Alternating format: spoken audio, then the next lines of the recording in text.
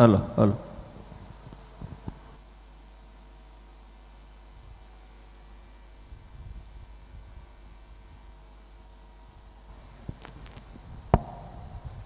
ബഹുമാന്യ സദസ്സിന് സാദര നമസ്കാരം. ഇന്ന് ഇവിടെ ഈ സെഷനിൽ നമ്മൾ അവതരിപ്പിക്കുന്നത് കമ്മ്യൂണിസ്റ്റ് ബിട്രയൽ ഓഫ് ഇന്ത്യ എന്നുള്ളതാണ്.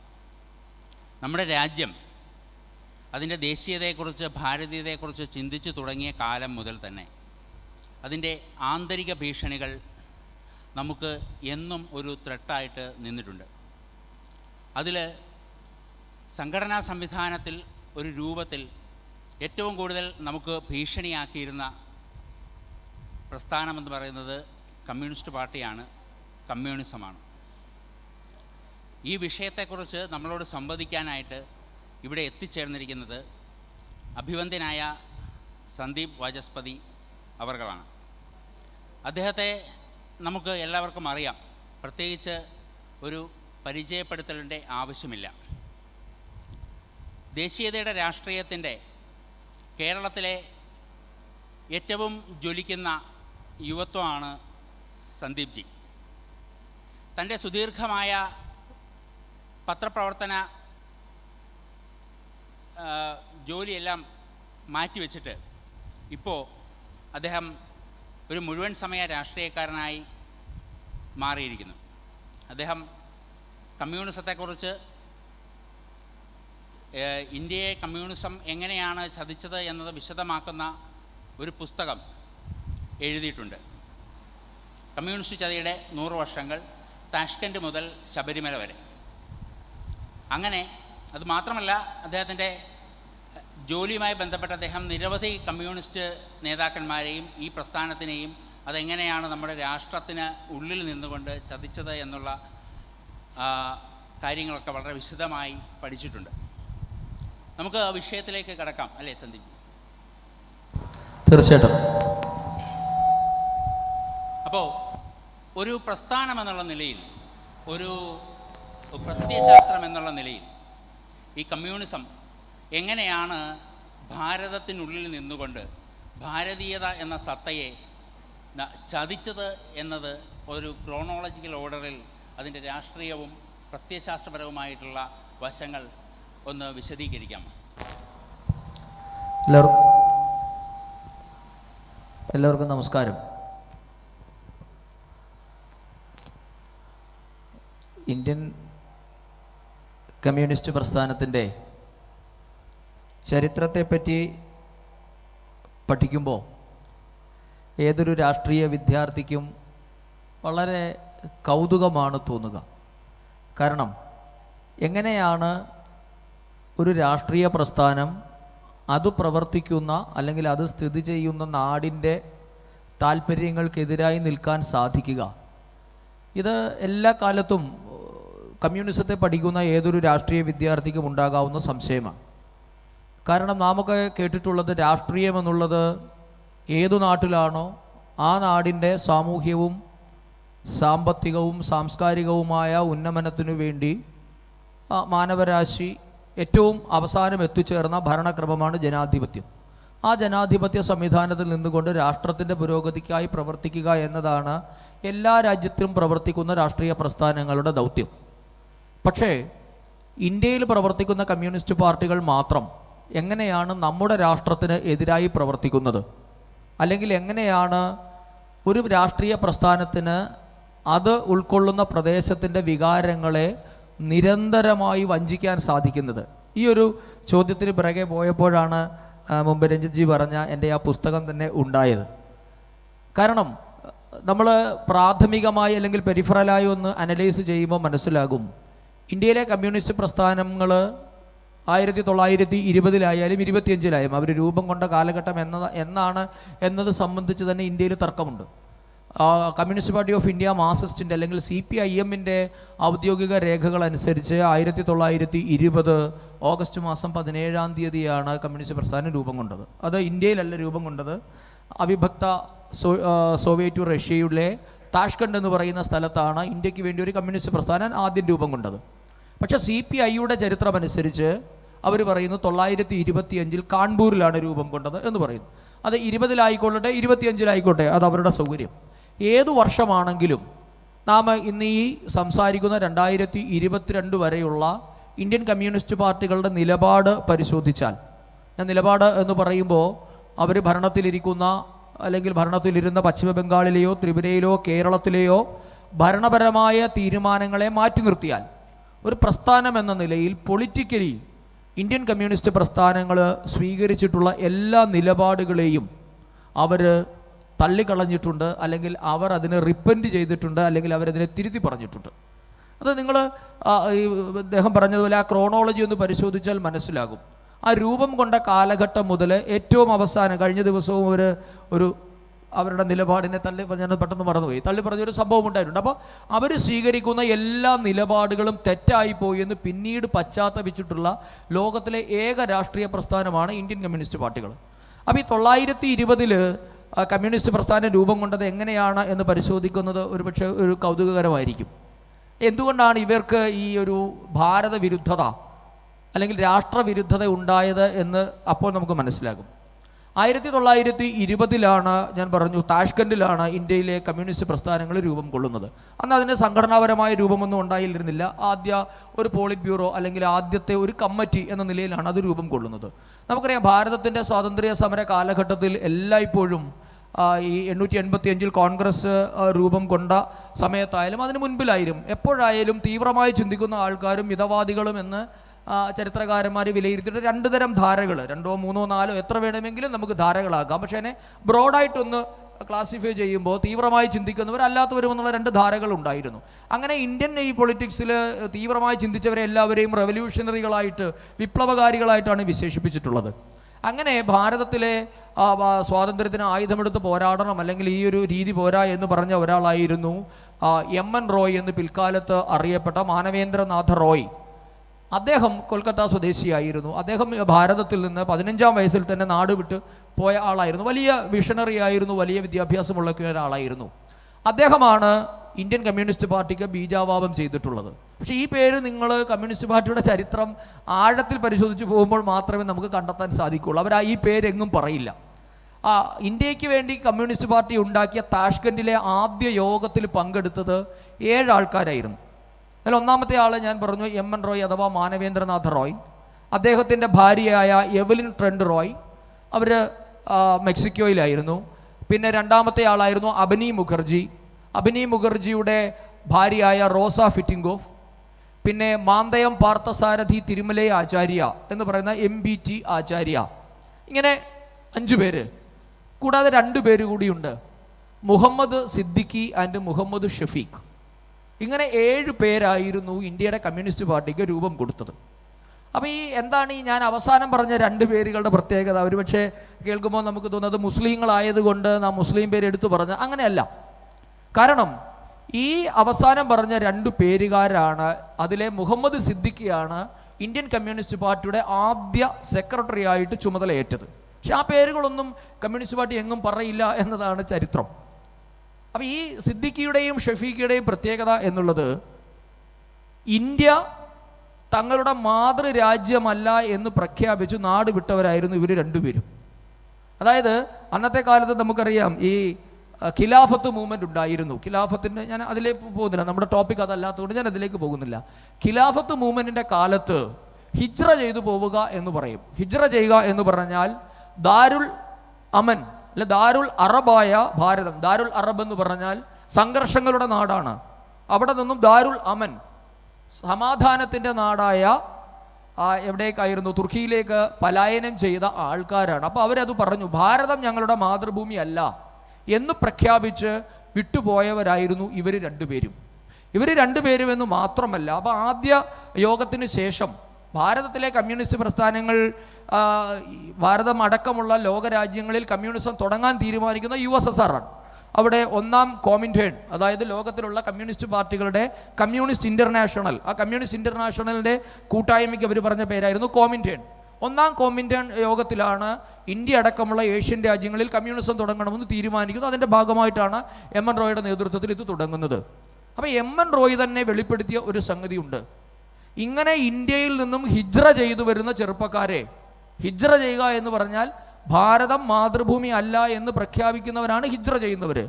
ഇങ്ങനെ ഹിജ്റ ചെയ്തു വരുന്ന ചെറുപ്പക്കാരെ തിരഞ്ഞു പിടിച്ച് അദ്ദേഹത്തിൻ്റെ ഭാര്യയായ എവ്ലിനും നമ്മളുടെ എം.എൻ. റോയും ഈ ചെറുപ്പക്കാരെ തിരഞ്ഞു പിടിച്ച് കോമിൻറ്റേണിൽ കൊണ്ടുവന്നിട്ട് university of the toilers of the east എന്ന് പറഞ്ഞ് USSRൽ കമ്മ്യൂണിസം പഠിപ്പിക്കുന്നതിന് വേണ്ടി ഒരു സർവകലാശാല ഉണ്ടായിരുന്നു. ആ സർവകലാശാലയിൽ ചേർത്ത് പഠിപ്പിച്ചിരുന്നു എന്ന് വെളിപ്പെടുത്തിയത് എം.എൻ. റോയാണ്. ഈ എം.എൻ. റോയുടെ വെളിപ്പെടുത്തൽ നമുക്ക് കിട്ടുന്നത് 1997 തോന്നുന്നു. ജ്യോതി ബസു എഡിറ്റ് ചെയ്തിട്ട് കമ്മ്യൂണിസ്റ്റ് പാർട്ടി പുറത്തിറക്കിയ document of the Indian communist party എന്ന് പറഞ്ഞ വലിയ ഒരു ബുക്കുണ്ട്. അത് എനിക്ക് തോന്നുന്നു ഏകദേശം 12 വോളിയത്തോളമുള്ള വലിയ ബുക്കാണ്. ജ്യോതി ബസു ആയിരുന്നു എൻ്റെ എഡിറ്റർ.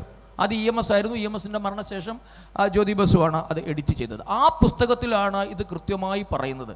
ഞാൻ ഒരു ഉദാഹരണം കൂടെ പറയാം. ഞാൻ അതിൽ ചില ഒരു വരി വായിച്ചു കഴിഞ്ഞാൽ നിങ്ങൾക്ക് ഒരുപക്ഷെ അതിനകത്ത് മനസ്സിലാകും ഈ എം.എൻ. റോയ് തന്നെ പറഞ്ഞിട്ടുള്ള കാര്യം എന്താണെന്ന്. അപ്പോൾ അദ്ദേഹം പറയുകയാണ്, they had left India with the purpose of fighting for the Khilafat. അതായത് ഈ ചെറുപ്പക്കാരെല്ലാവരും തന്നെ കമ്മ്യൂണിസ്റ്റ് പാർട്ടി ഉണ്ടാക്കാനോ ഇന്ത്യക്ക് സ്വാതന്ത്ര്യം നേടിത്തരാനോ കമ്മ്യൂണിസത്തോടുള്ള ആദർശത്താലോ നാട് വിട്ടു പോയവരല്ല. അവരെല്ലാവരും ഖിലാഫത്തിൽ പ്രവർത്തിക്കുന്നതിന് വേണ്ടി നാട് വിട്ടവരാണ്. Most of them were not even nationalist. ആ വാചകം നമ്മൾ വളരെ ശ്രദ്ധിക്കുന്നത് എം.എൻ. റോയിയുടെ വാചകമാണ്. ഈ പോയിട്ടുള്ള ചെറുപ്പക്കാരിലെ ബഹുഭൂരിപക്ഷം ആൾക്കാരും ദേശീയത എന്ന സങ്കല്പത്തെ അംഗീകരിക്കുകയോ ദേശീയവാദികളോ പോലും ആയിരുന്നില്ല എന്ന് പറഞ്ഞിട്ടുള്ളത് എം.എൻ. റോയ് തന്നെയാണ്. പക്ഷെ ദേ വെയർ ആൻറ്റി ബ്രിട്ടീഷ്. അവരൊക്കെ ബ്രിട്ടന് എതിരായിരുന്നു. അതാണ് അവർക്കൊക്കെ ഉണ്ടായിരുന്ന ഒരു ക്വാളിറ്റി. പക്ഷെ അവരാരും ഭാരതം എന്ന് പറഞ്ഞ സങ്കല്പത്തെയോ ഭാരതത്തെയോ അംഗീകരിക്കാത്ത ചെറുപ്പക്കാരായിരുന്നു എന്ന് എം.എൻ. റോയ് വെളിപ്പെടുത്തുന്നുണ്ട്. ഒരു കാര്യം കൂടെ പറഞ്ഞ് ഞാൻ ഈ ടോപ്പിക്ക് അവസാനിപ്പിക്കാം. അതിലയാൾ പറയാണ്, I was very much surprised to find that a few of educated young men were more fanatical than the immigrant class. അതായത് ഈ university of the toilers of the east എന്ന് പറഞ്ഞ സർവകലാശാലയിൽ അന്ന് ഉണ്ടായിരുന്ന താരതമ്യേന വിദ്യാഭ്യാസം കുറവായിരുന്ന ചെറുപ്പക്കാർ അവരെ കാട്ടിൽ വിദ്യാഭ്യാസമുള്ളവരായിരുന്നു കൂടുതൽ മതഭ്രാന്തന്മാരെന്ന് പറഞ്ഞത് കമ്മ്യൂണിസ്റ്റ് ആചാര്യനായ എം.എൻ. റോയിയാണ്. അതിന് അദ്ദേഹം ഒരു ഉദാഹരണം പറയുന്നുണ്ട്. ഇന്ന് നമ്മളിപ്പോൾ ഹലാലിനെ പറ്റിയൊക്കെ നമ്മൾ വാചാലരാകുന്ന സമയത്ത് ഇവിടുന്ന് വിപ്ലവം വളർത്താൻ വേണ്ടി പോയവരുടെ മനസ്സ് എങ്ങനെയായിരുന്നു എന്ന് അറിയുന്ന വളരെ കൗതുകരമാണ്. ആ യൂണിവേഴ്സിറ്റി ക്യാമ്പസിൽ ഭക്ഷണം വെക്കും. ആ ഭക്ഷണം എന്നുള്ളത് കോമൺ ആയിട്ടാണ്. നമുക്കറിയാം എല്ലാ ഹോസ്റ്റലിലും കോമൺ ആയിട്ട് ഭക്ഷണം കൊടുക്കുമ്പോൾ മാംസം വിളമ്പാറുണ്ട്. അപ്പോൾ ഈ ഇന്ത്യയിൽ നിന്ന് പോയ ഫണാറ്റിക്കായിട്ടുള്ള മുസ്ലിം ചെറുപ്പക്കാർ ആ ക്യാമ്പിൽ പ്രശ്നമുണ്ടാക്കി. നമ്മളൊന്ന് ആലോചിക്കണം, മതമില്ല എന്നും എന്താണ് പറയുന്നത് ഈശ്വരൻ എന്ന സങ്കല്പത്തെ പോലും നിഷേധിക്കുന്നവർ അവിടെ പ്രശ്നമുണ്ടാക്കിയത് എന്തിനു വേണ്ടിയാണെന്ന് അറിയാമോ? ഞങ്ങൾക്ക് നൽകുന്ന മാംസം ആധുനിക ഭാഷയിൽ പറഞ്ഞാൽ ഹലാലാണെന്ന് ഉറപ്പിക്കണം, കിട്ടുന്നത് പന്നി മാംസമല്ല എന്ന് ഞങ്ങൾക്ക് ഉറപ്പ് വേണമെന്ന് ആവശ്യപ്പെട്ടുകൊണ്ട് അവർ ഈ ക്യാമ്പിൽ ബഹളമുണ്ടാക്കിയതായിട്ടും അവരുടെ മുൻപിലിട്ട് ആടിനെ കശാപ്പ് ചെയ്ത് കൊടുക്കേണ്ടി വന്നു എന്നും രേഖപ്പെടുത്തിയത് എം.എൻ. റോയിയാണ്. അപ്പോൾ എങ്ങനെയുള്ളവരാണ് ഭാരതത്തിന് വേണ്ടിയുള്ള കമ്മ്യൂണിസം രൂപപ്പെടുത്തിയത് എന്ന് നമുക്കിതിൽ നിന്ന് മനസ്സിലാകും. അപ്പോൾ എന്തുകൊണ്ടാണ് ഇന്ത്യയുടെ കമ്മ്യൂണിസ്റ്റുകാർ ദേശീയവാദികളല്ലാതെ ആകുന്നത്? അല്ലെങ്കിൽ ഇപ്പോൾ നമ്മൾ ആധുനിക കാലത്ത് പറയും കമ്മ്യൂണിസ്റ്റുകാരും ജിഹാദികളും തമ്മിൽ ഒരു അൺഹോളി നെക്സസ് ഉണ്ട്, അവിശുദ്ധമായ കൂട്ടുകെട്ടുണ്ട് എന്ന് പറയുമ്പോൾ നാം ആരും അതിൽ അത്ഭുതപ്പെടേണ്ട ആവശ്യമില്ല. കാരണം ഇവരുടെ ജീൻ എന്ന് പറയുന്നത് ആൻറ്റി നാഷണലാണ്. ഇവരാരും ഭാരതത്തെ ഒരു രാഷ്ട്രമായിട്ടോ തങ്ങളുടെ മാതൃരാജ്യമായിട്ടോ കാണാതെ ഖിലാഫത്ത് ചെയ്യുന്നതിന് വേണ്ടി ഭാരതം മാതൃഭൂമിയല്ല എന്ന് പ്രഖ്യാപിച്ചു പോയവരെ ചേർത്താണ് ഇന്ത്യക്ക് വേണ്ടിയുള്ള കമ്മ്യൂണിസ്റ്റ് പാർട്ടി ഉണ്ടാക്കിയതെന്ന് അറിയാം. നന്ദി. അതിനുശേഷം നമ്മുടെ സ്വാതന്ത്ര്യ സമരത്തിൻ്റെ വിവിധ ഘട്ടങ്ങളിൽ, അതായത് ക്വിറ്റ് ഇന്ത്യ പ്രസ്ഥാനത്തിനെ കമ്മ്യൂണിസ്റ്റ് പാർട്ടി ഒറ്റിക്കൊടുക്കുകയും ഈ മൊളാട്ടോ റിബൺ ടോപ്പ് പാക്ട് അനുസരിച്ച് അവർ റഷ്യയ്ക്ക് അനുകൂലമായ നിലപാടെടുക്കുകയും ഒക്കെ ചെയ്ത ഒരു സംഭവ വികാസങ്ങളുണ്ട്. ഈ മൊറാഴ സംഭവവും കയ്യൂർ സംഭവവും ഒക്കെ പോലും, കാരണം ഈ മൊളാട്ടോ നമ്മുടെ USSRനെ ഹിറ്റ്ലർ ഒരു 2 മാസം മുമ്പ് ആക്രമിച്ചിരുന്നെങ്കിൽ ഈ പറയുന്ന കയ്യൂർ സമരം ഉണ്ടാവുകയില്ലായിരുന്നു. E.K. നായനാർ ഇങ്ങനൊരു നേതാവ് ഉണ്ടാവുകയില്ലായിരുന്നു. കൊയ്ത്താറ്റിൽ ചിരികണ്ഠൻ ഉൾപ്പെടെയുള്ള മീനമാസത്തിലെ സൂര്യൻ എന്ന് പറയുന്ന ഒരു സിനിമ ഉണ്ടാവുകയില്ലായിരുന്നു. അപ്പോൾ ഹിറ്റ്ലർ ആ സംഭവ വികാസങ്ങളെക്കുറിച്ചുകൂടി ഒന്ന് വിശദീകരിക്കാം. അതിലേക്ക് വരുന്നതിന് മുമ്പ് ഒരു കാര്യം കൂടെ നമുക്ക് ഒന്ന് മനസ്സിലാക്കാം. അതായത് ഇപ്പോൾ അദ്ദേഹം പറഞ്ഞ ഒരു കാര്യം, ഈ ക്വിറ്റ് ഇന്ത്യ സമരത്തെ പറ്റിയും ഇന്ത്യയിലെ കമ്മ്യൂണിസ്റ്റുകളുടെ പിന്നീടുണ്ടായിട്ടുള്ള ആൻറ്റി നാഷണൽ സ്വഭാവത്തെ പറ്റിയൊക്കെ നാം മനസ്സിലാക്കുന്നു. അപ്പോൾ എന്താണ് കമ്മ്യൂണിസ്റ്റുകൾക്ക് ഈ ഇന്ത്യയുടെ ദേശീയ കാര്യത്തിലുള്ള ഒരു പങ്കാളിത്തം? അത് മനസ്സിലാക്കുന്നത് വളരെ കൗതുകകരമായിരിക്കും. കാരണം ഞാൻ പറഞ്ഞില്ല, ഇത് മുഴുവൻ ഇവരുടെ രീതികൾ എന്നുള്ളത് ആൻറ്റി നാഷണൽ ആയിരുന്നു. ഞാൻ ഒരു ഉദാഹരണം കൂടെ പറയുമ്പോൾ മനസ്സിലാക്കാം. എന്താണ് ഇന്ത്യൻ കമ്മ്യൂണിസ്റ്റ് പാർട്ടിക്ക് ഇന്ത്യൻ സ്വാതന്ത്ര്യ സമരത്തിലുള്ള പങ്ക്? ഇത് എല്ലായ്പ്പോഴും പല കമ്മ്യൂണിസ്റ്റ് നേതാക്കന്മാരും പറയാറുണ്ട്. ഭഗത് സിംഗിനെ അടക്കം അവർ കമ്മ്യൂണിസ്റ്റുകാരനാക്കി ചിത്രീകരിക്കുന്ന ഒരു സാഹചര്യമുണ്ട്. ഇപ്പോൾ സുഭാഷ് ചന്ദ്രബോസ് പോലും എന്താ പറയുന്നത്, കമ്മ്യൂണിസ്റ്റ് പാർട്ടിയുടെ ചിത്രങ്ങളിൽ ഇടം പിടിക്കുന്ന ഒരു ഗതികെട്ട കാലത്താണ് നാം ജീവിക്കുന്നത്. എന്തായിരുന്നു സുഭാഷ് ചന്ദ്രബോസിനോടുള്ള ഇന്ത്യൻ കമ്മ്യൂണിസ്റ്റുകളുടെ നിലപാട്? ഇന്ത്യൻ കമ്മ്യൂണിസ്റ്റുകൾ സുഭാഷ് ചന്ദ്രബോസിനെ പറ്റി പറഞ്ഞത്, ഞങ്ങളുടെ നേതാവല്ലി ചെറ്റ, ജപ്പാൻകാരുടെ കാല് നക്കി എന്നാണ് ഇന്ത്യയിലെ എമ്പാടും എല്ലാ പൊതുയോഗങ്ങളിലും CPI നേതാക്കന്മാർ പ്രസംഗിച്ചതാണ്. കേരളത്തിൽ ജാപ്പ് വിരുദ്ധ മേളകൾ നടത്തിയിട്ടുണ്ട്. അന്ന് തിരുനെല്ലൂർ കരുണാകരൻ്റെയും ഒക്കെ കാലഘട്ടത്തിൽ, ഈ EMSൻ്റെയൊക്കെ കാലഘട്ടത്തിൽ ജാപ്പ് വിരുദ്ധ മേളകൾ നടത്തി. കെ ദാമോദരൻ്റെയൊക്കെ കാലഘട്ടത്തിൽ, ചെറുകാടിൻ്റെയും കെ ദാമോദരൻ്റെയും ഒക്കെ കാലഘട്ടത്തിൽ ജാപ്പ് വിരുദ്ധ മേളകൾ നടത്തി. എന്തിനാണ്? ജപ്പാനോടുള്ള വിരോധം. ആ പേര് പറഞ്ഞ് സുഭാഷ് ചന്ദ്രബോസിനെ തെറിവിളിക്കൽ മാത്രമായിരുന്നു ഇവരുടെ കാര്യം. എന്നിട്ട് ടോജോയുടെ ചെരുപ്പ് നോക്കിയാണ് സുഭാഷ് ചന്ദ്രബോസ് എന്നൊക്കെയുള്ള ഒരു ചരിത്രങ്ങളുണ്ട്. നമുക്ക് പിന്നെ അതിലേക്ക് വരാം. അപ്പോൾ എന്തായാലും ഈ ഇന്ത്യൻ കമ്മ്യൂണിസ്റ്റുകാരോട് ചോദിച്ചാൽ അവർ പറയും, മീററ്റ് ഗൂഢാലോചന, കാൺപൂർ ഗൂഢാലോചന എന്ന് പറഞ്ഞൊക്കെ തുടങ്ങി പെഷവാർ, കാൺപൂർ, മീററ്റ്, ഈ 3 ഗൂഢാലോചന കേസുകളാണ് ഇന്ത്യൻ കമ്മ്യൂണിസ്റ്റുകൾ തങ്ങൾക്ക് സ്വാതന്ത്ര്യ സമരത്തിൽ പങ്കാളിത്തമുണ്ട് എന്ന് പറയുന്നതിന് വേണ്ടി ഉയർത്തി കാണിക്കുന്ന സംഭവം.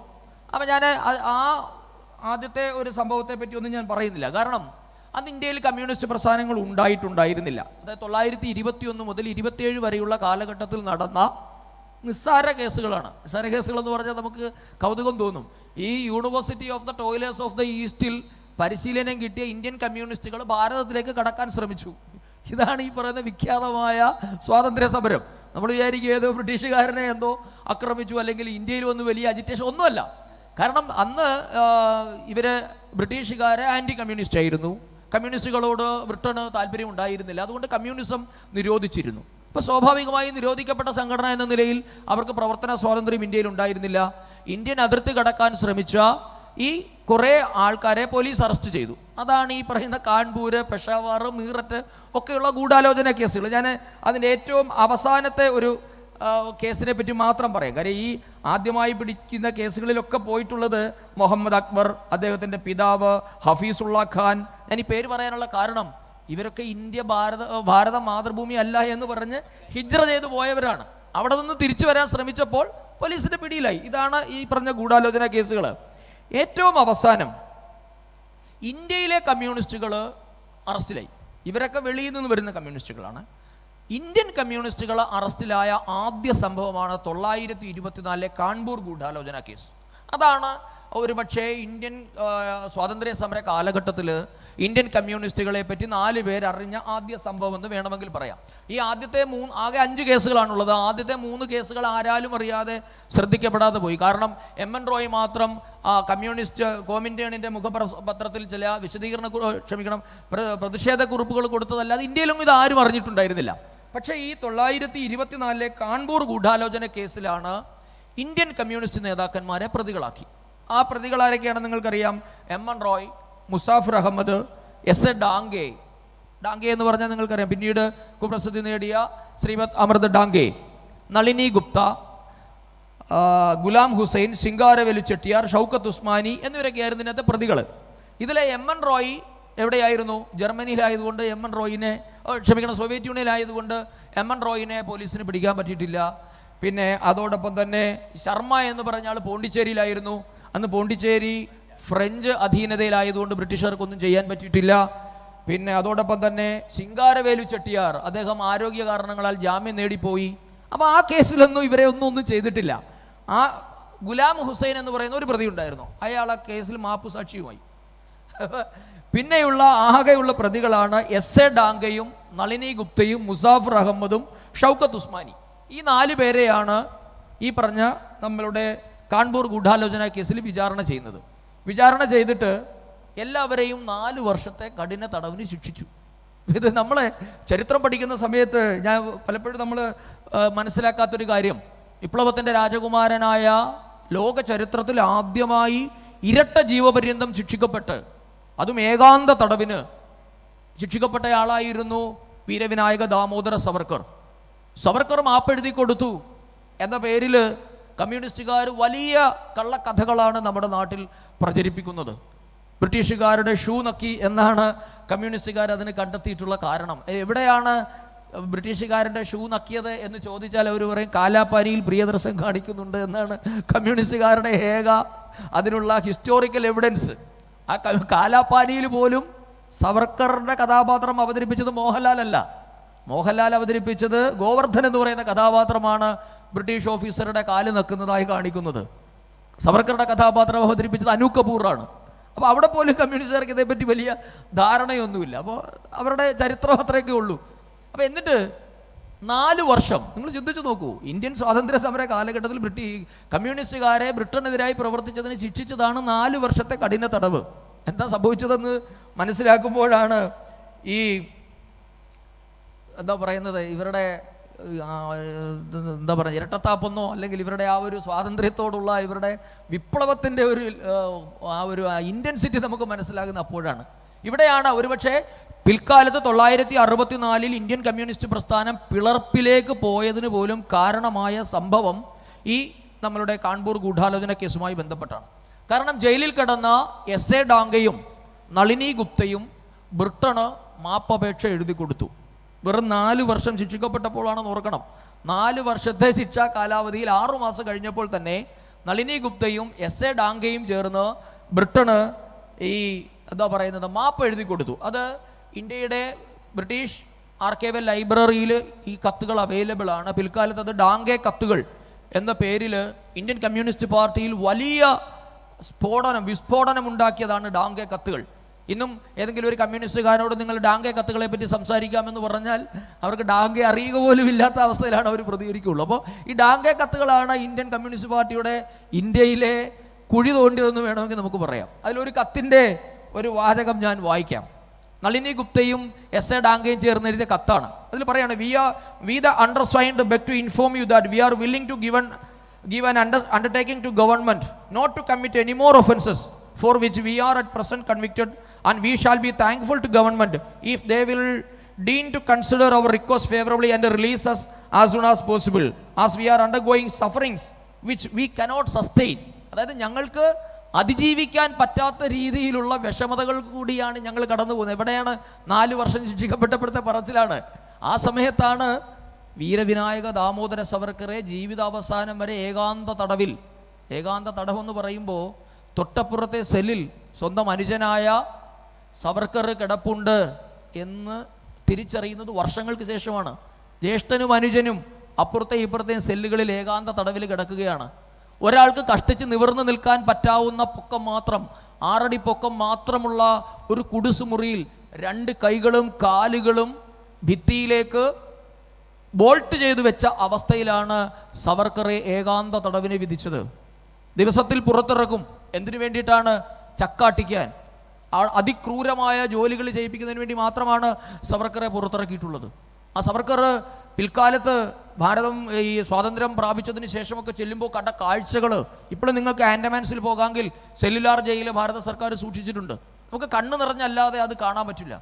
കാരണം തൻ്റെ വിലങ്ങിലുണ്ടായിരുന്ന ഇരുമ്പാണി ഉപയോഗിച്ചുകൊണ്ട് സവർക്കർ ആ ജയിലിൻ്റെ ഭിത്തിയിൽ അതിമനോഹരമായ കവിതകൾ, ദേശസ്നേഹം തുളുമ്പുന്ന കവിതകൾ, വലിയ വലിയ മുദ്രാവാക്യങ്ങളൊക്കെ എഴുതിയിട്ടത് ഇന്നും കാണാം.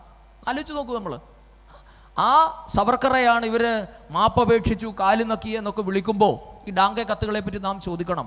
വെറും 4 വർഷം കഴിഞ്ഞപ്പോൾ പറയുകയാണ്, അതായത് ഞങ്ങളിങ്ങനെ ഇപ്പോൾ ഞങ്ങൾ ശിക്ഷിക്കപ്പെട്ടിരിക്കുന്ന തരത്തിലുള്ള കുറ്റകൃത്യം ഇനി ഒരിക്കലും ആവർത്തിക്കില്ലെന്ന സത്യവാങ്മൂലം തരാൻ ഞങ്ങൾ തയ്യാറാണ്. ഞങ്ങളുടെ ഈ അപേക്ഷ പരിഗണിച്ച് എത്രയും പെട്ടെന്ന് വിട്ടയച്ചാൽ ഞങ്ങൾ സർക്കാരിനോട് എന്നും നന്ദിയുള്ളവരായിരിക്കും. ഇപ്പോൾ തടവിൽ അനുഭവിച്ചു കൊണ്ടിരിക്കുന്ന വിഷമതകൾ അതിജീവിക്കാൻ ഞങ്ങൾക്ക് സാധ്യമല്ല. അങ്ങയുടെ അനുസരണയുള്ള സേവകർ ശ്രീമദ് അമൃത് ഡാംഗെ, നളിനി ഭൂഷൺ ദാസ് ഗുപ്ത, ഇങ്ങനെ ഡാംഗെ കത്തുകൾ എന്ന പേരിൽ അറിയപ്പെടുന്ന കത്തുകൾ ഉണ്ടായിരുന്നു. ഈ കത്തുകൾ പിന്നീട് 1964 കമ്മ്യൂണിസ്റ്റ് പാർട്ടി പിളരുന്നതിന് കാരണമായി. കാരണം ഡാംഗെ കോടതിയിൽ പോയിട്ട് ഇതിലും ഭീകരമായ രീതിയിൽ റിപ്പൻറ്റ് ചെയ്യുന്നുണ്ട്. കോടതിയിൽ ഡാംഗെ ഹാജരാക്കുന്ന സമയത്ത് നിങ്ങൾ കേട്ടിട്ടുണ്ടാകും ബെർലിൻ കുഞ്ഞനന്ദൻ നായർ. അദ്ദേഹം ജീവിച്ചിരിപ്പുണ്ട്. ഇപ്പോഴും കണ്ണൂരെ നാറാത്ത് എന്ന് പറയുന്ന സ്ഥലത്ത് ജീവിച്ചിരിക്കുന്ന ആളാണ് ബെർലിൻ കുഞ്ഞനന്ദൻ നായർ. ബെർലിൻ കുഞ്ഞനന്ദൻ നായരുടെ പ്രത്യേകത, കുഞ്ഞനന്ദൻ നായർ പാർട്ടിയുടെ ഒരു ചരിത്രകാരനായിരുന്നു. പാർട്ടിക്ക് വേണ്ടി ചരിത്രം എഴുതുക, പാർട്ടിക്ക് വേണ്ടി മാധ്യമ പ്രവർത്തനം ചെയ്തായിരുന്നു കുഞ്ഞനന്ദൻ നായർ ചെയ്തിട്ടുള്ളത്. അദ്ദേഹം ജർമ്മനിയിലായിരുന്നു വർഷങ്ങൾ താമസിച്ചത്. അപ്പോൾ അദ്ദേഹം പറയുന്നുണ്ട്, അദ്ദേഹം തൻ്റെ പൊളിച്ചെഴുത്ത് എന്ന് പറയുന്ന പുസ്തകമുണ്ട്. ബെർലിൻ കുഞ്ഞനന്ദൻ നായരുടെ പൊളിച്ചെഴുത്ത് DC ബുക്സ് ആണ് മാതൃഭൂമിയാണ് പ്രസിദ്ധീകരിച്ചിരിക്കുന്നത്. നിങ്ങൾക്ക് കിട്ടിയാൽ വായിക്കാൻ പറ്റും. അതിൽ പറയുകയാണ്, ഈ ഡാംഗെ കോടതിയിൽ ചെന്നിട്ട് പറയുന്ന ഒരു രംഗമുണ്ട്. ഡാംഗെ പറയുകയാണ്, ഞാൻ ധനതത്വശാസ്ത്രം പഠിച്ച ആളാണ്, അതുകൊണ്ട് എനിക്കറിയാം വ്യവസായവൽക്കരണത്തോടൊപ്പം തൊഴിലാളികളും ഉണ്ടാകാം. തൊഴിലാളികൾ സമരം ചെയ്യുന്നത് സ്വാഭാവികമാണ്. പക്ഷേ ബ്രിട്ടീഷുകാർ ഇന്ത്യ വിട്ടു പോകണമെന്ന ആശയത്തെ ഞാൻ ഒരിക്കലും അനുകൂലിച്ചിട്ടില്ല. ചക്രവർത്തി തിരുമനസ്സിൻ്റെ പരമാധികാരം നിഷേധിക്കാനുള്ള വിപ്ലവം നടത്തുന്ന ഗൂഢാലോചനയിൽ ഞാൻ ഒരിക്കലും പങ്കാളിയായിട്ടില്ല. ബഹുമാനപ്പെട്ട കോടതി എന്നെ കുറ്റവിമുക്തനാക്കണം എന്ന് ആവശ്യപ്പെട്ട് കത്തയച്ചിരിക്കുന്നത് ശ്രീപദ് അമൃത ഡാംഗെ എന്ന SA ഡാംഗെയാണ്. ഈ കത്ത് വെളിവിട്ടിരിക്കുന്നത് ബെർലിൻ കുഞ്ഞനന്ദൻ നായരാണ്. അപ്പോൾ ഇങ്ങനെയാണ് ഇന്ത്യൻ കമ്മ്യൂണിസ്റ്റുകൾക്ക് ഇന്ത്യൻ സ്വാതന്ത്ര്യ സമരവുമായിട്ടുള്ള ബന്ധം. പിന്നീടാണ് നമ്മുടെ ഈ ശ്രീജി ചോദിച്ചതുപോലെ ക്വിറ്റ് ഇന്ത്യ കാലഘട്ടത്തിലെ, ക്വിറ്റ് ഇന്ത്യയുടെ കാര്യം ചോദിച്ചത്, ഈ ക്വിറ്റ് ഇന്ത്യ കാലഘട്ടത്തിലേക്ക് വരുന്ന എല്ലാ കാലത്തും, അത് നിങ്ങൾ ഏത് സംഭവം എടുത്താലും ക്വിറ്റ് ഇന്ത്യ കാലഘട്ടമാകുമ്പോഴത്തെ പ്രത്യേകത എന്താണ്? ഇവർ ക്വിറ്റ് ഇന്ത്യ സമരത്തെ അനുകൂലിച്ചില്ല. ഒരു പക്ഷേ വേറൊരു ചരിത്രം നമ്മൾ പരിശോധിക്കുമ്പോൾ ക്വിറ്റ് ഇന്ത്യ സമരം എന്നുള്ളൊരു പരാജയപ്പെട്ട സമരം തന്നെയായിരുന്നു, വിജയിച്ച സമരമായിരുന്നില്ല ക്വിറ്റ് ഇന്ത്യ സമരം. പക്ഷെ അന്ന് ബ്രിട്ടൻ ഭാരതം വിട്ടു പോകുന്നത് സംബന്ധിച്ച് ഒരുപക്ഷെ ലോകവ്യാപകമായി ഇന്ത്യയുടെ എല്ലാ ഭാഗത്തും എന്നത് ഉപരി ലോകത്തിൻ്റെ വിവിധ ഭാഗങ്ങളിൽ ഒരു ചർച്ചയാക്കാൻ ഇന്ത്യൻ നാഷണൽ കോൺഗ്രസിന് സാധിച്ചു ഈ ക്വിറ്റ് ഇന്ത്യ സമരത്തിൻ്റെ ഭാഗമായിട്ട്. എങ്ങനെയാണ് ഈ ക്വിറ്റ് ഇന്ത്യ സമരവുമായി കമ്മ്യൂണിസ്റ്റുകൾ സഹകരിച്ചത്? അത് പരിശോധിക്കുമ്പോൾ അറിയാം, കമ്മ്യൂണിസ്റ്റുകാർ ആദ്യഘട്ടത്തിൽ ക്വിറ്റ് ഇന്ത്യ സമരത്തിന് അനുകൂലമായിരുന്നു. അതെന്തുകൊണ്ടാണ് എന്ന് ചോദിച്ചാൽ, അന്ന് ഈ രണ്ടാം ലോക മഹായുദ്ധ കാലഘട്ടത്തിൽ സോവിയറ്റ് യൂണിയൻ ഒരു കക്ഷിയായിരുന്നില്ല. നമ്മൾ പറയാറില്ലേ, സോവിയറ്റ് യൂണിയനിൽ മഴ പെയ്താൽ ഇന്ത്യയിൽ കുട പിടിക്കും കമ്മ്യൂണിസ്റ്റുകളെന്ന് പണ്ട് കാലത്ത് അവരെ പറ്റി ഒരു വിശേഷണം ഉണ്ടായിരുന്നു. അപ്പോൾ സോവിയറ്റ് യൂണിയൻ രണ്ടാം ലോക മഹായുദ്ധ കാലഘട്ടത്തിൽ പങ്കാളികളാകാത്തത് കൊണ്ട് ഇന്ത്യയിലെ കമ്മ്യൂണിസ്റ്റുകളും ഹാപ്പി. കാര്യം സോവിയറ്റ് യൂണിയൻ്റെ അഭിപ്രായമായിരുന്നു അവരുടെ അഭിപ്രായം. അവരുടെ ഫാദർ ലാൻഡ് എന്നാണ് അവർ USSRനെ വിശേഷിപ്പിച്ചിട്ടുള്ളത്. അപ്പോൾ ആ കാലഘട്ടത്തിൽ സോവിയറ്റ് യൂണിയൻ രണ്ടാം ലോക മഹായുദ്ധത്തിൽ പങ്കെടുക്കാതിരുന്നത് കൊണ്ട് ബ്രിട്ടനെതിരായ സമരത്തെ അല്പസ്വല്പമൊക്കെ ഇവരൊക്കെ സഹായിച്ചു. പക്ഷേ അന്ന് നിലനിന്നിരുന്ന ഒരു കരാറുണ്ടായിരുന്നു. ജർമ്മനിയും സോവിയറ്റ് യൂണിയനും തമ്മിലൊരു കരാറുണ്ടായിരുന്നു. ജർമ്മനി സോവിയറ്റ് യൂണിയനെ ആക്രമിക്കില്ല എന്നുള്ളത്. പക്ഷേ ഹിറ്റ്ലർ ഈ കരാർ ഏകപക്ഷീയമായി ലംഘിച്ചിട്ട് ജർമ്മനി USSRനെ ആക്രമിച്ചു. അതോടുകൂടി റഷ്യ ജർമ്മനിക്കെതിരാവുകയും അമേരിക്കയുടെ സഖ്യകക്ഷിയായി ചേർന്ന് അമേരിക്ക നേതൃത്വം നൽകുന്ന ചേരി ജർമ്മനിക്കും ജപ്പാനും ഒക്കെ എതിരായി വലിയ ഒരു അച്ചുതണ്ട് സഖ്യകക്ഷികൾ രൂപപ്പെട്ട് അവർ യുദ്ധം ചെയ്തു. അതോടുകൂടി ഇന്ത്യയിലെ കമ്മ്യൂണിസ്റ്റുകൾ അവരുടെ നിലപാട് മാറ്റി. അങ്ങനെയാണ് ഇന്ത്യൻ കമ്മ്യൂണിസ്റ്റുകൾ ക്വിറ്റ് ഇന്ത്യ സമരത്തിന് എതിരാകുന്നത്. എന്ന് മാത്രമല്ല, ആദ്യ കാലഘട്ടത്തിൽ ഇവർ ഇന്ത്യയിലെപ്പാട് ഇവിടെ പ്രായമുള്ള ആൾക്കാരോട് ചോദിച്ചാൽ അറിയാം, അവർ വിളിച്ചൊരു മുദ്രാവാക്യം ഉണ്ടായിരുന്നു, നാ ഏക് പൈ നാ ഏക് ഭായ് എന്നായിരുന്നു അവരുടെ അന്നത്തെ മുദ്രാവാക്യം. അതായത് not one penny not one brother. അതായത് ഈ യുദ്ധത്തിന് എന്താണ്, ഒരു അണ കൊടുക്കുകയുമില്ല, ഒരാളെ യുദ്ധത്തിൽ വിടുകയുമില്ല എന്നതായിരുന്നു മുദ്രാവാക്യം. പക്ഷെ പിന്നീട് ഈ കേരളത്തിൽ വലിയ വ്യാപകമായി രണ്ടാം ലോക മഹായുദ്ധത്തിനെതിരെയൊക്കെ ഇവർ പ്രചരണം നടത്തി. പക്ഷെ പിന്നീട് റഷ്യ യുദ്ധത്തിൽ സഖ്യകക്ഷി ആയതോടുകൂടി പിന്നീട് ഇവർ ബ്രിട്ടനൊപ്പം ചേർന്ന് യുദ്ധത്തെ പിന്തുണച്ച ഒരു നിലപാടാണ് ഇന്ത്യൻ കമ്മ്യൂണിസ്റ്റുകൾക്ക് ഉണ്ടായിരുന്നത്. പിന്നെ ഞാൻ അതിലേക്കൊന്നും പോകുന്നില്ല, നിരവധി കാര്യങ്ങൾ പറഞ്ഞിട്ടുണ്ട്. അവരുടെ കോമിറ്റേണിൽ എടുത്ത തീരുമാനം, അതായത് അന്നത്തെ ബ്രിട്ടനിലെ കമ്മ്യൂണിസ്റ്റ് പാർട്ടിയുടെ നേതാവായിരുന്നു ഹാരി പോളിറ്റ്. അവിടുത്തെ പോളിറ്റ് ബ്യൂറോ മെമ്പറായിരുന്നു. ആ ഹാരി പോളിറ്റ് CPIക്ക് അയച്ചൊരു കത്തുണ്ട്. അതൊക്കെ പിന്നീട് പുറത്തു വന്നത്. എന്തായിരിക്കണം ഇന്ത്യൻ കമ്മ്യൂണിസ്റ്റുകൾ ഈ യുദ്ധത്തിൽ സ്വീകരിക്കേണ്ട നിലപാട് എന്ന് തീരുമാനിച്ചത് ബ്രിട്ടൻ്റെ പോളിറ്റ് ബ്യൂറോ മെമ്പറായിരുന്ന ഹാരി പോളിറ്റ് ആയിരുന്നു. ഹാരി പോളിറ്റ് അയച്ച ഈ കത്തിൽ പറയുകയാണ്, എല്ലാ സമരങ്ങളും നിർത്തിവെക്കണം. CPI ഇന്ത്യയിൽ നടത്തിക്കൊണ്ടിരിക്കുന്ന എല്ലാ സമരങ്ങളും നിർത്തിവെക്കണം. കാരണം ഇന്ത്യയിൽ നിങ്ങൾ സമരം ചെയ്ത് ഇന്ത്യയിലെ ബ്രിട്ടീഷ് ഭടന്മാർക്ക് അമിത ജോലിഭാരം ഉണ്ടാക്കരുത്. ബ്രിട്ടൻ്റെ തൊഴിൽശാലകളിൽ നിങ്ങൾ നടത്തിക്കൊണ്ടിരിക്കുന്ന പണിമുടക്കങ്ങൾ നിർത്തിവെക്കണം. അതോടൊപ്പം തന്നെ യുദ്ധസാമഗ്രികളുടെ നിർമ്മാണം അനസ്യൂതം തുടരുന്നുണ്ട് എന്ന് ഉറപ്പുവരുത്തണമെന്നും ആവശ്യപ്പെട്ട് ബ്രിട്ടൻ്റെ പോളിറ്റ് ബ്യൂറോ മെമ്പറായിരുന്ന ഹാരി പോളിറ്റ് CPIക്ക് അയച്ച കത്തുകളുണ്ട്. ഇങ്ങനെ അത് കോമിൻറ്റേണിൻ്റെ നിർദ്ദേശപ്രകാരമാണ്. കാര്യം ഇവരുടെ കാര്യങ്ങളൊക്കെ തീരുമാനിക്കുന്നത് കോമിൻറ്റേണാണ്. അപ്പോൾ കോമിൻറ്റേണിൽ നിന്നൊരു നിർദ്ദേശം പോയി, ആ നിർദ്ദേശം ഇന്ത്യയിലേക്ക് വന്നു. അതോടുകൂടി ഇന്ത്യയിലെ മുഴുവൻ കമ്മ്യൂണിസ്റ്റുകളും ബ്രിട്ടൻ അനുകൂലികളായിട്ട് മാറി. ആ സമയത്താണ് 1942 ക്വിറ്റ് ഇന്ത്യ സമരത്തിന് അരങ്ങൊരുങ്ങുന്നത്. അതോടുകൂടി ഇവർ ക്വിറ്റ് ഇന്ത്യ സമരത്തെയും ഒറ്റുകൊടുത്തു എന്ന് മാത്രമല്ല, അവരതിനെ സഹകരിച്ചില്ല എന്ന് മാത്രമല്ല, ക്വിറ്റ് ഇന്ത്യ സമരത്തിൽ പങ്കെടുത്ത പലരെയും ബ്രിട്ടീഷ് പോലീസിനെ കൊണ്ട് അറസ്റ്റ് ചെയ്യിപ്പിക്കുന്നതിനുള്ള വ്യാപകമായ പരിശ്രമങ്ങൾ കേരളത്തിലടക്കം കമ്മ്യൂണിസ്റ്റുകൾ ചെയ്തിട്ടുണ്ട്. ഇതാണ് ഇവർ 1942 പറയുന്നത്. അതിന് ഒത്തിരി കഥകളുണ്ട്. 41 അവരുടെ ഒരു പ്രമേയമൊക്കെ ഉണ്ട്. ഞാൻ മുമ്പ് പറഞ്ഞ R.C. മജുംദർ എഴുതിയ പുസ്തകമുണ്ട്, history of freedom movement in India. ആ പുസ്തകത്തിൽ പറയുന്നു, we are a practical party and in a new situation it's our task not only to evolve a new form of struggle for it but also to advance new slogans. The key slogan of our party is make the Indian people play a people's role in people's war. അതായത് ആദ്യ കാലഘട്ടത്തിൽ സാമ്രാജ്യത്വ യുദ്ധമെന്ന് വിശേഷിപ്പിച്ച രണ്ടാം ലോകമഹായുദ്ധം ബ്രിട്ടനോടൊപ്പം Soviet union ചേർന്നതോടുകൂടി അത് ജനകീയ യുദ്ധമായി മാറി. പിന്നീട് ആ ജനകീയ യുദ്ധത്തെ സഹായിക്കുക എന്നുള്ളത് ലോകമെമ്പാടുമുള്ള പ്രോലറ്റേറിയൻസിൻ്റെ, തൊഴിലാളി വർഗത്തിൻ്റെ കടമയായി മാറി എന്ന് പ്രമേയം പാസ്സാക്കിയിട്ടുണ്ട് ഇവർ. അപ്പം ഇത്തരത്തിൽ നിരവധി ചരിത്ര രേഖകളുടെ പിൻബലത്തിൽ തന്നെ നമുക്ക് ഈ കാര്യങ്ങളൊക്കെ പറയാം. ഈ ഒരു ഉറപ്പിലാണ് ഇന്ത്യയിലുണ്ടായിരുന്ന കമ്മ്യൂണിസ്റ്റ് പാർട്ടിക്ക് മേലുള്ള നിരോധനം നീക്കിയത് എന്ന് മാത്രമല്ല, കേരളത്തിലെ ദേശാഭിമാനി അടക്കമുള്ള പത്രങ്ങൾക്ക് ന്യൂസ് പ്രിന്റ് കിട്ടിക്കൊണ്ടിരുന്നത് ക്വിറ്റ് ഇന്ത്യ സമരത്തെ ഒറ്റുകൊടുത്തതിൻ്റെ പ്രതിഫലമാണ് എന്ന് നാം മനസ്സിലാക്കണം. അടിയന്തരാവസ്ഥ കാലഘട്ടത്തിൽ ഇവിടെ സംഘപരിവാർ പ്രസ്ഥാനങ്ങൾ എങ്ങനെയാണ് ഒരു കഷണം പേപ്പർ പോലും ഇല്ലാതെ വിപ്ലവം നയിച്ചത് എന്ന് നമ്മൾ കണ്ടിട്ടുണ്ട്. അന്ന് കുരുക്ഷേത്രയും കേസരിയും ഒക്കെ നടത്തിയിട്ടുള്ള സമാനതകളില്ലാത്ത ഒരു പോരാട്ടമുണ്ട്. ആ സമയത്താണ് 1942 ബ്രിട്ടനെ സഹായിച്ചതിൻ്റെ പേരിൽ ന്യൂസ് പ്രിന്റ്, അന്ന് നമുക്കറിയാം ഇപ്പോഴും ന്യൂസ് പ്രിന്റ് ഒരു കോട്ടയിലാണ് കിട്ടുക. ന്യൂസ് പ്രിന്റ് എന്നുള്ളത് വലിയ വിലപിടിപ്പുള്ള വസ്തുവാണ് അന്നും ഇന്നും. അത് കോട്ടയാണ്, നിങ്ങൾ പത്രത്തിൻ്റെ സർക്കുലേഷൻ അനുസരിച്ചൊക്കെ കിട്ടുള്ളൂ, അത് വേറെ വിഷയം. പക്ഷെ അന്ന് ഇന്ത്യയിലെമ്പാടുമുള്ള പാർട്ടി പ്രസിദ്ധീകരണങ്ങൾക്ക് വേണ്ടി ന്യൂസ് പ്രിന്റ് സബ്സിഡി വിലയിൽ കിട്ടിയത് ക്വിറ്റ് ഇന്ത്യ സമരത്തെ അന്ന് CPIM ഇല്ല, CPI ഒറ്റുകൊടുത്തതിൻ്റെ ഫലമാണ് എന്ന് നാം അറിയണം.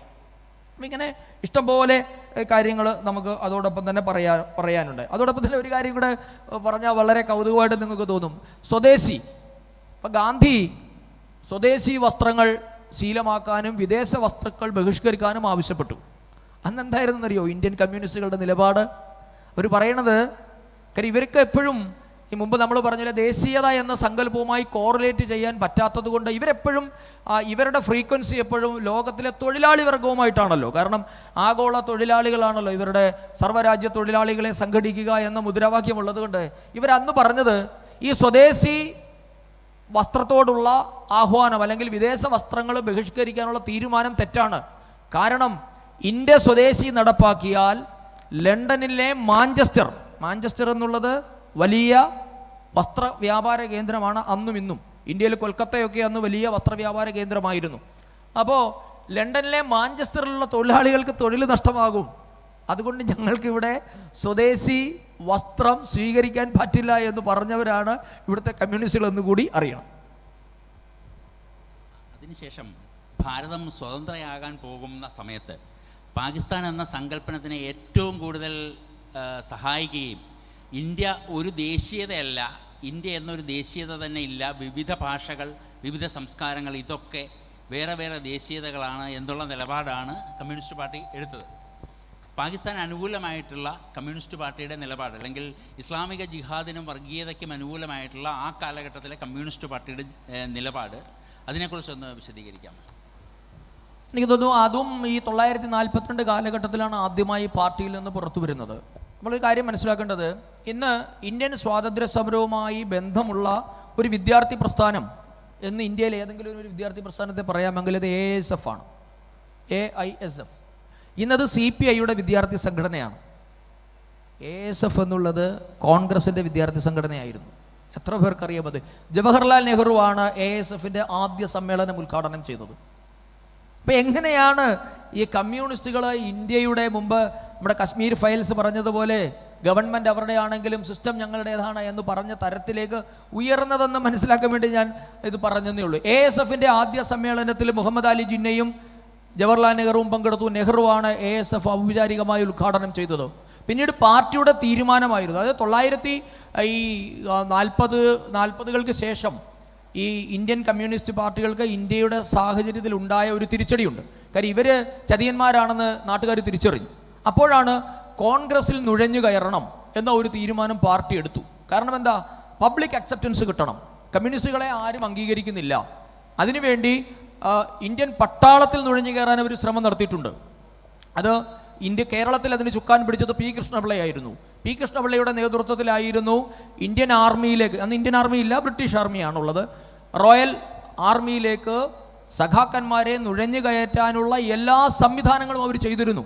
അപ്പം നമ്മൾ ഈ കമ്മ്യൂണിസ്റ്റ് പാർട്ടികളെ പറ്റി പറയുമ്പോൾ നമ്മളെപ്പോഴും നമ്മൾ അവരെ കുറച്ച് കാണരുത്. അവർക്കൊരു നൂറ്റാണ്ട് കാലം നീണ്ടു നിൽക്കുന്ന ഒരു ലെഗസി ഉണ്ട്. അത് വഞ്ചനയുടേതായിക്കൊള്ളട്ടെ, നുഴഞ്ഞുകയറ്റത്തിൻ്റെതായിട്ട്, ഒറ്റുകൊടുക്കലിൻ്റേതായിട്ടുള്ളത്.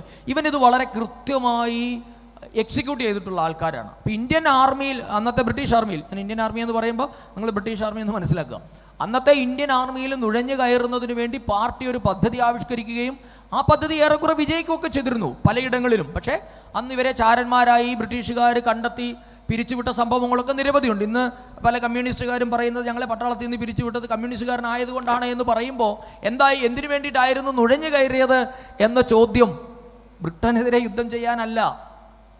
ബ്രിട്ടൻ ഇന്ത്യ വിട്ടു പോകുമ്പോൾ ആർമി, നമ്മളുടെ സഖാക്കന്മാർ കൂടുതലുണ്ടെങ്കിൽ ഇന്ത്യ നമുക്ക് പിടിച്ചെടുക്കാം. അല്ലാതെ ബ്രിട്ടനെതിരെ യുദ്ധം ചെയ്യാനല്ല ആർമിയിൽ നുഴഞ്ഞു കയറിയത്. ഇന്ത്യയിൽ നിന്ന് ബ്രിട്ടീഷുകാർ വിട്ടുപോകുമ്പോൾ പട്ടാളം ഇവിടെ ഉണ്ടാകുമല്ലോ. ആ പട്ടാളത്തിൽ കൂടുതൽ കമ്മ്യൂണിസ്റ്റുകാരാണെങ്കിൽ ഒരു റിവോൾട്ട് നടത്തി വളരെ പെട്ടെന്ന് ഇന്ത്യയുടെ ഭരണം പിടിച്ചെടുക്കാം. ഇതായിരുന്നു അവരുടെ നിലപാട്. അപ്പോൾ അതിലേക്ക് വരുന്നതിന് മുമ്പാണ് ഇദ്ദേഹം ചോദിച്ച നമ്മളുടെ എന്തായിരുന്നു ഈ സ്വാതന്ത്ര്യ സമര കാലഘട്ടത്തിലെ, സ്വാതന്ത്ര്യ ഈ ലബ്ധിയുടെ ഘട്ടത്തിലെ കമ്മ്യൂണിസ്റ്റുകളുടെ നിലപാട് എന്ന് പറയുന്നത്. ഞാൻ കാണുമ്പോൾ ഒരു കാര്യം പറയാം. ഈ റെജിനാൾഡ് മാക്സ്വെല്ലിന് PC ജോഷി അയച്ച കത്തുകളൊക്കെ ഉണ്ട് കേട്ടോ. അത് പിന്നീട് നമുക്ക് സമയമില്ലാത്തത് കൊണ്ടാണ് ഞാൻ അതിനെപ്പറ്റി പറയുന്നില്ല. ക്വിറ്റ് ഇന്ത്യ കാലഘട്ടത്തിൽ PC ജോഷി അയച്ച കത്തുകളുണ്ട്. ആ ജോഷി അയച്ച കത്തിലെ ഒരു കത്ത് ഞാനൊന്ന് ടോപ്പിക്ക് വിട്ടുപോകുമല്ല എങ്കിലും ഞാനതൊന്ന് പറഞ്ഞോട്ടെ. അതിൽ പറയേണ്ട ഒരു വലിയ ഒരു സാധനമുണ്ട്. ഞങ്ങളുടെ, അതായത് യഥാർത്ഥത്തിൽ ഷൂ നോക്കിയത് PC ജോഷിയാണ്. അതെ. അപ്പോൾ അതിനകത്ത് പറയുകയാണ്, കമ്മ്യൂണിസ്റ്റ് പാർട്ടിയുടെ ഔദ്യോഗിക റിപ്പോർട്ട്. നമുക്കറിയാം, ഇന്ന് നാം ഈ സംസാരിക്കുന്ന 22ാം നൂറ്റാണ്ടിൽ, അല്ലെങ്കിൽ ഇത്രയും സാങ്കേതിക വിദ്യ വളർന്ന് വികസിച്ച കാലഘട്ടത്തിലും അവരുടെ പാർട്ടി രേഖകൾ എന്നുള്ളത് വളരെ രഹസ്യ സ്വഭാവമുള്ളതാണ്. പാർട്ടിയുടെ ഔദ്യോഗിക കമ്മ്യൂണിക്ക, ഒഫീഷ്യൽ കമ്മ്യൂണിക്ക അല്ലാതെ ഒരു രേഖകളും പുറത്തുവിടാത്ത ഒരു പ്രസ്ഥാനമാണ് CPIM. നമുക്കറിയാം, ഇന്ന് വല്ല ചാനലുകളൊക്കെ ചോർത്തിയെടുത്ത് കൊടുക്കുന്നുണ്ടെങ്കിലും അത് അവർ മനഃപൂർവ്വം കൊടുക്കുന്നത് കൊണ്ട് ചോരുന്നതാണ്. അല്ലാതെ പാർട്ടി രേഖകളെ വളരെ സാങ്ക്ടിറ്റിയോടുകൂടി കാണുന്ന ഒരു പ്രസ്ഥാനമാണ് കമ്മ്യൂണിസ്റ്റ് പാർട്ടി. അന്ന് PC Joshi, sir Reginald Maxwell എന്നുള്ളത് അന്നത്തെ ബ്രിട്ടീഷ് ഹോം ഡിപ്പാർട്ട്മെൻറ്റിലെ ഒരു ഉദ്യോഗസ്ഥനായിരുന്നു. ഇന്നത്തെ ഒരു IB ഉദ്യോഗസ്ഥൻ നമ്മൾ പറയുന്നത് പോലെ രഹസ്യങ്ങൾ ചോർത്താൻ നടക്കുന്ന ഒരു ഉദ്യോഗസ്ഥനായിരുന്നു റെജിനാൾഡ് മാക്സ്വെൽ. ആ റെജിനാൾഡ് മാക്സ്വെല്ലിന് PC ജോഷി അയച്ച കത്തിൽ പറയുകയാണ്, ഞങ്ങൾ ബ്രിട്ടനെതിരായ ഒരു മുന്നേറ്റത്തെയും അംഗീകരിക്കുന്നില്ല എന്ന് തീരുമാനമെടുത്തിട്ടുണ്ട്. അങ്ങയ്ക്ക് ഞാൻ ഈ പറഞ്ഞത് വിശ്വാസമല്ല എങ്കിൽ ഞങ്ങളുടെ പാർട്ടി തീരുമാനത്തിൻ്റെ മിനിറ്റ്സ് അയച്ചു തരാൻ തയ്യാറാണ്. ഇത് പറഞ്ഞിരിക്കുന്നതാണല്ലോ, പാർട്ടി സെക്രട്ടറി ബ്രിട്ടീഷ് ഉദ്യോഗസ്ഥന് അയച്ച കത്താണ്. എന്നിട്ട് പറയാണ്, ഞങ്ങൾ ഇത് അയച്ചു തരാൻ തയ്യാറാണ് എന്ന് പറഞ്ഞിട്ട് ആ കത്തിൻ്റെ കോപ്പി നമ്മുടെ കയ്യിലുണ്ട്. ഈ എന്താണ് പറയുന്നത്, മാക്സ്വെല്ലിന് 943 മാർച്ച് 15 ഈ പാർട്ടിയുടെ ഇന്ത്യയിലെ പ്രവർത്തനങ്ങൾ എന്തൊക്കെയാണ് എന്നത് സംബന്ധിച്ച് സമഗ്രമായ ഒരു റിപ്പോർട്ട് പാർട്ടി സെക്രട്ടറി ആർക്ക് കൊടുക്കുന്നു? ബ്രിട്ടീഷ് ഉദ്യോഗസ്ഥന് കൊടുക്കുന്നു. നിങ്ങൾ ചിന്തിച്ചു നോക്കൂ, ഇന്ത്യയിൽ ഞങ്ങൾ ഏത് തരത്തിലൊക്കെയുള്ള പ്രവർത്തനങ്ങൾ നടത്തുന്നു എന്നൊരു റിപ്പോർട്ട് കൊടുക്കുകയാണ്. എന്നിട്ട് പറയാണ്, റിപ്പോർട്ടിലുള്ള കാര്യങ്ങൾ സംബന്ധിച്ച് ഏതെങ്കിലും തരത്തിൽ വിശദീകരണം ആവശ്യമുണ്ടെങ്കിൽ കുറിപ്പ് അയച്ചു തരാൻ തയ്യാറാണ്. മനുഷ്യസാധ്യമായ രീതിയിലുള്ള വിശദീകരണം നൽകാനും ഞാൻ തയ്യാറാണ്. അതല്ല, ഞാൻ നേരിട്ടെത്തി വിശദീകരണം നൽകുന്നത് മൂലം എന്തെങ്കിലും ഗുണമുണ്ടാകുമെന്ന് താങ്കൾ കരുതുന്നുണ്ടെങ്കിൽ അതിനും തയ്യാറാണ്. PC ജോഷി റെജിനാൾഡ് മാക്സ്വെല്ലിന് അയച്ച കത്താണ് 943 മാർച്ച് 15. പിന്നെ അത് പറയുന്നുണ്ട്, ഞാൻ 16-ാം തീയതി മലബാറിലേക്ക് പോവുകയാണ്, 29-ന് മടങ്ങി വരും എന്നൊക്കെ പറഞ്ഞ് സുദീർഘമായ റിപ്പോർട്ടാണ് അയച്ചു കൊടുത്തിരിക്കുന്നത്. ആ ക്വിറ്റ് ഇന്ത്യ സമര കാലഘട്ടത്തിൽ നടന്നതാണ്. ഞാനത് മുമ്പ് പറയാൻ വിട്ടുപോയത് കൊണ്ട് ഒന്ന് പറഞ്ഞു എന്നുള്ളത് ഓർമ്മയിൽ നിന്ന് വളരെ പെട്ടെന്ന് എടുക്കാതില്ല. അതുപോലെ പിന്നെ ദേശാഭിമാനിയുടെ കാര്യം പറഞ്ഞതിൽ ആർക്കെങ്കിലും സംശയം ഉണ്ടെങ്കിൽ അതിൻ്റെ രേഖ പറയാം. കോഴിക്കോട് ആസ്ഥാനമായി പുറത്തിറക്കുന്ന ദേശാഭിമാനി വാരികയ്ക്ക് 40 റീം ഡബിൾ ഡമ്മി ന്യൂസ് പ്രിന്റും ദേശാഭിമാനി പബ്ലിഷിംഗ് കമ്പനിക്ക് 75 റീം ന്യൂസ് പ്രിന്റും അനുവദിക്കണമെന്നാവശ്യപ്പെട്ട് PC ജോഷി ബ്രിട്ടീഷ് അധികാരികൾക്ക് കത്തയച്ചിട്ടുണ്ട്. എന്താ ഈ കത്തിൻ്റെ പിന്നിലുള്ള ചേതോ വികാരം അല്ലെങ്കിൽ അതിൻ്റെ എഗ്രിമെൻ്റ് എന്നുള്ളത് ഈ ക്വിറ്റ് ഇന്ത്യ സമര കാലഘട്ടത്തിൽ നടന്നിട്ടുള്ള എഗ്രിമെൻ്റ് തന്നെയാണ്. അപ്പം ഈ രാജ്യവ്യാപകമായി ഇത് പ്രചരിപ്പിക്കുന്നതിനാവശ്യമായി, അതായത് എല്ലാ ഭാഷകളിലും ഇപ്പോൾ നടത്തിക്കൊണ്ടിരിക്കുന്ന പ്രചാരവേല എന്താ? ഇപ്പോൾ നടത്തിക്കൊണ്ടിരിക്കുന്ന പ്രചാരവേല യുദ്ധത്തിന്, 2ാം ലോക മഹായുദ്ധത്തിനെ അനുകൂലിച്ചുകൊണ്ട്, അല്ലെങ്കിൽ അതായത് ബ്രിട്ടനെ അനുകൂലിച്ചുകൊണ്ട് ഇപ്പോൾ നടത്തിയിരിക്കുന്ന പ്രചാരവേലയ്ക്ക് വേണ്ടി മാത്രം പ്രതിമാസം 10 ടൺ ന്യൂസ് പ്രിന്റ് ആവശ്യമാണ്. അത് തരണമെന്നും ആവശ്യപ്പെട്ടുകൊണ്ട് PC ജോഷി റെജിനാൾഡ് മാക്സ്വെല്ലിന് അയച്ചിട്ടുണ്ട്. അന്നാണ് എന്തൊക്കെ അവർക്കുണ്ടായി എന്നൂടെ ഓർക്കണം. ഇംഗ്ലീഷ്, ഉറുദു, മറാത്തി, ഗുജറാത്തി, തമിഴ്, മലയാളം, ഇത്രയും ഭാഷകളിൽ പ്രസിദ്ധീകരണം ഉണ്ടായിരുന്നു. പ്രസ്, കോഴിക്കോട്ട് ഒരു പ്രസിദ്ധീകരണശാല, 5 ഭാഷകൾ. പീപ്പിൾസ് വാർ എന്നുള്ളത് അന്നത്തെ അവരുടെ മുഖപത്രമാണ്. അതെല്ലാം തുടങ്ങിയത് ഈ 2ാം ലോക മഹായുദ്ധ കാലഘട്ടത്തിൽ ക്വിറ്റ് ഇന്ത്യ സമരത്തെ ഒറ്റുകൊടുത്തതിൻ്റെ 30 വെള്ളിക്കാശാണ്. അതെ, ആ 30 വെള്ളിക്കാശിനാണ്. ഇതും ഈ ബെർലിൻ കുഞ്ഞനന്ദൻ നായരുടെ പൊളിച്ചെടുത്ത് വായിക്കാമെങ്കിൽ നിങ്ങൾക്ക് അതിൽ നിന്നൊരു വിവരം കിട്ടും. 5 ട്രങ്ക് പട്ടികൾ, പണ്ടത്തെ ആൾക്കാർക്ക് അറിയാം ട്രങ്ക് പട്ടി എന്ന് പറഞ്ഞാൽ, പണ്ട് പട്ടാളക്കാരൊക്കെ കൊണ്ടുവരുന്ന ഇരുമ്പ് പെട്ടിയാണ് ട്രങ്ക് പട്ടി, അല്ലേ? പട്ടാളക്കാർക്കൊക്കെ അറിയാം, ഇവിടെ പട്ടാളക്കാരുണ്ട്. അത്തരത്തിലുള്ള 14 കൂറ്റൻ ഇരുമ്പ് പെട്ടികളിൽ അടങ്ങിയ ഡോക്യുമെന്റ് നശിപ്പിച്ചു കളഞ്ഞതായി ബെർലിൻ കുഞ്ഞനന്ദൻ നായർ രേഖപ്പെടുത്തിയിട്ടുണ്ട്. എന്തിനാ നശിപ്പിച്ചു കളഞ്ഞത്? ഇത് ഇന്ത്യൻ സ്വാതന്ത്ര്യ സമരത്തിനും ദേശീയതയ്ക്കുമെതിരെ പാർട്ടി പ്രവർത്തിച്ചതിൻ്റെ രേഖകളാണ്. ഇത് വരും തലമുറ കണ്ടുകൂടാ എന്ന പാർട്ടി നിർദ്ദേശമനുസരിച്ച് ബെർലിൻ കുഞ്ഞനന്ദൻ നായരുടെ നേതൃത്വത്തിൽ, ഇത് ഇന്ന് മരിച്ചു പോകാത്ത ആളാണ്, ഇന്നേ വരെ പാർട്ടി ഈ ആരോപണം നിഷേധിച്ചിട്ടില്ല. ബെർലിൻ കുഞ്ഞനന്ദൻ നായർ തൻ്റെ ആത്മകഥ എഴുതിയിട്ട് എനിക്ക് തോന്നുന്നു 10 വർഷത്തിന് മുകളിലായി. അയാളെ പാർട്ടിയിൽ നിന്ന് പുറത്താക്കി തിരിച്ചെടുക്കുകയൊക്കെ ചെയ്തു. പക്ഷെ ഇപ്പോഴും കുഞ്ഞനന്ദൻ നായർ എഴുതിയ ഒരു വരി പോലും നിഷേധിക്കാൻ പാർട്ടി തയ്യാറായിട്ടില്ല. കുഞ്ഞനന്ദൻ നായർ പറയുന്നു, ഇതിനു വേണ്ടി ഒരു ആർക്കൈവ്സ് കമ്മിറ്റിയെ രൂപപ്പെടുത്തിയിരുന്നു. ആ ആർക്കൈവ്സ് കമ്മിറ്റിയിൽ EMS ഉണ്ടായിരുന്നു. EMS കേരളത്തിലേക്ക് മടങ്ങിയപ്പോൾ ബസവ പുന്നയെയാണ് ചുമതലയിൽ വന്നത്. ബസവ പുന്നയെയും കുഞ്ഞനന്ദൻ നായരോട് ചേർന്ന് 14 ട്രങ്ക് പെട്ടികളിലുള്ള ഡോക്യുമെന്റ്സ് നശിപ്പിച്ചതായി പറയുന്നുണ്ട്. ഒരുപക്ഷെ ആ ഡോക്യുമെന്റുകൾ പുറലോകം കണ്ടിരുന്നെങ്കിൽ എന്താകുമായിരുന്നു സംഭവിക്കുന്നത് എന്ന് അവൈലബിൾ ആയിട്ടുള്ള ഡോക്യുമെന്റ് പരിശോധിച്ചാൽ നമുക്ക് മനസ്സിലാകും. പിന്നീടാണ് ഈ പറഞ്ഞ നമ്മളുടെ സ്വാതന്ത്ര്യ സമരം വരുന്നത്. ഈ സ്വാതന്ത്ര്യ സമര കാലഘട്ടത്തിൽ നമുക്കറിയാം ബ്രിട്ടൻ ഭാരതത്തിന് സ്വാതന്ത്ര്യം തരാൻ തീരുമാനിക്കുകയാണ് ചെയ്തത്. കാര്യം 2ാം ലോക മഹായുദ്ധം അമേരിക്ക അടക്കമുള്ള കക്ഷികൾ വിജയിച്ചെങ്കിലും അവർക്ക് ലോകമെമ്പാടുമുള്ള കോളനികൾ നടത്തിക്കൊണ്ടു പോകാൻ സാമ്പത്തികമായി വലിയ ബുദ്ധിമുട്ട് അനുഭവപ്പെട്ടു. ഭടന്മാരുടെ ക്ഷാമമുണ്ടായി, ആൾക്ഷാമം, അവരുടെ ഓഫീസേഴ്സിൻ്റെ ക്ഷാമം, അങ്ങനെ വലിയ തിരിച്ചടികൾ അവർ നേരിട്ടിട്ടാണ് യുദ്ധം ജയിച്ചത്. അപ്പോൾ അതുകൊണ്ട് കോളനികൾക്ക് സ്വാതന്ത്ര്യം കൊടുക്കാൻ തീരുമാനിച്ചതിൻ്റെ ഭാഗമായി ഇന്ത്യക്ക് സ്വാതന്ത്ര്യം കൊടുക്കാൻ 2ാം ലോക മഹായുദ്ധം തീർന്നപ്പോൾ തന്നെ അവർ തീരുമാനിച്ചതാണ്. 46 ആയപ്പോഴത്തേക്കും ആ തീരുമാനം ഉണ്ടായിട്ടുണ്ടായിരുന്നു. അതിനു മുൻപായിട്ടാണ് ക്യാബിനറ്റ് മിഷൻ ഇന്ത്യയിൽ വരുന്നു. എന്താണ് ക്യാബിനറ്റ് മിഷൻ ഇന്ത്യയിൽ വരുമ്പോൾ അവരുടെ പ്രധാനമായ ചുമതല ഇന്ത്യയിലെ രാഷ്ട്രീയ പാർട്ടികളുമായി തീരുമാനിച്ച് എങ്ങനെയാകണം അധികാര കൈമാറ്റം, പിന്നീട് ഉണ്ടാകാൻ പോകുന്ന മന്ത്രിസഭ എങ്ങനെയാകണം എന്നൊക്കെയുള്ള നിരവധി കാര്യങ്ങൾ വരുന്നു. അപ്പോൾ എല്ലാ പാർട്ടിക്കാരെയും കാണുന്നുണ്ട്.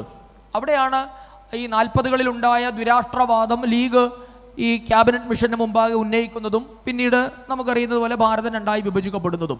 അന്ന് 1941 GA അധികാരി, ഗംഗാധർ അധികാരി എന്ന് പറയുന്ന പാർട്ടിയുടെ ഗംഗാധർ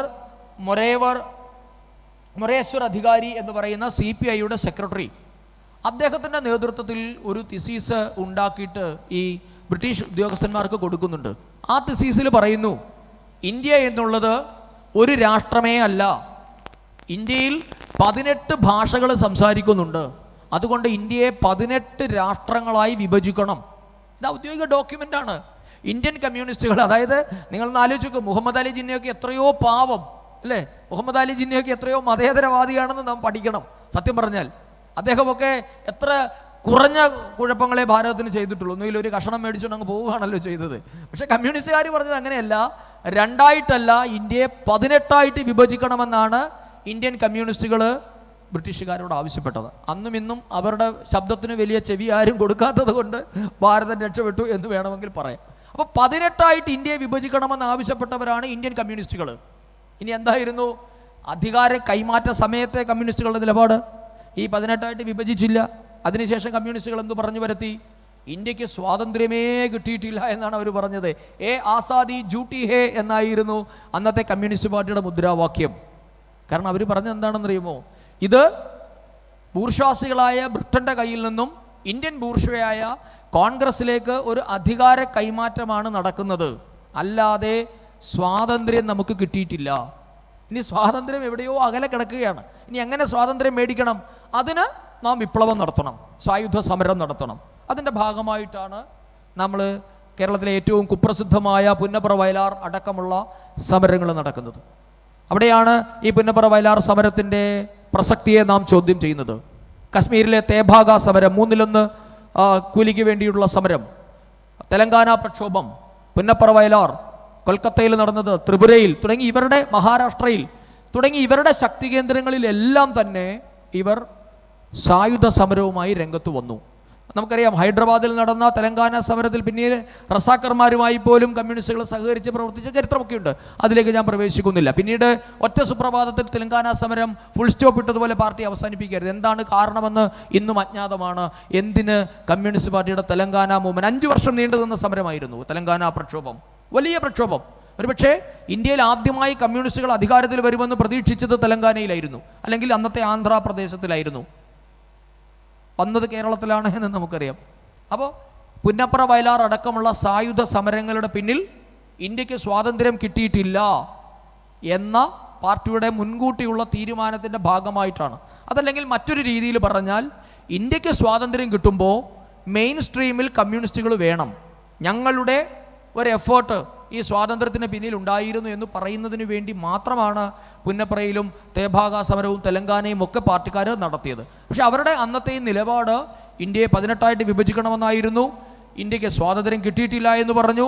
പിന്നീടാണ് നമുക്ക് രണദിവേ തിസീസൊക്കെ ഉണ്ടാകുന്നത്. അങ്ങനെ ഒത്തിരി ചരിത്രങ്ങളുണ്ട്.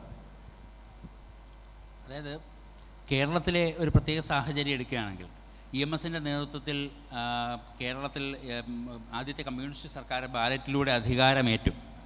അതിനുശേഷം വിമോചന സമരം ഉണ്ടാവുകയും ആ സർക്കാർ താഴെ ഇറങ്ങേണ്ടി വരികയും ഒക്കെ ചെയ്ത, നെഹ്റു ആ സർക്കാരിനെ പിരിച്ചുവിടുകയും ഒക്കെ ചെയ്ത ഒരു സാഹചര്യം ഉണ്ടായിട്ടുണ്ട്. അതിനുശേഷം ഇന്നോളം കേരളത്തിലെ കമ്മ്യൂണിസ്റ്റ് പാർട്ടി എന്ന് പറയുന്നത് ദേശീയതയെ പിന്നിൽ നിന്ന് കുത്തുന്ന, എപ്പോഴും പിന്നിൽ നിന്ന് കുത്തുന്ന ഒരു നിലപാടാണ് സ്വീകരിച്ചിട്ടുള്ളത്. ഈ കേരളത്തിലെ പരിപ്രേക്ഷ്യത്തിൽ കമ്മ്യൂണിസ്റ്റുകൾ ദേശീയതയോടും നമ്മുടെ രാഷ്ട്രത്തോടും എന്തൊക്കെയാണ് ചെയ്തതെന്നൊന്ന് വിശദീകരിക്കാം. ഈ ഇന്ത്യയുടെ എന്ന് മാത്രമല്ല, ക്ഷമിക്കണം, കേരളത്തിൻ്റേത് എന്ന് മാത്രമല്ല, ഇന്ത്യയിലെ മുഴുവൻ, നമ്മൾ ഇത്രയും നേരം പറഞ്ഞതുപോലെ ഇന്ത്യയിലെ എല്ലാ കാലത്തും കമ്മ്യൂണിസ്റ്റുകൾ, ഞാൻ പറഞ്ഞത് നാഷണാലിറ്റി എന്ന് പറയുന്ന സങ്കല്പമേ ഇല്ലാത്ത ഒരു വിഭാഗമാണ് എന്ന് നമുക്ക് മനസ്സിലായി. ഇത് പറഞ്ഞ കൂട്ടത്തിൽ ഇന്ന് ഒരു സംഭവം കൂടെ പറഞ്ഞിട്ട് ഞാൻ അതിലേക്ക് വരാം. ഈ പുന്നപ്ര വയലാർ സമരത്തെ പറ്റി പറഞ്ഞപ്പോൾ ഓർത്ത ഒരു കാര്യമാണ്. നമ്മളുടെ കേരളത്തിലെ ഇന്ന് അറിയപ്പെടുന്ന ഒരു ചരിത്രകാരൻ അല്ലെങ്കിൽ മുതിർന്ന മാധ്യമ പ്രവർത്തകനാണ് G. യദുകുലകുമാർ. അദ്ദേഹം ഇന്ന് തിരുവനന്തപുരത്ത് കവടിയാറിൽ ജീവിച്ചിരിക്കുന്ന ഒരാളാണ്. അദ്ദേഹമാണ് കേരളത്തിലെ അറിയപ്പെടാത്ത 2 വിപ്ലവകാരികളെ പറ്റി കേരളത്തിന് പറഞ്ഞു തന്നത് G. യദുകുലകുമാർ എന്ന് പറയുന്ന മാധ്യമ പ്രവർത്തകനാണ്. ഞാൻ പറഞ്ഞത്, നമ്മൾ ഈ ചരിത്രങ്ങൾ തേടി പോകുമ്പോൾ ഇത്തരം ആൾക്കാരുണ്ട്. അവർക്കൊക്കെ കമ്മ്യൂണിസ്റ്റ് ചായ്വായിരിക്കാം. പക്ഷേ എങ്കിൽ പോലും കമ്മ്യൂണിസ്റ്റുകാരുടെ കാപട്യം തുറന്നു കാണിക്കുന്നതിൽ അവരും മുന്നിലാണ് എന്ന് പറയാൻ വേണ്ടി ഞാൻ പറയുകയാണ്. പുന്നപ്ര വയലാറിൻ്റെ ഡിക്റ്റേറ്ററായിരുന്ന കുന്തക്കാരൻ പത്രോസ് എന്ന് പറയുന്ന വ്യക്തിയെ മലയാളിക്ക് മുൻപാകെ അവതരിപ്പിച്ചത് ജി യദുകുലകുമാറാണ്. അതോടൊപ്പം തന്നെ അദ്ദേഹം അവതരിപ്പിച്ച മറ്റൊരു വിപ്ലവകാരിയാണ് KCS മണി. KCS മണിയെ പറ്റി നിങ്ങൾ കേട്ടിട്ടുണ്ടാകും.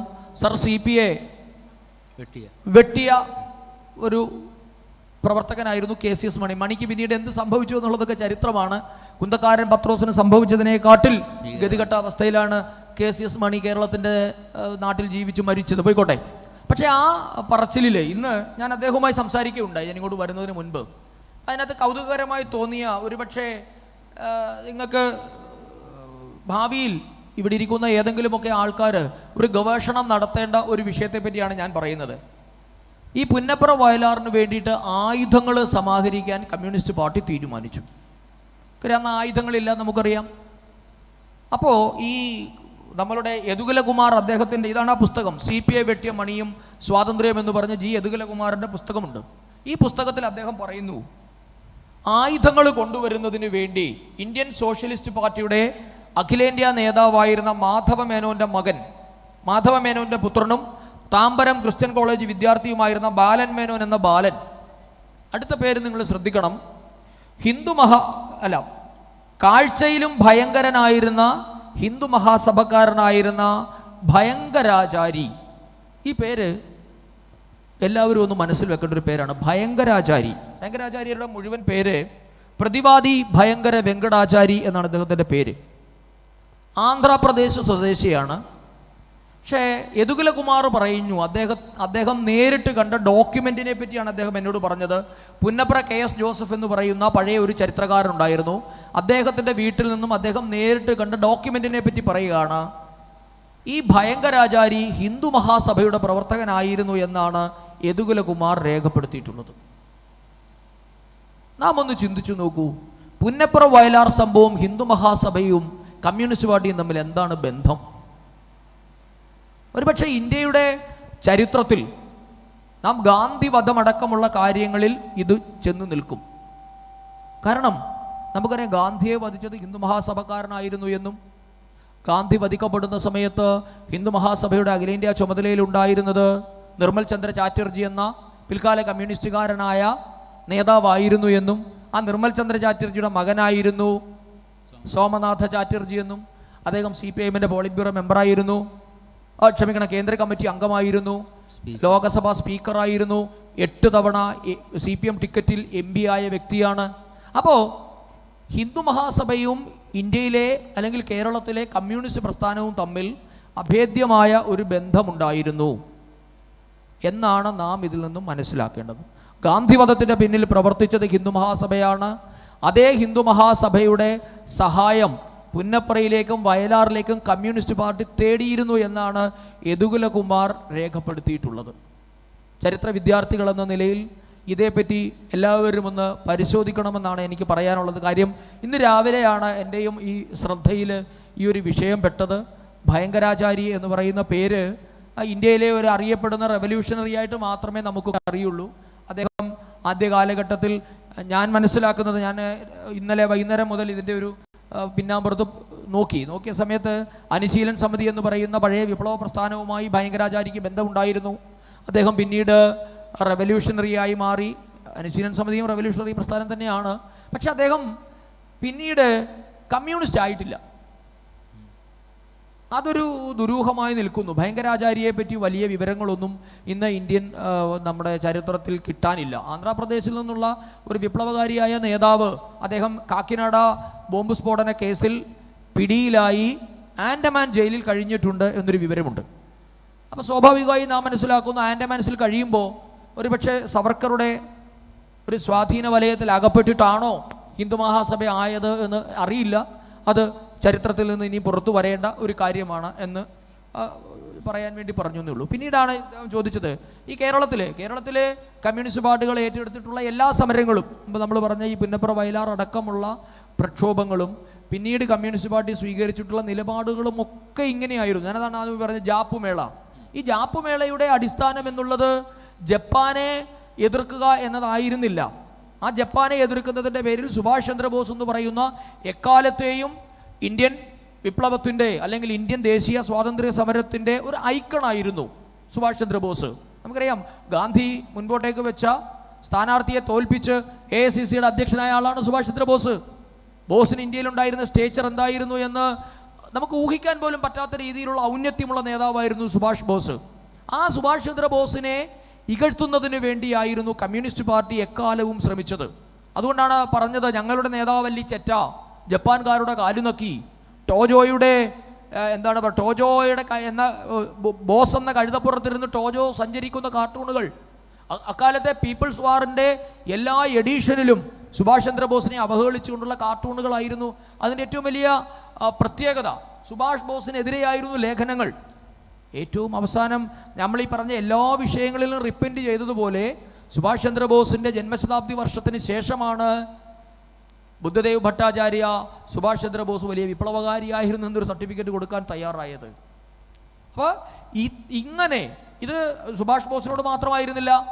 നമുക്കറിയാം സവർക്കറോടുണ്ടായിരുന്ന അവരുടെ നിലപാടെന്താണ്, ഇന്നും അവർ കാണിച്ചു എടുക്കുന്നത് എന്താണ്, മഹാത്മാഗാന്ധിയോടുള്ള നിലപാടെന്തായിരുന്നു, വാർധയിലെ കപടസന്യാസി എന്നായിരുന്നു ഗാന്ധിയെ ഇന്ത്യൻ കമ്മ്യൂണിസ്റ്റുകൾ വിശേഷിപ്പിച്ചത്. ഗാന്ധി എന്താക്കി, ഇന്ത്യ മാന്തി പുണ്ണാക്കി എന്നായിരുന്നു കേരളത്തിലെ ഒരു മുദ്രാവാക്യം പോലും ഉണ്ടായിരുന്നു. നടുവൊടിഞ്ഞ ഗാന്ധിയെ ഉരലിലിട്ടിടിക്കണം എന്നൊക്കെ മുദ്രാവാക്യം വിളിച്ച കമ്മ്യൂണിസ്റ്റുകൾ കേരളത്തിൽ ജീവിച്ചിട്ടുണ്ട്. അപ്പം ഗാന്ധിയോട് എന്തായിരുന്നു, നാരായണ ഗുരുദേവനോട്, ഇപ്പം കേരളത്തിലെ കാര്യം, നാരായണ ഗുരുദേവനോട് എന്തായിരുന്നു ഇന്ത്യൻ കമ്മ്യൂണിസ്റ്റുകളുടെ അല്ലെങ്കിൽ കേരളത്തിലെ കമ്മ്യൂണിസ്റ്റുകളുടെ നിലപാട് എന്തായിരുന്നു? നാരായണ ഗുരുദേവനെ ഗുരുദേവനെന്ന് വിശേഷിപ്പിക്കാത്ത ഏക നേതാവ് EMS ആണ്. ശ്രീനാരായണ ഗുരു ഗുരുദേവനെന്ന് ഇന്നേവരെ വിശേഷിപ്പിച്ചിട്ടില്ല EMS. എന്തായിരുന്നു നിങ്ങൾക്കറിയാം, സിമന്റ് നാണു. നാരായണ ഗുരുദേവനെ ഇന്ത്യൻ കമ്മ്യൂണിസ്റ്റുകൾ ഒളിഞ്ഞും തെളിഞ്ഞും വിളിച്ചിട്ടുള്ള പേരാണ് സിമന്റ് നാണു എന്ന്. ശിവഗിരിയിലേക്ക് EMSനെ ക്ഷണിച്ച സമയത്ത് തീർത്ഥാടനത്തിൻ്റെ ശതാബ്ദി വർഷത്തിൽ EMSനെ ക്ഷണിച്ചു. EMS പോയില്ല എന്ന് മാത്രമല്ല, പോകാത്തതിനെ ന്യായീകരിച്ചുകൊണ്ട് ചിന്താവാരികയിൽ EMS ഒരു നെടുങ്കൽ ലേഖനം എഴുതി. ആ ലേഖനത്തിൽ EMS വ്യക്തമായി പറയുന്നു, എന്നെ പോലെയുള്ള ആൾക്കാർ ശിവഗിരിയിൽ ചെന്നാൽ ശ്രീനാരായണൻ്റെ ദർശനങ്ങൾക്ക് ഇന്നും പ്രാമുഖ്യമുണ്ട്, ഇന്നും പ്രാധാന്യമുണ്ട് എന്ന് സമ്മതിക്കേണ്ടി വരും. അതുകൊണ്ട് ഞാൻ പോകാത്തത് നന്നായി എന്നാണ് EM ശങ്കരൻ നമ്പൂതിരിപ്പാട് പറഞ്ഞത്. അയ്യൻകാളിയോട് എന്തായിരുന്നു നിലപാട്? അയ്യൻകാളി എന്ന് പറയുന്ന ഒരു വ്യക്തി കേരളത്തിൽ ജീവിച്ചിരുന്നതായി പോലും EMS അടയാളപ്പെടുത്തിയിട്ടില്ല. നമുക്കറിയാം, EMS കേരളത്തിൻ്റെ ചരിത്രം എഴുതുന്നതിന് വേണ്ടി വലിയ പുസ്തകങ്ങൾ എഴുതിയാണ്. കേരളം മലയാളികളുടെ മാതൃഭൂമി അടക്കമുള്ള പുസ്തകം എഴുതിയ നേതാവായിരുന്നു EM ശങ്കരൻ നമ്പൂതിരിപ്പാട്. ആ പുസ്തകത്തിൻ്റെ ഒരധ്യായത്തിലും ഒരു താളിലും നിങ്ങൾക്ക് അയ്യൻകാളി എന്ന് പറയുന്ന പേര് കാണാനേ സാധ്യമല്ല. ഈ കേരളത്തിൽ ആദ്യമായി തൊഴിലാളി പണിമുടക്ക് നടത്തിയ ആളാണ് അയ്യൻകാളി.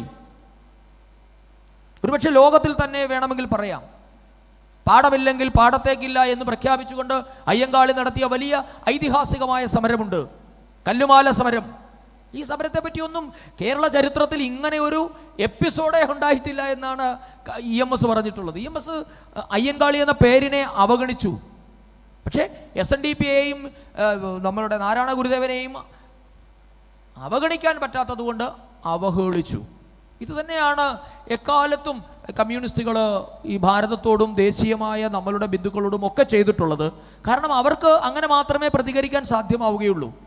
ഇവർ പറയുന്നുണ്ട്, നാഷണൽ കമ്മ്യൂണിസ്റ്റ് എന്ന് പറഞ്ഞാൽ പ്രോളറ്റേറിയറ്റ് വിഭാഗത്തിന് തന്നെ ശത്രുവാണെന്നാണ് MN റോയ് പറഞ്ഞിട്ടുള്ളത്.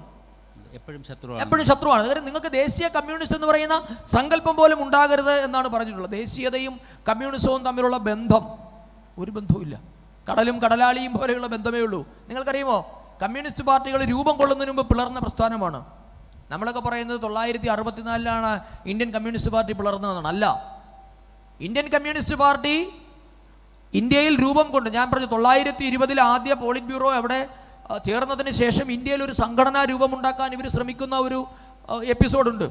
ആ എപ്പിസോഡിൽ സത്യഭക്ത എന്ന് പറയുന്ന ആളാണ് ഇന്ത്യയിൽ ആദ്യമായി കമ്മ്യൂണിസ്റ്റുകളെ വിളിച്ചു കൂട്ടുന്നത്. കമ്മ്യൂണിസ്റ്റ് ചിന്താഗതി ഉള്ളവരൊക്കെ ഇഷ്ടംപോലെ ഉണ്ടായിരുന്നു. പക്ഷേ MN സത്യഭക്തയാണ് കാൺപൂരിൽ വെച്ച് ഇന്ത്യയിലെ കമ്മ്യൂണിസ്റ്റുകളെയൊക്കെ ഒന്ന് വിളിച്ചു കൂട്ടാൻ ശ്രമിച്ചു. കേട്ടാൽ വളരെ കൗതുകകരമാണ്. അന്ന് അതിനകത്ത് എം എൻ റോയ് ഒന്നും പങ്കെടുത്തിട്ടില്ല, പക്ഷേ ഡാങ്കെ അടക്കമുള്ളവർ പങ്കെടുക്കുന്നുണ്ട്. ആ യോഗത്തിൽ അലസി പിരിയുകയാണ് ഉണ്ടായത്. കമ്മ്യൂണിസ്റ്റ് പാർട്ടി പിളർന്നാണ് അവിടെ നിന്ന് പുറത്തു വരുന്നത്. എന്താണെന്നറിയ കാര്യം, എന്തായിരിക്കണം പാർട്ടിയുടെ പേര് നമുക്ക് ചിന്തിക്കാൻ പറ്റുമോ? ഇന്ത്യയിൽ രൂപം കൊള്ളുന്ന കമ്മ്യൂണിസ്റ്റ് പാർട്ടിയുടെ പേരെന്തായിരിക്കണം എന്ന കാര്യത്തെപ്പറ്റി ആദ്യ യോഗത്തിൽ അടിയുണ്ടായി.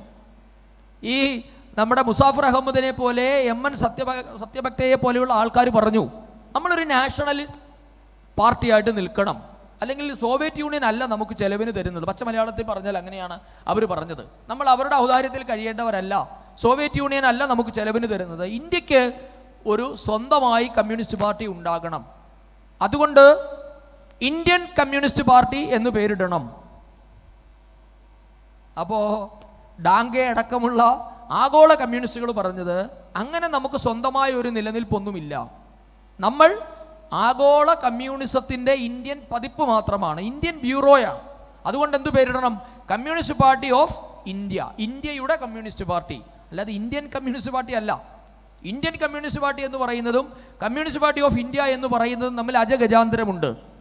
ഇതിൻ്റെ പേരിൽ തർക്കമുണ്ടായി. മുമ്പ് 64-ലെ പോളിറ്റ് ബ്യൂറോ യോഗത്തിൽ നിന്നും ജ്യോതി ബസുവും EMS അടക്കമുള്ളവർ ഇറങ്ങി വന്നു, സുന്ദരയും അടക്കമുള്ളവർ ഇറങ്ങി വന്നു എന്ന് പറയുന്നത് പോലെ എം എൻ സത്യഭക്ത അടക്കമുള്ളവർ ഇറങ്ങിപ്പോകേണ്ടി വന്നു. അതായത് ആരാണോ യോഗം വിളിച്ചു കൂട്ടിയത് അയാൾക്ക് അവിടെ നിന്ന് ഓടിപ്പോരേണ്ടി വന്നു. എന്നിട്ട് അദ്ദേഹം ഇന്ത്യൻ കമ്മ്യൂണിസ്റ്റ് പാർട്ടി എന്ന പേര് രൂപീകരിച്ച് കുറേ കാലം ഇന്ത്യയിൽ പ്രവർത്തിച്ച ഒരു ചരിത്രം കൂടിയുണ്ട്. അപ്പം ഇതാണ് ഈ നാഷണാലിറ്റി എന്ന് പറയുന്ന സങ്കല്പം, നേഷൻ, കൺട്രി, ഇതിനോട് ഇവർക്കൊന്നും യാതൊരു യോജിപ്പുമില്ല. അതുകൊണ്ടാണ് ആരാണ് നമ്മൾ ഏത് ലൈൻ സ്വീകരിക്കണം? നിങ്ങൾക്കറിയുമോ, ഇവിടെ നിന്ന് നമ്മളുടെ ഡാങ്കെ അടക്കമുള്ളവർ സോവിയറ്റ് യൂണിയനിൽ പോയിട്ടുണ്ട്, ലെനിനെ കാണാൻ പോയി, എം എൻ റോയ് പോയി. അപ്പം ലെനിൻ ഇവരോട് പറഞ്ഞൊരു കാര്യമുണ്ട്, ലെനിൻ കമ്മ്യൂണിസ്റ്റ് ആണെങ്കിലും ലെനിൻ പറഞ്ഞു, നിങ്ങൾ ഇന്ത്യൻ സാഹചര്യത്തിനനുസരിച്ച് പ്രവർത്തിക്കുകയാണ് വേണ്ടത്. സമ്മതിച്ചില്ല. എം എൻ റോയ് പറഞ്ഞു പറ്റില്ല. എം എൻ റോയ് എന്ന് പറഞ്ഞാൽ വലിയ ലെനിൻ അടക്കമുള്ള ആൾക്കാരുടെ സമശീർഷനായിരുന്നു, ബൗദ്ധിക നിലവാരത്തിൽ വലിയ എന്താ പറയുന്നത് പവർഫുൾ പേഴ്സണാലിറ്റി ആയിരുന്നു എം എൻ റോയ്. ആ എം എൻ റോയ് സമ്മതിച്ചില്ല. അതുകൊണ്ടാണ് ദേശീയത എന്ന് പറയുന്ന സങ്കല്പത്തിന് അവർ പുറംതിരിഞ്ഞു നിന്നു. ഇന്ത്യയുടെ കമ്മ്യൂണിസ്റ്റ് പാർട്ടിയുടെ ലൈൻ എന്തായിരിക്കണം? എന്തിനാണ് കമ്മ്യൂണിസ്റ്റ് പാർട്ടി ഇന്ത്യയിൽ പിളർന്നത്? ചൈനീസ് ലൈൻ വേണോ, സോവിയറ്റ് ലൈൻ വേണോ? ഇതേ ഉള്ളൂ, സിമ്പിൾ, ഒറ്റ ചോദ്യമേ ഉള്ളൂ. നമ്മളെ ഏത് പാർട്ടിയുടെ ലൈൻ സ്വീകരിക്കണം? അതിനകത്ത് ഒത്തിരി ഘടകങ്ങൾ വരുന്നുണ്ട്. ആറ്റം ബോംബിൻ്റെ കണ്ടുപിടുത്തമൊക്കെ കമ്മ്യൂണിസ്റ്റ് പാർട്ടിയുടെ ഈ ഒരു വിഭജനവുമായി ബന്ധപ്പെട്ടൊക്കെ വരുന്നുണ്ട്. കാര്യം ആറ്റം ബോംബ് കണ്ടുപിടിച്ച സമയത്ത് സോവിയറ്റ് റഷ്യ അതിനെ പുകഴ്ത്തി, ചൈന ഇകഴ്ത്തി. ചൈന പറഞ്ഞു അങ്ങനെ മെക്കാനിക്കലായിട്ടുള്ള കാര്യങ്ങൾക്കല്ല പ്രാധാന്യം, ഇപ്പോഴും മനുഷ്യവിഭവത്തിനാണ് പ്രാധാന്യം എന്ന് പറഞ്ഞാൽ ചൈനീസ് ലൈനും കമ്മ്യൂണിസ്റ്റ് ലൈനും തമ്മിൽ അടിയുണ്ടാകുന്നതൊക്കെ ചരിത്രമുണ്ട്, നിങ്ങൾ പഠിച്ചാൽ മനസ്സിലാകും. അങ്ങനെ വന്നിട്ട് ഇന്ത്യയിലെ ഒരു വിഭാഗം കമ്മ്യൂണിസ്റ്റുകൾ പറഞ്ഞു, ഞങ്ങൾക്ക് ചൈനയുടെ ലൈനാണ് വേണ്ടത്, മാവോയുടെ ലൈൻ. ഒരു കൂട്ടം ആൾക്കാർക്ക് സോവിയറ്റ് ലൈൻ മതിയായിരുന്നു. ആ സോവിയറ്റ് ലൈനിനെ അംഗീകരിക്കാത്തവരാണ് കമ്മ്യൂണിസ്റ്റ് പാർട്ടി ഓഫ് ഇന്ത്യ മാർക്സിസ്റ്റായിട്ട് മാറിയത്.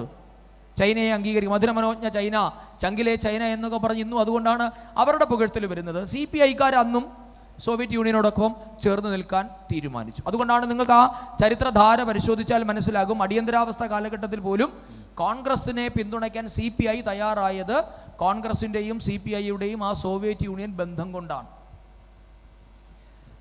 അതിനുശേഷം ഭാരതം നിരവധി യുദ്ധങ്ങൾ അഭിമുഖീകരിച്ചിട്ടുണ്ട്. ഈ യുദ്ധങ്ങളുടെ ഓരോ ഘട്ടത്തിലും കമ്മ്യൂണിസ്റ്റുകാരെ പിടിച്ച് ജയിലിടേണ്ട ഒരു ബാധ്യതയിലേക്ക്, കാരണം അവരെ കൂടെ ജയിലിൽ നിറച്ച് അവർക്ക് സ്റ്റേറ്റിൻ്റെ ഫുഡ് കൊടുക്കേണ്ട ഒരു ജോലിയിലേക്ക് ഭാരതം വന്നിട്ടുണ്ട്. അപ്പോൾ ഓരോ യുദ്ധ സമയത്തും ഈ പാർട്ടിയുടെ നിലപാട്, പാർട്ടി എങ്ങനെയാണ് ഈ രാജ്യത്തെ പിന്നിൽ നിന്ന് കുത്തിയത് എന്ന് ഒന്ന് വിശദീകരിക്കും. അപ്പോൾ ഈ എന്താ പറയുന്നത്, യുദ്ധസമയത്ത് നമുക്കറിയാം ചൈനയായിട്ട് ഒരു യുദ്ധമാണ് നമ്മൾ നടത്തിയത്. ചൈനയുമായിട്ടുള്ള യുദ്ധ കാലഘട്ടത്തിലും ഇന്ത്യൻ കമ്മ്യൂണിസ്റ്റുകൾക്ക് അവിടെയും അഭിപ്രായ വ്യത്യാസമുണ്ടായിരുന്നു. കാര്യം ചൈന നമ്മളെ ഒരിക്കലും ആക്രമിക്കില്ല എന്ന് പറഞ്ഞിട്ട് വേറൊരു കാര്യം കൂടെ ഞാൻ നിങ്ങളുടെ അടുത്ത് പറഞ്ഞുതരാം. അതായത് അജയ് ഘോഷ് അന്ന് ഇന്ത്യയിലെ ജീവിച്ചിരുന്ന കമ്മ്യൂണിസ്റ്റ് പാർട്ടിയുടെ അവിഭക്ത കമ്മ്യൂണിസ്റ്റ് പാർട്ടിയുടെ സെക്രട്ടറി ആയിരുന്നു അജയ് ഘോഷ്. അജയ് ഘോഷിനെ സോവിയറ്റ് യൂണിയനും ചൈനയും ഒരുപോലെ അംഗീകരിച്ചിരുന്ന നേതാവായിരുന്നു അജയ് ഘോഷ്. പക്ഷേ അജയ് ഘോഷിന് ഇതിൻ്റെ രണ്ടിനെയും കൊണ്ട് സമന്വയിപ്പിക്കാൻ പറ്റാതെ അദ്ദേഹത്തിൻ്റെ അവസാന കാലഘട്ടത്തിൽ വളരെ നിരാശനായി പോയ ഒരു ചരിത്രമൊക്കെ ഉണ്ട്. ആ മധുരയിലെ 3-ാം പാർട്ടി കോൺഗ്രസിൻ്റെ കാലഘട്ടത്തിലാണ്. അപ്പോൾ ഈ കോൺഗ്രസിനെ തകർക്കുക, ഈ കോൺഗ്രസിനെ തകർക്കാൻ എന്താണ് വേണ്ടത്? ആരോടൊപ്പം ചേരണം? അപ്പോൾ യുദ്ധസമയത്ത് ചൈന വരുന്നു, അപ്പോൾ നമുക്ക് ചൈനയോടൊപ്പം ചേർന്ന് നിൽക്കാം. കാരണം അന്നത്തെ അവിടുത്തെ ചൈനീസ് ഭരണാധികാരിയുടെ അതായത് മാവോ അടക്കമുള്ള ആൾക്കാരുടെ ഒരു ലൈൻ എന്നുള്ള അതായത് ഈ നമ്മുടെ അജയ് ഘോഷ് ചൈനയിൽ പോയിട്ട് ദെങ് സിയാവോപിങ്ങിനെയും മാവോ സേതുങ്ങിനെയും കാണുന്ന ഒരു സംഭവമുണ്ട്. അവിടെ ചെന്നിട്ട് അദ്ദേഹം പറയുന്നത്, അന്നത്തെ അജയ് ഘോഷിൻ്റെ ലൈൻ എന്നുള്ളത് സോവിയറ്റ് യൂണിയനും ചൈനയും ഇന്ത്യയും അടങ്ങുന്ന ഒരു കമ്മ്യൂണിസ്റ്റ് ചേരി ഉണ്ടാക്കുക എന്നുള്ളതായിരുന്നു അജയ് ഘോഷിൻ്റെ താല്പര്യം. അപ്പോൾ അദ്ദേഹത്തോട് മാവോ സേതുങ് പറഞ്ഞു, ഇന്ത്യയുമായി ഞങ്ങൾക്കുള്ള ഇന്ത്യൻ വിപ്ലവത്തിൻ്റെ പാത, അല്ലെങ്കിൽ ഇന്ത്യയിൽ നാം നടപ്പാക്കാൻ ഉദ്ദേശിക്കുന്ന വിപ്ലവത്തിൻ്റെ പാത ടിബറ്റിൽ നിന്ന് നേപ്പാൾ വഴി ഇന്ത്യയിലേക്ക്. നിങ്ങൾ ഇന്നും ശ്രദ്ധിച്ചാൽ അറിയാം, ആ കോറിഡോർ ഇന്നും ഉണ്ട്, ആ റെഡ് കോറിഡോർ. ഒരുപക്ഷെ ഇന്ത്യയിലെ ഏറ്റവും വലിയ മാവോയിസ്റ്റ് കോറിഡോർ എന്നറിയപ്പെടുന്നത് ഈ ഒരു കോറിഡോറാണ്. അതൊരു ചൈനീസ് പ്ലോട്ടായിരുന്നു. ഇത് അന്നും ഉണ്ടായിരുന്നു. ചൈന പറഞ്ഞ കാര്യമാണ്, ടിബറ്റിൽ നിന്ന് നേപ്പാൾ വഴി ഇന്ത്യയിലേക്ക് ഒരു റെഡ് കോറിഡോർ. അതുകൊണ്ടാണ് കൊൽക്കത്തയിൽ നമ്മളുടെ കനു സന്യാലിൻ്റെ നേതൃത്വത്തിൽ ഒരു വിപ്ലവം ഉണ്ടായ സമയത്ത് നക്സൽബാരിയിൽ കമ്മ്യൂണിസ്റ്റ് കൊൽക്കത്തയിലെ നക്സൽബാരി എന്ന് പറയുന്ന വില്ലേജിൽ നിന്നും ഒരു അപ്രൈസിംഗ് ഉണ്ടായ സമയത്ത് വസന്തത്തിൻ്റെ ഇടിമുഴക്കമെന്നാണ് പീപ്പിൾസ് ഡെയിലി എന്നെ വിശേഷിപ്പിച്ചത്. അത് ചൈനീസ് സ്പോൺസേഡ് ആയിരുന്നു. അപ്പോൾ ചൈനയോട് ഇവർ വളരെ ആഭിമുഖ്യം ഇന്ത്യയിലെ കമ്മ്യൂണിസ്റ്റ് പാർട്ടി അതായത് CPIM പുലർത്തി. അതുകൊണ്ടാണ് ഈ VS അച്യുതാനന്ദൻ നിങ്ങളൊക്കെ കേട്ടിട്ടുള്ളതാണ്, ചൈനീസ് യുദ്ധസമയത്ത് ഇന്ത്യൻ ഭടന്മാർക്ക് രക്തം ദാനം ചെയ്തതിൻ്റെ പേരിൽ VS അച്യുതാനന്ദനെ സെക്രട്ടേറിയറ്റിൽ നിന്ന് തരം താഴ്ത്തിയ സംഭവമൊക്കെ ഉണ്ടായിട്ടുണ്ട്. പിന്നീട് പാർട്ടി അത് നിഷേധിച്ചു, VS നിഷേധിക്കുകയൊക്കെ ചെയ്തു. പക്ഷേ ഇന്നും നിങ്ങൾ ശ്രദ്ധിച്ചു നോക്കൂ, എന്താ കോടിയേരി ബാലകൃഷ്ണൻ 2 വർഷം മുമ്പ് പറഞ്ഞത്? ഇന്ത്യയും അമേരിക്കയും അടങ്ങുന്ന ചേരി ചൈനയെ വളഞ്ഞിട്ട് ആക്രമിക്കുകയാണെന്നാണ് കോടിയേരി ബാലകൃഷ്ണന്റെ ആശങ്ക, അല്ലേ? ചൈനയുമായി യുദ്ധമുണ്ടായ സമയത്ത് EMSന്റെ വളരെ പ്രശസ്തമായ ഒരു ഡയലോഗുണ്ട്, ഇന്ത്യ ഇന്ത്യയുടേതെന്നും ചൈന ചൈനയുടേതെന്നും പറയുന്ന ഭാഗങ്ങളിലാണ് ഇപ്പോൾ പ്രശ്നം നടക്കുന്നത്. അവിടേക്ക് കടന്നു വരുന്ന ഡാങ്കെ ശ്രദ്ധിക്കണം. SA ഡാങ്കെ എന്ന് പറയുന്ന ശ്രീപദ് അമൃത ഡാങ്കെ പരസ്യമായി വാർത്താ സമ്മേളനത്തിൽ EMSനെ തള്ളി പറഞ്ഞു. ഇതൊന്നും കമ്മ്യൂണിസ്റ്റ് പാർട്ടി പുറത്തു പറയില്ല. ഡാങ്കെ അതിനെതിരായിരുന്നു. ഡാങ്കെ അല്പം കൂടി നാഷണലിസ്റ്റ് പാർട്ടി വേണമെന്ന് പറഞ്ഞ ആളായിരുന്നു. ഡാങ്കെ EMSനെ പരസ്യമായി തള്ളി പറഞ്ഞു. ഡാങ്കയും EMSും തമ്മിൽ വലിയ അഭിപ്രായ വ്യത്യാസങ്ങൾ ഉണ്ടായി. അങ്ങനെയാണ് അജയ് ഘോഷിന് ശേഷം പാർട്ടിക്ക് ഒരേ ഒരു ചെയർമാനേ ഉണ്ടായിട്ടുള്ളൂ, അത് SA ഡാങ്കെയാണ്. EM ശങ്കരൻ നമ്പൂതിരിപ്പാട് പാർട്ടി സെക്രട്ടറിയും ഡാങ്കെ ചെയർമാനുമായി ഒരു ഭരണ സംവിധാനം ഉണ്ടായത് അതുകൊണ്ടാണ്. വെളിയിലൊക്കെ പാർട്ടിക്ക് ചെയർമാനുണ്ട്, പക്ഷേ ഇന്ത്യയിലെ കമ്മ്യൂണിസ്റ്റ് പാർട്ടിക്ക് ഒരു ചെയർമാനേ ഉണ്ടായിട്ടുള്ളതും അത് SA ഡാങ്കെ ആയിരുന്നു. അന്ന് പക്ഷേ പാർട്ടി ജനറൽ സെക്രട്ടറി EMS ആയിരുന്നു. അന്ന് EMS പറഞ്ഞത് ഡമ്മി ചെയർമാൻ എന്നാണ് ഡാങ്കയെ വിശേഷിപ്പിച്ചത്. അപ്പോൾ പിന്നീട് ഡാങ്കെ ഈ പാർട്ടിയെ തള്ളിപ്പറഞ്ഞിട്ട് സോവിയറ്റ് യൂണിയനിലൊക്കെ പോകുന്ന ഒത്തിരി കഥകളൊക്കെ ഉണ്ട്. അപ്പോൾ ഞാൻ പറഞ്ഞത്, അന്നും ഇന്ത്യൻ കമ്മ്യൂണിസ്റ്റ് പാർട്ടികൾക്ക് ചൈനയോടായിരുന്നു താല്പര്യം. അതുകൊണ്ടാണ് EMSന്റെ വിഖ്യാതമായ ആ ഒരു കുപ്രസിദ്ധമായ ഡയലോഗ് വന്നതും പിന്നീട് കോടിയേരി ബാലകൃഷ്ണൻ അടക്കമുള്ളവർ ഇപ്പോഴും സംസാരിക്കുന്നതും ചിന്താ ജെറോമിനെ പോലെയുള്ള വൈറ്റിപ്പഴപ്പ് രാഷ്ട്രീയക്കാരും അത്തരത്തിലുള്ള കാര്യങ്ങൾ എക്കോ ചെയ്യുന്നതിൻ്റെയും ഒക്കെ കാരണം മുൻപ് പറഞ്ഞ ഇവരുടെ ആശയപരമായി ഇവർക്ക് ഇന്നും ഒരു ക്ലാരിറ്റി വന്നിട്ടില്ല. എവിടെയാണ് ഞങ്ങളുടെ സ്ഥാനം, എന്തായിരിക്കണം ഇന്ത്യൻ രാഷ്ട്രീയത്തിൽ ഞങ്ങളുടെ സ്പേസ്, എവിടെയാണ് ഞങ്ങൾ ഫൂട്ട് ചെയ്യേണ്ടത് എന്ന കാര്യത്തിൽ ഇന്ത്യൻ കമ്മ്യൂണിസ്റ്റുകൾക്ക് ഇന്നും വലിയൊരു ആശയക്കുഴപ്പമുണ്ടായിരുന്നു. ആ ആശയക്കുഴപ്പമാണ് ഇവർ പല രീതിയിൽ, നമ്മൾ പറയത്തില്ലേ ഫ്രസ്ട്രേഷൻ പല രീതിയിൽ തീർക്കുമെന്ന് പറഞ്ഞതുപോലെ പല പല പല ഇൻസിഡൻസായി പുറത്തു വന്നത്. അത് നമ്മളുടെ ദേശീയ മാനബിന്ദുക്കളെ അപഹസിക്കുന്ന കാര്യത്തിലായാലും ദേശീയ നേതൃത്വത്തെ ഇകഴ്ത്തുന്ന കാര്യത്തിലായാലും ഭാരതമെന്ന് പറയുന്ന സങ്കല്പത്തെ അംഗീകരിക്കാതിരിക്കുമ്പോഴായാലും യുദ്ധസമയത്തെ നിലപാടിൻ്റെ കാര്യത്തിലായാലും എന്നും എല്ലായ്പ്പോഴും ഈ ഇന്ത്യൻ കമ്മ്യൂണിസ്റ്റ് പാർട്ടി ഭാരതത്തെയും ദേശീയതയും തള്ളിപ്പറയുകയും ചതിക്കുകയുമാണ് ചെയ്തിട്ടുള്ളത്. പക്ഷേ അതിൻ്റെ ഒരു കൗതുകകരമായ കാര്യമെന്നുള്ളത് ഈ നിലപാടുകളൊക്കെ തെറ്റായിരുന്നു എന്നവർ വീണ്ടും റിപ്പൻറ്റ് ചെയ്യുകയും ചെയ്തിട്ടുണ്ട്. നമ്മുടെ സമയം ഏതാണ്ട് കഴിയാറായി. ഈ സംഭവങ്ങൾ, ഈ പറഞ്ഞ സംഭവങ്ങൾക്കൊക്കെ ശേഷം സിന്ധു നദിയിലൂടെ വെള്ളം ഒരുപാട് ഒഴുകിപ്പോയി. ഇപ്പോൾ ഏറ്റവും ലേറ്റസ്റ്റ് ആയിട്ടുള്ള സംഭവവികാസങ്ങൾ കൂടി ഒന്ന് പറഞ്ഞുകൊണ്ട് നമുക്ക് ഈ സെഷൻ വൈൻഡപ്പ് ചെയ്യാമെന്ന് വിചാരിക്കുന്നു. അപ്പോൾ ഈ അടുത്ത സമയത്ത് CAA വിരുദ്ധ സമരം ഉണ്ടാവുകയും അല്ലെങ്കിൽ ആർട്ടിക്കിൾ 370 നീക്കം ചെയ്ത് ഇന്ത്യയുടെ യഥാർത്ഥ യൂണിഫിക്കേഷൻ നടക്കുകയും ഒക്കെ ചെയ്ത സാഹചര്യത്തിൽ കമ്മ്യൂണിസ്റ്റ് പാർട്ടി എടുത്ത നിലപാടുകളും അതിനെക്കുറിച്ച് കൂടി ഒന്ന് വിശദീകരിച്ചുകൊണ്ട് നമുക്ക് ഈ സെഷൻ്റെ അവസാനത്തിലേക്ക് കിടക്കാമെന്ന് വിചാരിക്കുന്നു. അത് എനിക്ക് തോന്നുന്നു ആനുകാലിക സംഭവവികാസങ്ങളായതുകൊണ്ട് എല്ലാവരും അതിനെപ്പറ്റി അവെയറാണ് എന്ന് വളരെ ഡീറ്റെയിൽ ആയിട്ട് പറയേണ്ട ആവശ്യമില്ല. പക്ഷേ CAA വന്ന സമയത്തും എനിക്കൊന്ന് CAA ഒന്ന് മാറ്റി നിർത്തിയിട്ട് നമുക്ക് 370 വകുപ്പിനെ പറ്റി ശ്രദ്ധിച്ചാൽ മതി. അതല്ലെങ്കിൽ അല്പം കൂടി ഏറ്റവും ലളിതമായി എങ്ങനെയാണ് കമ്മ്യൂണിസ്റ്റ് പാർട്ടിയുടെ നയം രൂപീകരിക്കപ്പെടുന്നതെന്ന് അറിയണമെങ്കിൽ വിവാഹപ്രായം ഉയർത്തിയ തീരുമാനത്തെ മാത്രം നിങ്ങൾ എങ്ങനെയാണ് കമ്മ്യൂണിസ്റ്റ് പാർട്ടി അതിനോട് പ്രതികരിച്ചത് എന്ന് നോക്കിയാൽ മതി. ബാക്കിയൊക്കെ വിട്ടോട്ടെ, നമുക്ക് 370 വകുപ്പാണെങ്കിലും CAA ആണെങ്കിലും മുത്തലാഖ് വിഷയമാണെങ്കിലും അതിലൊക്കെ അല്പം വേണമെങ്കിൽ ഒരു പൊളിറ്റിക്സ് ആരോപിക്കാം. പക്ഷെ നിങ്ങൾ നോക്കൂ, ഒരു സ്ത്രീയുടെ ഇൻറ്റഗ്രിറ്റിയുമായി, അവരുടെ ഐഡൻറ്റിറ്റിയുമായി, അവരുടെ വികാസവുമായി, അവരുടെ സ്വാതന്ത്ര്യവുമായി, നമ്മൾ പറയത്തില്ല ഏറ്റവും കൂടുതൽ സ്വത്വബോധത്തെപ്പറ്റി പലപ്പോഴും സംസാരിക്കുന്നത് കമ്മ്യൂണിസ്റ്റുകളാണ്. ഒരു സ്ത്രീയുടെ സ്വത്വവുമായി ഏറ്റവും അടുത്ത് ബന്ധപ്പെട്ടിരിക്കുന്ന ഒരു കാര്യമാണ് വിവാഹം. അപ്പോൾ പെൺകുട്ടി 18-ാം വയസ്സിൽ വിവാഹം കഴിക്കാൻ നിർബന്ധിക്കപ്പെടുന്നു. അത് വേണ്ട, അല്പം കൂടി പക്വത എത്തിയിട്ട് അവൾക്ക് സ്വന്തം കാലിൽ നിൽക്കാൻ പ്രാപ്തിയുള്ളപ്പോൾ, ഒരു ജോലി കിട്ടിയതിന് ശേഷം, ഒരു വരുമാനം കിട്ടിയതിന് ശേഷം വിവാഹം കഴിച്ചാൽ മതി എന്ന് പെൺകുട്ടിക്ക് നിയമപരമായ ഒരു അവകാശം കൊടുത്തു. 18 വേണ്ട, 21 മതി എന്ന് കേന്ദ്ര സർക്കാർ തീരുമാനിച്ചു. ഇതിലെന്ത് രാഷ്ട്രീയമാണുള്ളത്? ഇതിലെന്ത് സ്ത്രീവിരുദ്ധതയാണുള്ളത്? എല്ലാ സ്ത്രീകളും ജാതി, മത, വർഗ, വർണ്ണ, രാഷ്ട്രീയ ഭേദമന്യേ എല്ലാവരും സ്വീകരിച്ചു. ഏറ്റവും കൂടുതൽ അതിൽ പിന്തുണ ഉണ്ടായത് മുസ്ലിം. അത് നിങ്ങൾ ശ്രദ്ധിച്ചാലറിയാം, ചില ഉത്തരേന്ത്യൻ ചാനലുകളൊക്കെ പർദ്ദയിട്ട് പോകുന്ന പെൺകുട്ടികൾ വളരെ സന്തോഷത്തോടു കൂടി പ്രതികരിച്ച സംഭവങ്ങൾ ഉണ്ടായിട്ടുണ്ട്. കേരളത്തിലെ ചാനലുകളിലൊക്കെ പ്രതികരണം വന്നു. എല്ലാ പെൺകുട്ടികളും പറഞ്ഞു നല്ല തീരുമാനം. എന്താ ഇന്ത്യൻ കമ്മ്യൂണിസ്റ്റ് പാർട്ടി പറഞ്ഞത്? ഇത് മുസ്ലിങ്ങൾക്കെതിരായ നീക്കമാണെന്നാണ് പോളിറ്റ് ബ്യൂറോ വിലയിരുത്തിയത്. എങ്ങനെയാണെന്ന് നമുക്ക് മനസ്സിലായി. ഇതാണ് ഇവരുടെ ഒരു നയം. കാരണം എപ്പോഴൊക്കെയാണോ ഈ രാഷ്ട്രം അല്ലെങ്കിൽ ഈ നാടിൻ്റെ ജനത ഒന്ന് സംഘടിക്കുക, അല്ലെങ്കിൽ ഈ വിവേചനമില്ലാതെയാക്കാൻ വേണ്ടി എപ്പോൾ ശ്രമിക്കുന്നു, അപ്പോഴൊക്കെ ഇവർ രംഗത്ത് വന്നിട്ടുണ്ട്. അതാണ് CAA കാര്യത്തിൽ കണ്ടത്. എന്തായിരുന്നു CAA കാലത്തിൽ പറഞ്ഞതെന്ന് നമുക്ക് എല്ലാവർക്കും അറിയാം. ഇതാ ഇന്ത്യയിലെ മുസ്ലിങ്ങളെ മുഴുവൻ ഭാരതത്തിൽ നിന്ന് ഓടിക്കാൻ പോവുകയാണ്. ഇത് എന്താണ്, മതപരമായ വേർതിരിവാണ്. ഇന്ത്യയുടെ മതേതരത്വം എന്ന് പറയുന്ന ഫാബ്രിക്കിനെ തകർക്കുന്നു. ഇന്ത്യൻ ഭരണഘടനയെ തന്നെ നരേന്ദ്രമോദി അട്ടിമറിക്കുന്നു എന്നൊക്കെയായിരുന്നു അവരുടെ അന്നത്തെ വാദം. 370 വകുപ്പ് ഉണ്ടെന്നപ്പോൾ എന്താ പറഞ്ഞത്? കശ്മീരിനെ തകർക്കുന്നു എന്നാണ് പറഞ്ഞത്. അതും പറഞ്ഞത് മുസ്ലിങ്ങൾക്കെതിരായ നീക്കമാണെന്നാണ് പറഞ്ഞത്. അപ്പോൾ എല്ലാ കാലഘട്ടത്തിലും ഇന്ത്യൻ കമ്മ്യൂണിസം ഈ ജിഹാദികളുമായി ചേർന്ന് പ്രവർത്തിച്ചിരുന്നു എന്ന് നമ്മൾ ആദ്യം തന്നെ കണ്ടു. ഈ രൂപീകരണ കാലഘട്ടം മുതൽ, അതായത് ഭാരതം മാതൃഭൂമി അല്ല എന്ന് പ്രഖ്യാപിച്ചവരാണ് ഈ പാർട്ടിയുടെ ജനയിതാക്കൾ.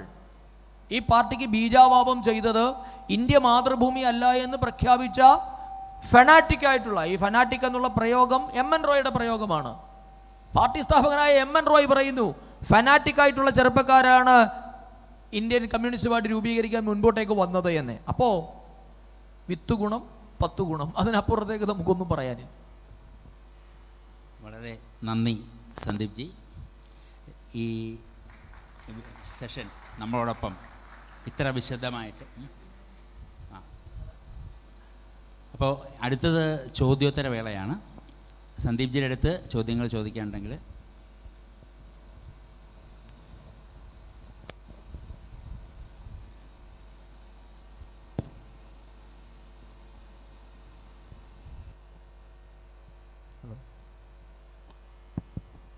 സന്ധ്യവട്ട നമസ്കാരം. 2 സംശയങ്ങളാണ് ഉള്ളത്. ആദ്യത്തത്, സന്ധ്യവട്ടം നമ്മുടെ സ്വാതന്ത്ര്യ ചരിത്രത്തിൽ കമ്മ്യൂണിസ്റ്റ് പാർട്ടി എങ്ങനെയാണ് നമ്മുടെ രാജ്യത്തിനെതിരെ പ്രവർത്തിച്ചെന്ന് സന്ധ്യവട്ടം പറഞ്ഞു. പക്ഷേ അതിലൊരു സംശയം വരുന്നത് എന്താണെന്ന് വെച്ചാൽ, എന്തുകൊണ്ടാണ് സ്വാതന്ത്ര്യ അനന്തരം നമ്മുടെ നാട് അല്ലെങ്കിൽ നമ്മുടെ നേതാക്കന്മാർ ഈ കമ്മ്യൂണിസ്റ്റ് പാർട്ടിയെ ഈ ഒരു ഇത് വെച്ചിട്ട് നിരോധിക്കാൻ തയ്യാറാവാതിരുന്നത്? നമ്മുടെ ദേശീയ നേതാക്കൾ പോലും അങ്ങനെ ഒരു ആവശ്യം എന്തുകൊണ്ടാണ് ഉന്നയിക്കാതിരുന്നതെന്നൊരു സംശയമുണ്ട്. രണ്ടാമത്തെ സംശയം അവസാനം പറഞ്ഞതുമായിട്ട് ബന്ധപ്പെട്ടാണ്. ഇപ്പം നമ്മുടെ മാർക്സ് പോലും നമ്മുടെ സനാതന ധർമ്മത്തിനെ എതിർത്ത് പറഞ്ഞിട്ടില്ല, പറഞ്ഞത് മുഴുവൻ സെമറ്റിക് മതങ്ങൾക്കെതിരെയാണ്. പക്ഷേ ഇന്നത്തെ ഒരു കാലത്ത് കമ്മ്യൂണിസ്റ്റ് പാർട്ടി ഏറ്റവും കൂടുതൽ അടുക്കുന്നതും എതിർക്കാതിരിക്കുകയും ചെയ്യുന്നത് അതേ സെമറ്റിക് മതങ്ങളെയാണ്, മറിച്ച് എതിർക്കുന്നത് നമ്മുടെ സനാതന ധർമ്മത്തിനെയാണ്. എന്തുകൊണ്ടാണ് അങ്ങനെ ഒരു സാഹചര്യം വന്നത് കൂടി ഒന്ന് വിശദീകരിച്ചാൽ നല്ലതായിരുന്നു.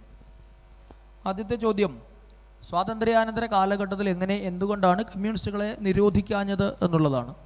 അപ്പോൾ അതിന് നമുക്ക് പറയേണ്ട കാര്യം, ഒന്നാമത്തെ കാര്യം, ഒരു ജനാധിപത്യ സംവിധാനത്തിൽ അങ്ങനെ ഒരു നിരോധനം എന്ന് പറയുന്ന സങ്കല്പം എത്രമാത്രം പ്രായോഗികമാണ് എന്നത് ഡിബേറ്റബിളാണ്.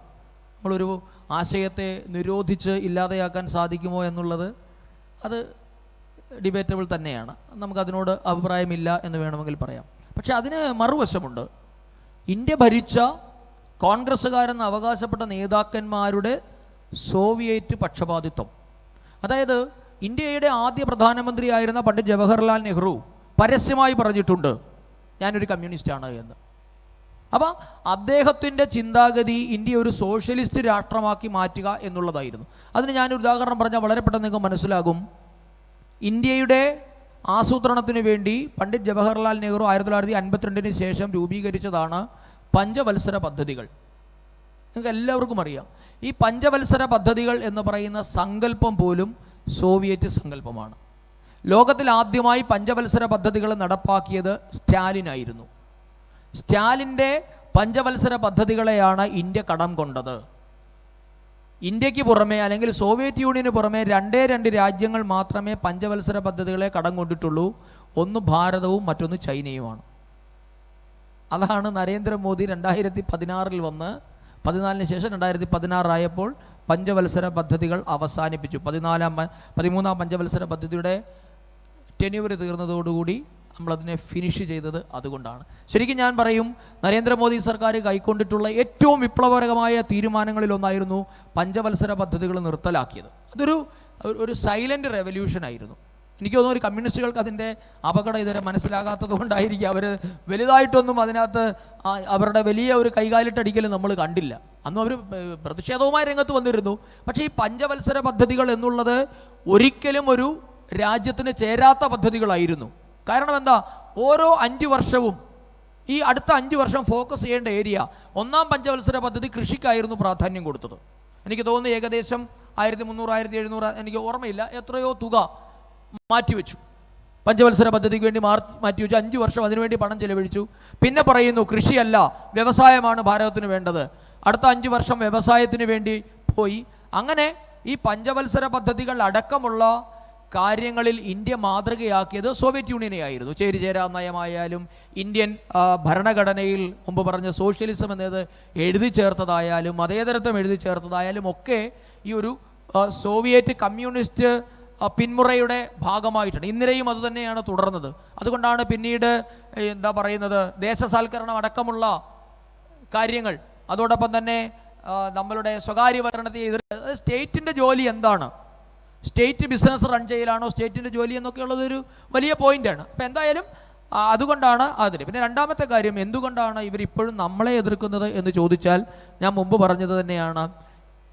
ദേശം, ദേശീയത, നാഷണാലിറ്റി, ഈ ഐഡൻറ്റിറ്റിയെ അവർ ഒരിക്കലും വർഗത്തെയാണ് അവർ അഡ്രസ്സ് ചെയ്യുന്നത്. നിങ്ങൾക്ക് അവർ എന്ത് വിഷയം വന്നാലും വർഗം, പ്രോളറ്റേറിയൻ തിയറിയാണ് അവർ അവതരിപ്പിക്കുക. തൊഴിലാളി വർഗവുമായിട്ട് താതാത്മ്യം പ്രാപിക്കുക. അവിടെ നിങ്ങൾക്ക് മറ്റ് എക്സിസ്റ്റൻസ് ഒന്നുമില്ല. അതുകൊണ്ടാണ് എൻ റോയ് പറഞ്ഞത് a national communist is an enemy of proletarian എന്നാണ് പറഞ്ഞത്. അപ്പോൾ തൊഴിലാളി വർഗത്തിൻ്റെ ശത്രുവാണ് നാഷണൽ കമ്മ്യൂണിസ്റ്റ്. അപ്പം നാഷണൽ കമ്മ്യൂണിസ്റ്റ് എന്ന് പറയുന്ന സങ്കല്പം പോലുമില്ല. കാരണം എന്താ, ഞങ്ങൾ താതാത്മ്യം പ്രാപിക്കുന്നത് ആഗോള തൊഴിലാളി വർഗവുമായിട്ടാണ്. അതിനിടയിൽ നിങ്ങൾക്ക് മറ്റ് ക്ലാസ്സുകളില്ല എന്നാണ് വെയ്പ്പ്. ഇപ്പോൾ ഒത്തിരി ക്ലാസ്സുകൾ വന്നിട്ടുണ്ട്. ഒരു കാര്യം കൂടെ പറയാം. നമ്മുടെ വിഷ്ണുനാരായണൻ നമ്പൂതിരി സാർ പറഞ്ഞ ഒരു വാചകമുണ്ട്. അതായത് ഈ നമ്മളുടെ കമ്മ്യൂണിസ്റ്റ് മാനിഫെസ്റ്റോ തയ്യാറാക്കുന്നതിന് മുൻപ് ഈ കാറൽ മാക്സ് ലോകമെമ്പാടും സഞ്ചരിച്ചിരുന്നു എന്നാണ് പറയുന്നത്. പക്ഷെ അദ്ദേഹം ഇന്ത്യ സന്ദർശിച്ചിട്ടില്ല. അദ്ദേഹത്തിന് ഇന്ത്യയെപ്പറ്റി വായിച്ച അറിവ്, കേട്ടറിവ് മാത്രമേ ഉണ്ടായിരുന്നുള്ളൂ. ഇന്ത്യ കിഴക്കേട്ട് അധികം സഞ്ചരിച്ചില്ല. അപ്പോൾ ലോകം മുഴുവൻ പോയിട്ട് നമ്മളുടെ കാറൽ മാക്സ് പറഞ്ഞു, there are 2 type of people in the world, haves and have nots, ഉള്ളവനും ഇല്ലാത്തവനും.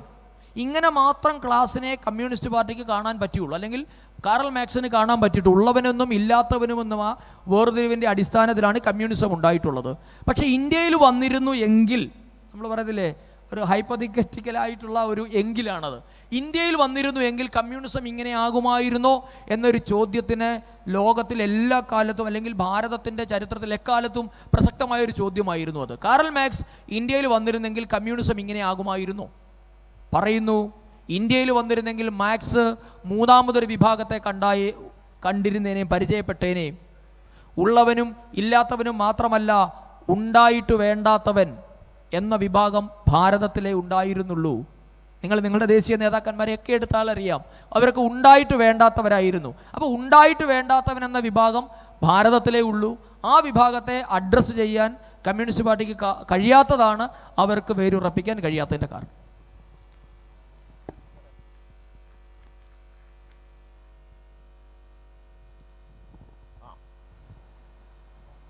Hello. What you are saying is absolutely right. I can understand Malayalam, but I cannot speak back. Planning Commission was the biggest misnomer created in the country. It is not a constitutional body. It is by a non-statutory resolution of 1951. And that structure became so big till 2014. It was a status quoist institution. It was only sharing the shortages among the states, the National Development Council, etc.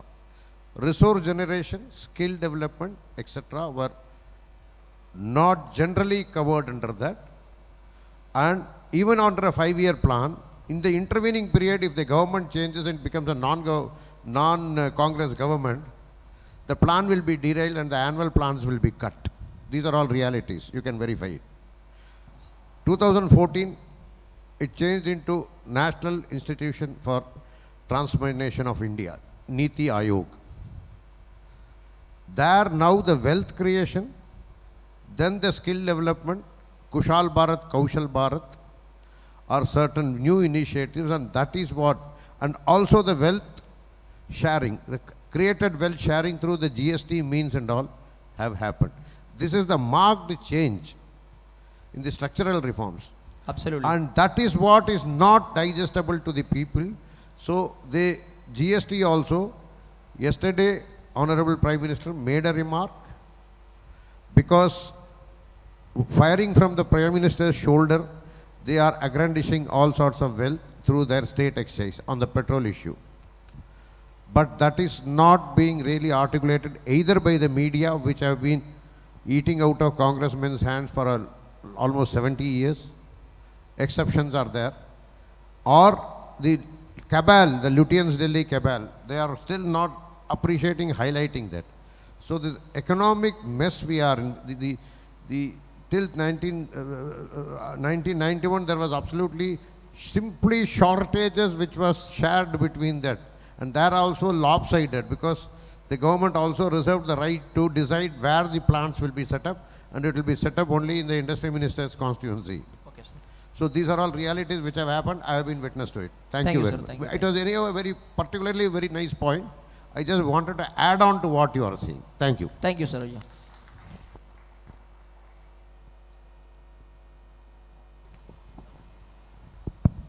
ഒരു ചെറിയ ചോദ്യം. ഈ communist പാർട്ടിയെ Nehru നിരോധിക്കാഞ്ഞത് Netaji Subhash Chandrabose Russian തടവറയിൽ ഉണ്ടായിരുന്നത് കൊണ്ടാണ് എന്ന് പറയുന്നുണ്ടല്ലോ. നേതാജിയുടെ വിഷയത്തിലേക്ക് പോയാൽ നമുക്ക് തീരില്ല ഇന്ന്. പക്ഷെ അങ്ങനെ ഒരു റഷ്യൻ ആയിട്ടുമല്ല, ബ്രിട്ടനുമായിട്ടുള്ള ഒരു എഗ്രിമെൻ്റ് ഉണ്ട് എന്നാണ് കേൾക്കുക. കാരണം അന്നുണ്ടാക്കിയിരുന്ന ബ്രിട്ടൻ 2ാം ലോക മഹായുദ്ധത്തിന് ശേഷം സ്വതന്ത്രമായ കോളനികളുമായി ഒരു കരാർ ഉണ്ടാക്കിയിരുന്നു. അതായത് ഈ രാജ്യങ്ങൾക്ക് ഡൊമൈൻ പദവി കിട്ടിയാലും അല്ലെങ്കിൽ സ്വതന്ത്ര പദവി കിട്ടിയതിന് ശേഷവും ബ്രിട്ടനെതിരെ പ്രവർത്തിച്ചവരെ യുദ്ധക്കുറ്റവാളികളായി തന്നെ കണക്കാക്കണം. ആരൊക്കെയായിരുന്നോ ബ്രിട്ടീഷുകാർക്കെതിരെ ബിഫോർ ഇൻഡിപെൻഡൻസ് പ്രവർത്തിച്ചിരുന്നത്, അവരിപ്പോൾ അബ്സ്കോണ്ടിങ് ആയിട്ടോ തടവറയിലോ ആണ് എങ്കിൽ അവരെ ഈ രാജ്യത്തിനെതിരെ, അതായത് ബ്രിട്ടനെതിരായിട്ടുള്ള യുദ്ധക്കുറ്റം എന്നുള്ളത് ഇന്ത്യക്കെതിരായ യുദ്ധക്കുറ്റമായി തന്നെ പരിഗണിച്ച് ട്രീറ്റ് ചെയ്യണമെന്നൊരു എഗ്രിമെൻ്റ് ഉണ്ടായിരുന്നു എന്നാണ് കേട്ടിട്ടുള്ളത്. പക്ഷെ അത് ഈ പറഞ്ഞതുപോലെ അതൊരു വലിയൊരു മിസ്റ്ററിയായിട്ട് ഇന്ന് നിൽക്കുന്നു. പക്ഷേ നമുക്കറിയാം 3 കമ്മീഷനുകളാണ് നേതാജിയുടെ തിരോധാനവുമായി ബന്ധപ്പെട്ടുണ്ടായത്. 3-ൽ 2 നേതാജി കൊല്ലപ്പെട്ടു എന്ന് പറഞ്ഞപ്പോൾ ഒരു കമ്മീഷൻ മാത്രമാണ് നേതാജി കൊല്ലപ്പെട്ടിട്ടില്ല എന്ന് പറഞ്ഞത്. അപ്പോൾ അതിൻ്റെ ഭാഗമായി മാത്രമല്ല, ഈ സോവിയറ്റ് യൂണിയനുമായിട്ടുള്ള ട്രീറ്റിയുടെ ഭാഗമായിട്ടല്ല ഈ കമ്മ്യൂണിസ്റ്റ് പാർട്ടിയെ നിയന്ത്രിക്കാഞ്ഞത്. കാര്യം കമ്മ്യൂണിസ്റ്റ് പാർട്ടികളെ ഇവിടെ വേണം, കമ്മ്യൂണിസത്തിലേക്കാണ് ഈ രാജ്യത്തെ കൊണ്ടുപോകേണ്ടത് എന്ന നയമായിരുന്നു നെഹ്റുവിൻ്റേത്. അതാണ് ഞാൻ പറഞ്ഞത്. അല്ലാതെ ഈ എഗ്രിമെൻ്റ് കൊണ്ടല്ല. കമ്മ്യൂണിസ്റ്റുകാരനായിരുന്നു, ഞാൻ സ്വയം കമ്മ്യൂണിസ്റ്റുകാരനാണെന്ന് നെഹ്റു തന്നെ സമ്മതിച്ചിട്ടുണ്ട്. അദ്ദേഹം അഡോപ്റ്റ് ചെയ്യാൻ ഉദ്ദേശിക്കുന്നത് സോവിയറ്റ് മാതൃകയായിരുന്നു താനും. അതുകൊണ്ടാണ് കമ്മ്യൂണിസ്റ്റ് പാർട്ടികളെ നിരോധിക്കാഞ്ഞത് എന്ന് മാത്രമല്ല, KGBയുടെ സാന്നിധ്യം ഇന്ത്യയുടെ എല്ലാ തുറകളിലും ഉണ്ടായിരുന്നു എന്നുള്ളത് പിന്നീട് മിത്രോക്കിയൻ ആർക്കൈവ്സ് അടക്കമുള്ള വിവരങ്ങളിൽ കൂടി, വിക്കിലീക്സ് അടക്കമുള്ള വിവരങ്ങളിൽ കൂടി പുറത്തു വന്നിട്ടുണ്ട്. ഇന്ത്യയുടെ നിർണായകമായ എല്ലാ മേഖലകളിലും KGBയുടെ സാന്നിധ്യമുണ്ടായിരുന്നു. ഇന്ദിരാഗാന്ധിയുടെ കിച്ചൺ ക്യാബിനറ്റിനെ നിയന്ത്രിച്ചിരുന്നത് പോലും KGB ആയിരുന്നു എന്ന വെളിപ്പെടുത്തലുകളും ഉണ്ടായിട്ടുണ്ട്. അപ്പോൾ അതുകൊണ്ട് സോവിയറ്റ് യൂണിയനുമായിട്ട് ഇന്ത്യക്ക് വലിയ എന്ന് പറഞ്ഞാൽ ഡീപ്പ് റൂട്ടഡ് ആയിട്ടുള്ള ബന്ധമാണ് ഉണ്ടായിരുന്നത്. അത് നെഹ്റു പിന്തുടർന്ന് വന്ന സോഷ്യലിസ്റ്റ് ചേരിയുടെ അല്ലെങ്കിൽ സോഷ്യലിസ്റ്റ് ശൈലിയുടെ പിൻപറ്റിയാണ് എന്ന് മാത്രമേ ഉള്ളൂ.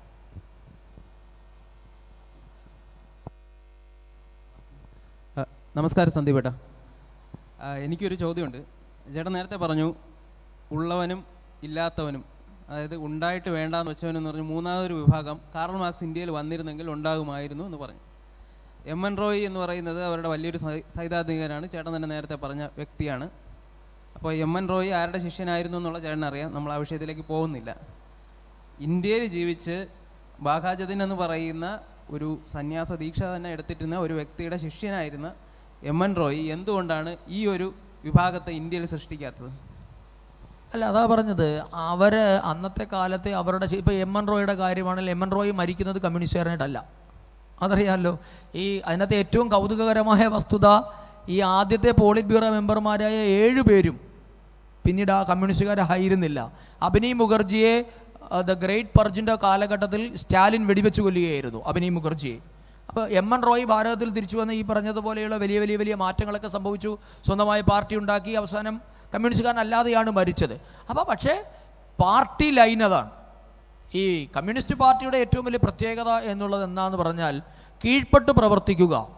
അത് വലിയൊരു പാർട്ടി തത്വമാണ്. നമ്മൾ പലപ്പോഴും ഇവർ പറയുന്നില്ല, പാർട്ടി തത്വം എന്താ? കീഴ്ഘടകം മേൽഘടകത്തിന് കീഴ്പ്പെട്ട് പ്രവർത്തിക്കണം. ബ്രാഞ്ച് കമ്മിറ്റി ലോക്കൽ കമ്മിറ്റിക്ക് കീഴ്പ്പെട്ട് പ്രവർത്തിക്കണം. ലോക്കൽ കമ്മിറ്റി ഏരിയ കമ്മിറ്റിക്ക് കീഴ്പ്പെട്ട് പ്രവർത്തിക്കണം. ഏരിയ ജില്ലയ്ക്കും, ജില്ല സംസ്ഥാനത്തിനും, സംസ്ഥാനം കേന്ദ്ര കമ്മിറ്റിക്കും കീഴ്പ്പെട്ട് പ്രവർത്തിക്കണം. അപ്പോൾ ഇതൊരു പാർട്ടി ചട്ടക്കൂടാണ്. അല്ലെങ്കിൽ പാർട്ടിയുടെ അച്ചടക്കത്തിൻ്റെ അല്ലെങ്കിൽ പാർട്ടി ലൈനിൻ്റെ കൃത്യമായ ഒരു ട്രാക്ക് അവിടെയുണ്ട്. അപ്പോൾ ഈ പാർട്ടിയുടെ ലൈൻ എന്താണ്? നോക്കൂ, ലെനിൻ പോലും MN റോയ് ഉപദേശിച്ചിട്ടുണ്ട്, നിങ്ങൾ പോയി നിങ്ങളുടെ നാടിന് അനുസൃതമായി. സ്റ്റാലിൻ്റെ അടുത്ത് ചെല്ലുന്നുണ്ട് ഇന്ത്യൻ കമ്മ്യൂണിസ്റ്റുകൾ, ഞങ്ങൾ എന്ത് ചെയ്യണം? ഇപ്പോൾ ഇവിടെ പറഞ്ഞു, ഞാൻ മുമ്പേ പറഞ്ഞ ഗംഗാധർ അധികാരി അടക്കമുള്ള ഇന്ത്യയിലെ കമ്മ്യൂണിസ്റ്റ് നേതാക്കന്മാരാരും വിദ്യാഭ്യാസത്തിൻ്റെ കാര്യത്തിലോ വിവരത്തിൻ്റെ കാര്യത്തിലോ പിന്നാക്കമുള്ളവരായിരുന്നില്ല. ഈ ഗംഗാധർ അധികാരിയുള്ള ആൾ കെമിസ്ട്രിയിൽ സ്വർണ്ണ മെഡൽ കിട്ടിയിട്ടുള്ള ആളാണ്. വലിയ ചിന്തകന്മാരൊക്കെയായിരുന്നു കമ്മ്യൂണിസ്റ്റുകൾ. പക്ഷേ നോക്കൂ, അവരുടെ ബൗദ്ധികമായ അടിമത്വം എത്രയുണ്ടെന്ന് അറിയണമെങ്കിൽ സോവിയറ്റ് റഷ്യയിൽ ചെന്ന് ചോദിക്കുകയാണ്, ഞങ്ങൾ എങ്ങനെ പ്രവർത്തിക്കണം എന്ന്. ഇതൊരു അതാ പാർട്ടി അടിമത്തം കൊണ്ട്. അതുകൊണ്ടാണല്ലോ പറഞ്ഞത്, നിങ്ങൾക്ക് 30 വയസ്സിന് താഴെ വരെ കമ്മ്യൂണിസ്റ്റ് അല്ല എങ്കിൽ നിങ്ങൾക്ക് ഹൃദയമില്ല എന്നും, ആഫ്റ്റർ 30 നിങ്ങൾ കമ്മ്യൂണിസ്റ്റ് ആണെങ്കിൽ നിങ്ങൾക്ക് തലച്ചോറില്ല എന്നുമാണ് പറഞ്ഞിട്ടുള്ളത്. അപ്പോൾ ആ തലച്ചോറില്ലായ്മയുടെ ഭാഗം തന്നെയാണിത്. അല്ലെങ്കിൽ ഒന്നും ആലോചിക്കൂ, എൻ്റെ രാജ്യത്ത് ഞാൻ എങ്ങനെ പ്രവർത്തിക്കണമെന്ന് സോവിയറ്റ് നാട്ടിൽ ചെന്ന് ഉപദേശം ചോദിക്കുന്ന ലോകത്തിലെ ഏതെങ്കിലും ഒരു പാർട്ടി ഉണ്ടാകുമോ? നിങ്ങൾ ചിന്തിച്ചു നോക്കൂ. ഈവൻ പാകിസ്ഥാൻകാരൻ പോലും ചെയ്തിട്ടില്ല. എൻ്റെ നാട്ടിൽ എങ്ങനെ പ്രവർത്തിക്കണമെന്ന് അവനറിയാം.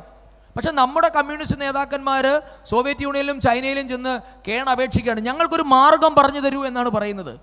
അപ്പോഴാണ് സ്റ്റാലിൻ പറഞ്ഞത്, നിങ്ങൾ പോയി നിങ്ങളുടെ നാടിൻ്റെ സാഹചര്യത്തിനനുസരിച്ച് പ്രവർത്തിക്കുക, ഉപദേശിക്കാൻ ഞങ്ങൾ ആളല്ല. അവർ കോമിൻറ്റൻ വരെ പിന്നെ പിരിച്ചുവിട്ട സംഭവമൊക്കെ ഉണ്ട്. അപ്പോൾ അതുകൊണ്ട് അതൊരു ബൗദ്ധികമായ അടിമത്തത്തിൻ്റെ ഭാഗമാണ്. അതല്ലാതെ അവർക്കാർക്കും വിവരമില്ലാത്തത് കൊണ്ടോ ചിന്താശേഷി ഇല്ലാത്തത് കൊണ്ടോ അല്ല. നമസ്കാരം. ഒരു ചോദ്യം. MN റോയിയെക്കുറിച്ച് താങ്കൾ പറഞ്ഞുകൊണ്ടാണ്. MN റോയെ ഇപ്പോൾ അംഗീകരിക്കുന്നില്ല ഇന്ത്യയിലെയും കേരളത്തിലെയും കമ്മ്യൂണിസ്റ്റുകളെന്ന് നമുക്കറിയാം.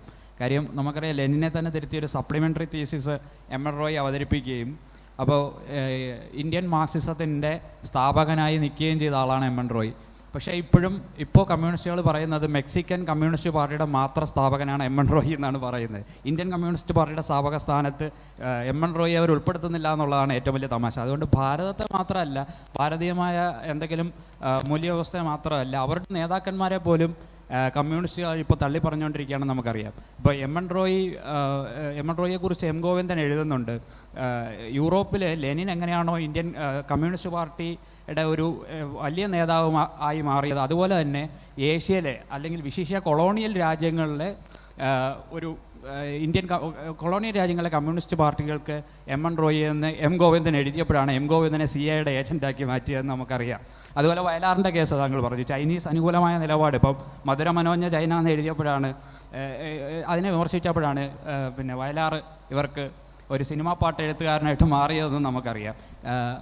അപ്പോൾ അതുകൊണ്ട് ഈ നേതാക്കന്മാരെ, അവരുടെ നേതാക്കന്മാരെ തന്നെ അവർ തള്ളിപ്പറഞ്ഞുകൊണ്ടിരിക്കുകയാണ്. എം റോയിയെ സംബന്ധിച്ച് പറയുമ്പോൾ അതാണ് പ്രധാനപ്പെട്ട ഒരു കാര്യം എന്ന് എനിക്ക് തോന്നുന്നത്. ഒരു ചോദ്യം വരികയാണെങ്കിൽ, ഇപ്പോൾ കുറച്ച് നാൾ മുമ്പ്, അതായത് നമ്മൾ ലോകം വലിയ സാമ്പത്തിക പ്രതിസന്ധിയിലേക്ക് പോകുന്നൊരു കാലഘട്ടത്തിൽ വീണ്ടും ഒരു ചർച്ചയിലേക്ക് വന്നൊരു ഒരു സാധനം ഞാൻ ഒന്ന് ചൂണ്ടിക്കാണിക്കുകയാണ്. അതായത് മാർക്സ് തിരിച്ചു വരുന്നു. ഒരു പൊളിറ്റിക്കൽ രാഷ്ട്രീയ സമ്പദ്ശാസ്ത്ര വ്യവസ്ഥ എന്ന രീതിയിൽ മാർക്സ് തിരിച്ചു വരുന്നു എന്ന് പറഞ്ഞുകൊണ്ട് ലോകത്തെല്ലായിടത്തും വലിയ ചർച്ചകൾ, അല്ലെങ്കിൽ ഇപ്പോൾ അക്കാഡമികളിലൊക്കെ വലിയ ചർച്ചകൾ നടന്നു. അതായത് ഞാൻ പറയുന്നത് കമ്മ്യൂണിസം എന്നുള്ള രീതിയിലല്ല, അതിപ്പോൾ ഇല്ലാതെ നമുക്കറിയാം. രാഷ്ട്രീയ സമ്പദ്ശാസ്ത്രം എന്ന നിലയിൽ ഇപ്പം അക്കാഡമിക്സ് ആയാലും അല്ലെങ്കിൽ എക്കണോമിക് സർക്കിളുകളിലായാലും മാർക്സ് തിരിച്ചു വരുന്നു എന്ന് പറഞ്ഞുകൊണ്ട് നടക്കുന്ന ഒരു ചർച്ച താങ്കളും ശ്രദ്ധിച്ചു കാണും. ഇതിൽ എന്താണ് താങ്കൾക്ക് കമൻറ്റ് ചെയ്യാനുള്ളത്? പറയാം. അതിന് മുമ്പ് നിങ്ങൾ പറഞ്ഞ ഒരു കാര്യത്തിനോട് പറയാം. ഈ പി ഗോവിന്ദപിള്ളയെ പാർട്ടി ഒരിക്കൽ ശാസിച്ചു. എന്തിനാണെന്നറിയാമല്ലോ? ടിയാനൻമെൻ സ്ക്വയറിലെ കാട്ടാളത്തത്തിനെതിരെ പ്രതികരിച്ചതിനാണ് പി ഗോവിന്ദപിള്ളയെ ശാസിച്ച് തരം താഴ്ത്തുകയൊക്കെ ചെയ്തത്. പോയിക്കോട്ടെ. അപ്പോൾ താങ്കൾ ചോദിച്ചത് മാർക്സിസം തിരിച്ചു വരുമോ എന്ന് ചോദിച്ചാൽ, എങ്ങനെയാണ് മാർക്സ് സിദ്ധാന്തം ആവിഷ്കരിച്ചിരുന്നത് എന്ന് കൂടി മനസ്സിലാക്കണം. സമയമില്ല, വളരെ പെട്ടെന്ന് ഞാൻ പറയാം.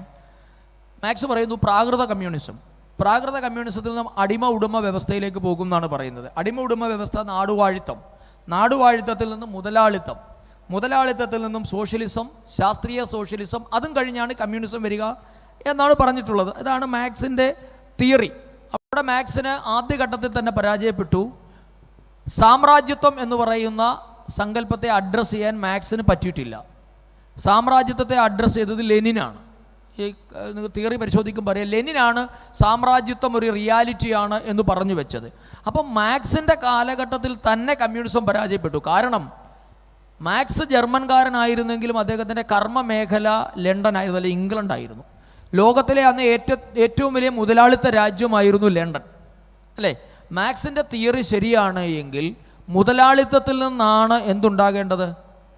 സോഷ്യലിസം ഉണ്ടാകേണ്ടത്. അതല്ല എങ്കിൽ മറ്റൊരു രീതിയിൽ പറഞ്ഞാൽ മുതലാളിത്തത്തിൻ്റെ ബൈ പ്രോഡക്റ്റാണ് സോഷ്യലിസം. മുതലാളിത്തമാണ് തൊഴിലാളികൾക്ക് ജന്മം നൽകുന്നത്, അല്ലേ? മുതലാളിത്തം ഗർഭം ധരിക്കുന്നതാണ് തൊഴിലാളികളെ. ആ തൊഴിലാളികൾ ചേർന്ന് സംഘടിച്ച് വിപ്ലവം ഉണ്ടാക്കിയാണ് ഇതുണ്ടാകേണ്ടത്. അപ്പം മുതലാളിത്തത്തിൻ്റെ ബൈ പ്രോഡക്റ്റായിട്ടാണ് സോഷ്യലിസം ഉണ്ടാകേണ്ടത്. പക്ഷേ ഏറ്റവും കൂടുതൽ മുതലാളിത്തം കൊടികുത്തവാണ് ഇംഗ്ലണ്ടിൽ കമ്മ്യൂണിസം അധികാരത്തിൽ വന്നില്ല. ശ്രദ്ധിച്ചോ? ഇംഗ്ലണ്ടിലല്ല കമ്മ്യൂണിസം ലോകത്തിൽ ആദ്യമായി അധികാരത്തിൽ വന്നത്. നാടുവാഴിത്തത്തിൽ നിന്നാണ് സർ ചക്രവർത്തിമാരുടെ കാലത്ത് റഷ്യയിലാണ് അധികാരത്തിൽ വന്നത്. അപ്പോൾ മാർക്സിൻ്റെ തിയറി തെറ്റാണെന്ന് അന്നേ തെളിയിക്കപ്പെട്ടതാണ്. ഒരിക്കലും മാർക്സ് പറയുന്ന രീതിയിലല്ല ലോകക്രമം പുരോഗമിക്കുന്നത് എന്നതിൻ്റെ ഏറ്റവും വലിയ ഉദാഹരണം. അല്ലെങ്കിൽ ഏറ്റവും വലിയ മുതലാളിത്ത രാജ്യമായ ഇംഗ്ലണ്ടിലായിരുന്നു കമ്മ്യൂണിസം അധികാരത്തിൽ വരേണ്ടിയിരുന്നത്. പക്ഷെ വന്നത് നാടുവാഴിത്ത രാജ്യമായ റഷ്യയിലാണ്. അപ്പോൾ കമ്മ്യൂണിസം എന്നുള്ളത് ശാസ്ത്രീയമായി പരാജയപ്പെട്ടതാണ്, അന്ന് തന്നെ സാമ്പത്തികമായും പരാജയപ്പെട്ടതാണ്. കാരണം ലോകത്തിലെ ഏകദേശം 100ഓളം രാജ്യങ്ങളിൽ, ചെറുതും വലുതുമായ 100ഓളം രാജ്യങ്ങളിൽ കമ്മ്യൂണിസം ഉണ്ടായിരുന്നു. എവിടെയാ വിജയിച്ച ഒരു കമ്മ്യൂണിസ്റ്റ് മോഡൽ പറയാമോ വിജയിച്ച സാമ്പത്തികമായി? ഒരു സാമ്പത്തിക മോഡൽ ഇപ്പോൾ നമ്മൾ കമ്മ്യൂണിസ്റ്റുകാർ പറയുമ്പോൾ തിരിച്ചൊറ്റ ചോദ്യമേ ഉള്ളൂ, വിജയിച്ച ഒരു മോഡൽ കാണിച്ചു തരിക. ഒരു രാജ്യത്തും കമ്മ്യൂണിസം വിജയിച്ചിട്ടില്ല. നമുക്ക് എത്രയും പെട്ടെന്ന് വൈൻഡപ്പ് ചെയ്യേണ്ടതുണ്ട്. അതുകൊണ്ട് അടുത്ത സെഷൻ തുടങ്ങാറായി. ഷെഫാലി മാഡം വന്നിട്ടുണ്ട്. നമുക്ക് അതുകൊണ്ട് ഒറ്റ ചോദ്യം കൂടെ ചോദിച്ച് ഈ പരിപാടിയുടെ അവസാനത്തിലേക്ക് നമുക്ക് കിടക്കാം. താങ്കൾക്ക് ചോദിക്കും.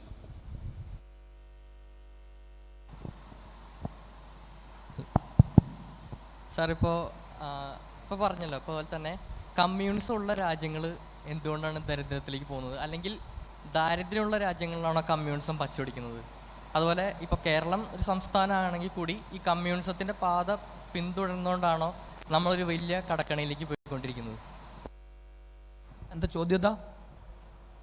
ഇപ്പോൾ കമ്മ്യൂണിസം പിന്തുടരുന്നത് കൊണ്ടാണോ ഇപ്പോൾ കേരളം, ഇപ്പോൾ നമ്മളൊരു സംസ്ഥാനമാണെങ്കിൽ കൂടി ഒരു കടക്കണിയിലേക്ക് പോയിക്കൊണ്ടിരിക്കുന്നത്? നമുക്ക് തീർച്ചയായിട്ടും അതിന് നിങ്ങൾ ഇഷ്ടംപോലെ ഉദാഹരണങ്ങളുണ്ട്. കമ്മ്യൂണിസ്റ്റ് സാമ്പത്തിക ശാസ്ത്രം എങ്ങനെയാണ് പരാജയപ്പെട്ടത് എന്ന് കാണണമെങ്കിൽ നിങ്ങൾ ഏറ്റവും ക്ലാസിക്കായിട്ടുള്ള എക്സാമ്പിൾ പശ്ചിമ ബംഗാളാണ്. നിങ്ങൾ ലോകത്തിൽ എവിടെ എങ്ങും പോകണ്ട. നിങ്ങൾ വെനസ്വേലയിൽ പോകണ്ട, ക്യൂബയിൽ പോകണ്ട, റഷ്യയിൽ പോകണ്ട, എങ്ങും പോകണ്ട. What happen to Bengal? Bengal എന്നുള്ളത് ഒരു കാലഘട്ടത്തിൽ ഭാരതത്തിൻ്റെ ബ്രെയിൻ ആയിരുന്നു, അല്ലേ? സുവർണ ബംഗാൾ എന്നാണ് ചരിത്രകാരന്മാർ ബംഗാളിനെ വിശേഷിപ്പിച്ചിട്ടുള്ളത്. ഇന്ത്യക്ക് ഞാൻ ഒരു കാര്യം പറയാം, ഇന്ത്യ മഹാരാജ്യത്തേക്ക് 5 തവണയാണ് നൊബേൽ വന്നത്. നൊബേൽ പ്രൈസ് 5 പേർക്കാണ് ഇന്ത്യയിൽ കിട്ടിയിട്ടുള്ളത്. അതിൽ 3 പേര് ബംഗാളികളാണ്. ടാഗോറും അമർത്യ വേണമെങ്കിൽ മദർ തെരേസ അടക്കമുള്ളവർക്ക് ബംഗാളിൽ നിന്നാണ് നൊബേൽ കിട്ടിയത്. ഓസ്കാർ കിട്ടിയിട്ടുള്ള ഒരു ചലച്ചിത്രകാരൻ സത്യജിത് റേ ബംഗാളിയായിരുന്നു. ഇന്ത്യക്ക് നേതൃത്വം നൽകിയ സുഭാഷ് ചന്ദ്രബോസ്, സ്വാമി വിവേകാനന്ദൻ, രാമകൃഷ്ണദേവൻ, രവീന്ദ്രനാഥ ടാഗോർ, ശാരദ, ശ്യാമപ്രസാദ് മുഖർജി, എത്രയെത്ര ബംഗാളികൾ, സൂര്യസെൻ എവിടെ പോയി? ഇന്ന് ഞാൻ പലപ്പോഴും നമ്മൾ പൊളിറ്റിക്കൽ പ്രസംഗങ്ങളിൽ പറയാറുള്ളൊരു പോയിൻ്റുണ്ട്. എൻ്റെയും നിങ്ങളുടെയും വീട്ടിൽ കക്കൂസിൻ്റെ മാലിന്യം കോരാൻ വരുന്നത് ടാഗോറിൻ്റെയും വിവേകാനന്ദൻ്റെയും പിൻഗാമികളാണെന്ന് മറന്നു പോകരുത്. എന്നാലോചിച്ച് നോക്കൂ നിങ്ങൾ, ഒരു കാലത്ത് ലോകത്തിനെ തന്നെ നയിച്ചത് ബംഗാളായിരുന്നു. ഇന്നിവിടെ വരുന്ന നമ്മൾ തമാശക്കായ പോലെ നമ്മുടെ തട്ടുകടകളിൽ പൊറോട്ട അടിക്കുന്നവൻ സത്യജിത് റേയുടെയും സ്വാമി വിവേകാനന്ദൻ്റെയും പിന്മുറക്കാരനാണ്. എങ്ങനെയാണ് കമ്മ്യൂണിസം ഇവരെ കൊണ്ടുചെന്ന് എത്തിച്ചത്? 35 വർഷം. ഈ 35 വർഷത്തെ കമ്മ്യൂണിസത്തിൻ്റെ ബാക്കി പത്രമാണ് ഈ കാണുന്നത്. അതുകൊണ്ട് ആസ് എ എക്കണോമിക് മോഡൽ അല്ലെങ്കിൽ ഒരു പൊളിറ്റിക്കൽ മോഡലായി പോലും ഒരിടത്തും വിജയിച്ചിട്ടില്ല. പിന്നെ ഒരു കാര്യം കൂടെ പറഞ്ഞ് അവസാനിപ്പിക്കുക, കമ്മ്യൂണിസം ആൻഡ് ഡെമോക്രസി ഇത് രണ്ട് എക്സ്റ്റൻറ്റിൽ നിൽക്കുന്നവരാണ്. ലോകത്തിൽ ആദ്യമായിട്ടാണ് ഒരുപക്ഷെ കമ്മ്യൂണിസത്തിൻ്റെ വിരുദ്ധ ചേരിയിൽ നിൽക്കുന്ന ജനാധിപത്യത്തിൽ കൂടി ഒരു കമ്മ്യൂണിസ്റ്റുകാർ അധികാരത്തിൽ വന്നത് കേരളത്തിലാണ്. സന്ദീപ് ജി, ഇത് ഓൺലൈനിൽ നിന്ന് വന്നൊരു ചോദ്യമായിരുന്നേ. ഓൺലൈനിൽ നിന്ന് വന്നൊരു ചോദ്യം ആയതുകൊണ്ട്, കാരണം അവർ പ്രൊമോട്ട് ചെയ്യേണ്ട ഒരു ആവശ്യമുള്ളത് കൊണ്ട്, ഓൺലൈൻ വ്യൂവർഷിപ്പിനെ പ്രൊമോട്ട് ചെയ്യേണ്ട ആവശ്യമുള്ളത് കൊണ്ട് ഞാൻ ജസ്റ്റ് ചോദിക്കുകയാണ്. ചോദിച്ചിരിക്കുന്നത് Shekhar Narayana Swami, S A. Dange, P C. Joshi etcetera were communist traitors. Who was the real bootlicker?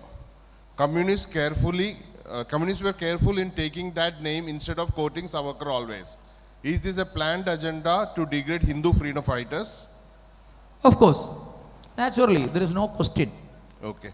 And also the second question is KG. As a matter of that, we have already discussed in the first part of the discussion.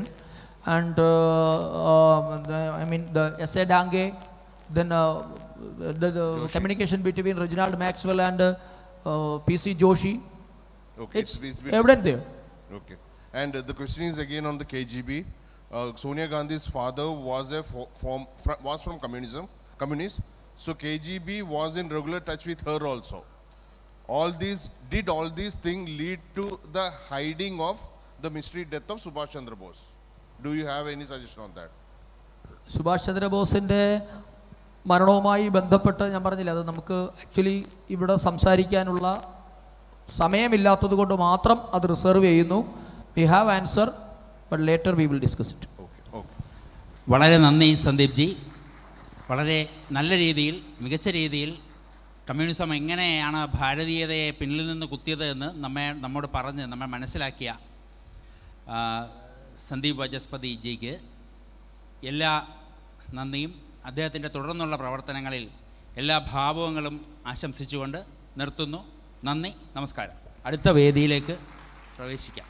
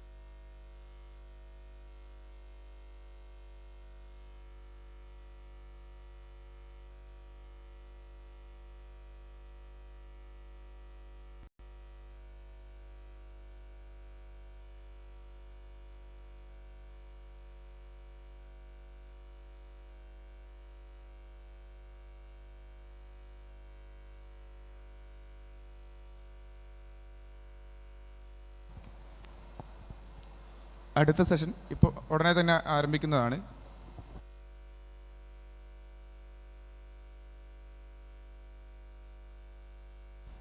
Hello, 1, 2, 3. I hope we are ready to start. Okay.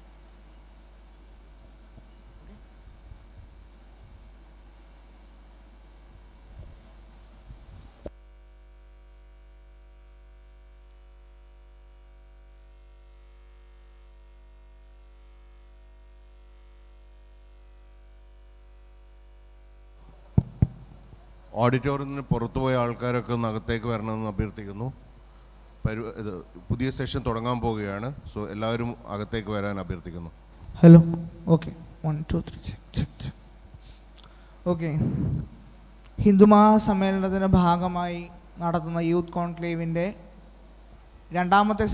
ഇന്നത്തെ രണ്ടാമത്തെ സെഷനിലേക്ക് നമ്മൾ കടക്കുകയാണ്. So ഇന്നത്തെ ഈ സെഷൻ്റെ topic എന്ന് പറയുന്നത് operatives of internal threads in India. ആഭ്യന്തരമായി നമുക്കുണ്ടാകുന്ന ഭീഷണികൾ ഒരുപക്ഷെ വളരെ റെലവൻ്റ് ആയിട്ടുള്ള വിഷയമാണ്.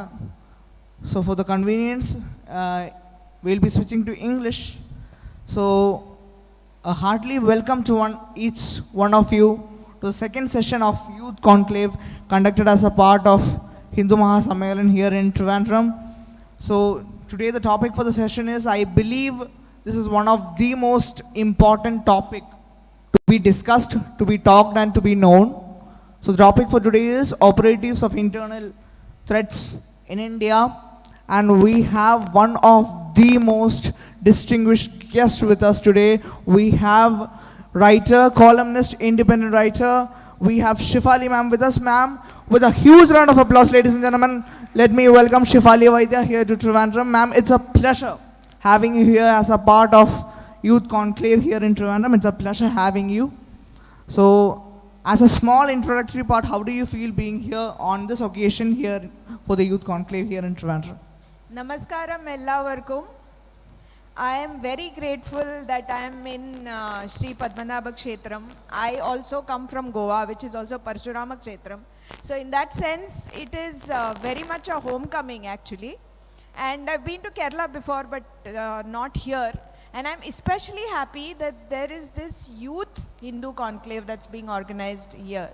And I cannot think of a better location than at Lord Padmanabha's lotus feet. So I'm very, very happy to be here. Yes, and without much delay, ma'am, I'm straightly heading into questions. Sure. Ma'am, the topic for today's session, operatives of internal threats in India. So, when we discuss about internal threats that this country has faced, I don't believe we have to stick on to a period after 1947. This country has always faced threats, like be it the cultural invasion, whatsoever we have faced before 1947, we have always resisted protecting the motherland from cultural invasion, be it the British, Dutch, French, anyone. We have always resisted. So, as an introductory portion, how do you define the history of internal threats that this country has faced? There are a lot of people who will tell you, the left, their favorite narrative is that India was not a country before the British came in. It was just a landmass. Yesterday Nankumarji talked about it, that there was no such thing called Bharatavarsha.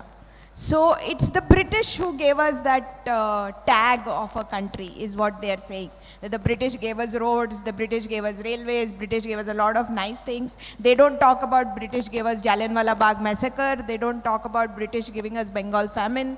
They don't talk about British sucking us dry. But their narrative is India was not a country to begin with. But that is not true. India has been Bharatvarsha for thousands of years, and the political power may have been different, as in there were always many kingdoms in this big cultural landmass, but the place was always united, and culturally we were always together. That is why if you go to Odisha today and if you see the caves of Udaygiri, you find an epigraph of an emperor called Kharavela. This is more than 2000 years ago. And in that, he talks about the king having gone on a pilgrimage to, the word used there is Bharatavassa, Meaning he went from east to west, north to south on a pilgrimage to Bharata Varsha. So that tells you that even 2000 years ago, this complete landmass was known as Bharata Varsha. And culturally, religiously, we were always united. When Adi Shankara, who started from Kaladi, and when the great Acharya, one of the greatest thinkers that our dharma has produced, we think that he is the reincarnation of Lord Shiva himself. When he started off uniting India, he went all the way from the tip of Kerala to Kedarnath. And he went from Kashmir to Kanyakumari. He went from the east to west, north to south. And why he could go there? And in those days, you know, today you can just hop on a flight and find the cheapest fare possible and go to Kashmir in one day. But it was not possible in that time, more than 1,200, 1,300, 1,400 years ago. But even then, people did pilgrimages. They went from the tip to toe of India. That is because they viewed India from Himalayas to the sea as one contiguous cultural identity. So we were always one. Now you come to your next question. Who were our enemies? So our first enemies were actually external. Because India was a very rich, very powerful country, and economically we were one of the very best in many things. We were self-sufficient in textiles, we were self-sufficient in spices, we were self-sufficient in jewels, and that is what attracted the world, because we had so much of riches. So why did the British come to India? Because they wanted the spices and the clothes. Why did the Dutch East India Company come to India? Because they wanted to exploit India. So these external threats came to India because they wanted to exploit India. And with them came the bigger forces which attacked India's cultural integrity. I call them the 3 M's: Mullah, missionary, and Marxist. And these are the 3 enemies who plague India even now. And they are the greatest threat to India's integrity and India's cultural unity today. And they are more dangerous than external threats like Pakistan or China or even any of the other countries, because these threats, they weaken the country from within. You've had Vivek Agnihotri here, and Vivek Agnihotri has written a whole book on urban nationalism, where he has talked about how urban nationalism is one of the biggest threats that India is facing, because you don't know who they are, but they are everywhere. If you have seen Kashmir Files, you know there's that very famous dialogue in that movie where the Marxist professor's character, played by Pallavi Joshi, she makes that epic statement which says that log aapke honge, system आपका होगा, लेकिन चलाने वाले लोग तो हमारे ही हैं. That is the crux in one sentence of who are the internal enemies of India. And the internal enemies have been trying very hard from the last 70 years to destroy this country from within. Now you will ask me, if everything is bleak, for 70 years they have been attacking every institution in India. So why are we still here? Why do I see so many young people in this room? In a place like Kerala, where the 3Ms are more powerful than any other state anywhere in India. But you also see resurgence, right? You also see a lot of young people. You're very young, you're interviewing me. That I find is a very heartening sign. And I'll tell you why that is happening, because deep within us, we've always had resistance. I come from Goa, which many of you might know or might not know, one of the first Indian territories to be occupied by the Portuguese and the last one to be liberated. So the Portuguese ruled Goa for 452 years. They came to Goa in 1510 and they left in 1961. And in the first 200 years of this 452-year rule at least, they tried everything. They tried Sama, Dama, Danda, Bhed to convert the entire Goa to Christianity. But it didn't work. People left their land, they migrated all the way to Kochi, they migrated to Mangalore, they migrated to other parts of Goa, but they held on to their dharma. And where does this thing come from? It comes from within you. And I realized it especially when I went to South America, Peru, a couple of years ago. And I saw that Peru, what the Portuguese tried to do in Goa, the Spanish had tried to do in Peru. Exactly the same thing. Converting people by force, converting people by greed, and destroying their culture. And in just 52 years, the entire country had become Catholic. entire country. And the culture had died, their religion had died. Now you see Inca culture only in museums. You don't see it living. But we and Goa, this little place of Goa, it fought for 452 years. But all the people did not convert to Catholicism despite so many threats, despite force, despite greed, despite everything. So where does this resistance come from? That resistance comes from within us. That is why till the last Hindu is there in this country, nobody can get rid of Hindu dharma in this country. Because our dharma is called Sanatana Dharma, it's not without beginning and it's not without end. Since, ma'am, you mentioned about foreign forces and foreign forces who tried to dominate us, who dominated us, ma'am, we had a history of dominance of the British, French, Portuguese, Dutch, everybody. So even today, in 21st century, when we are sitting here in 2022, when we have several protest issues in our country, if they want to play, the playground is being set by certain forces, certain Yes. foreign forces. Yes. For instance, if you take a look at the farmers' protest, we had celebrity tweets which designed the protest. Yes. We had the tweet from Rihanna. Yes. Then we had the tweet from Greta Thunberg, which itself went very controversial after that. Yes. Then we had the media taking it up. So this is not an innocent move. This cannot be seen as a media innocence.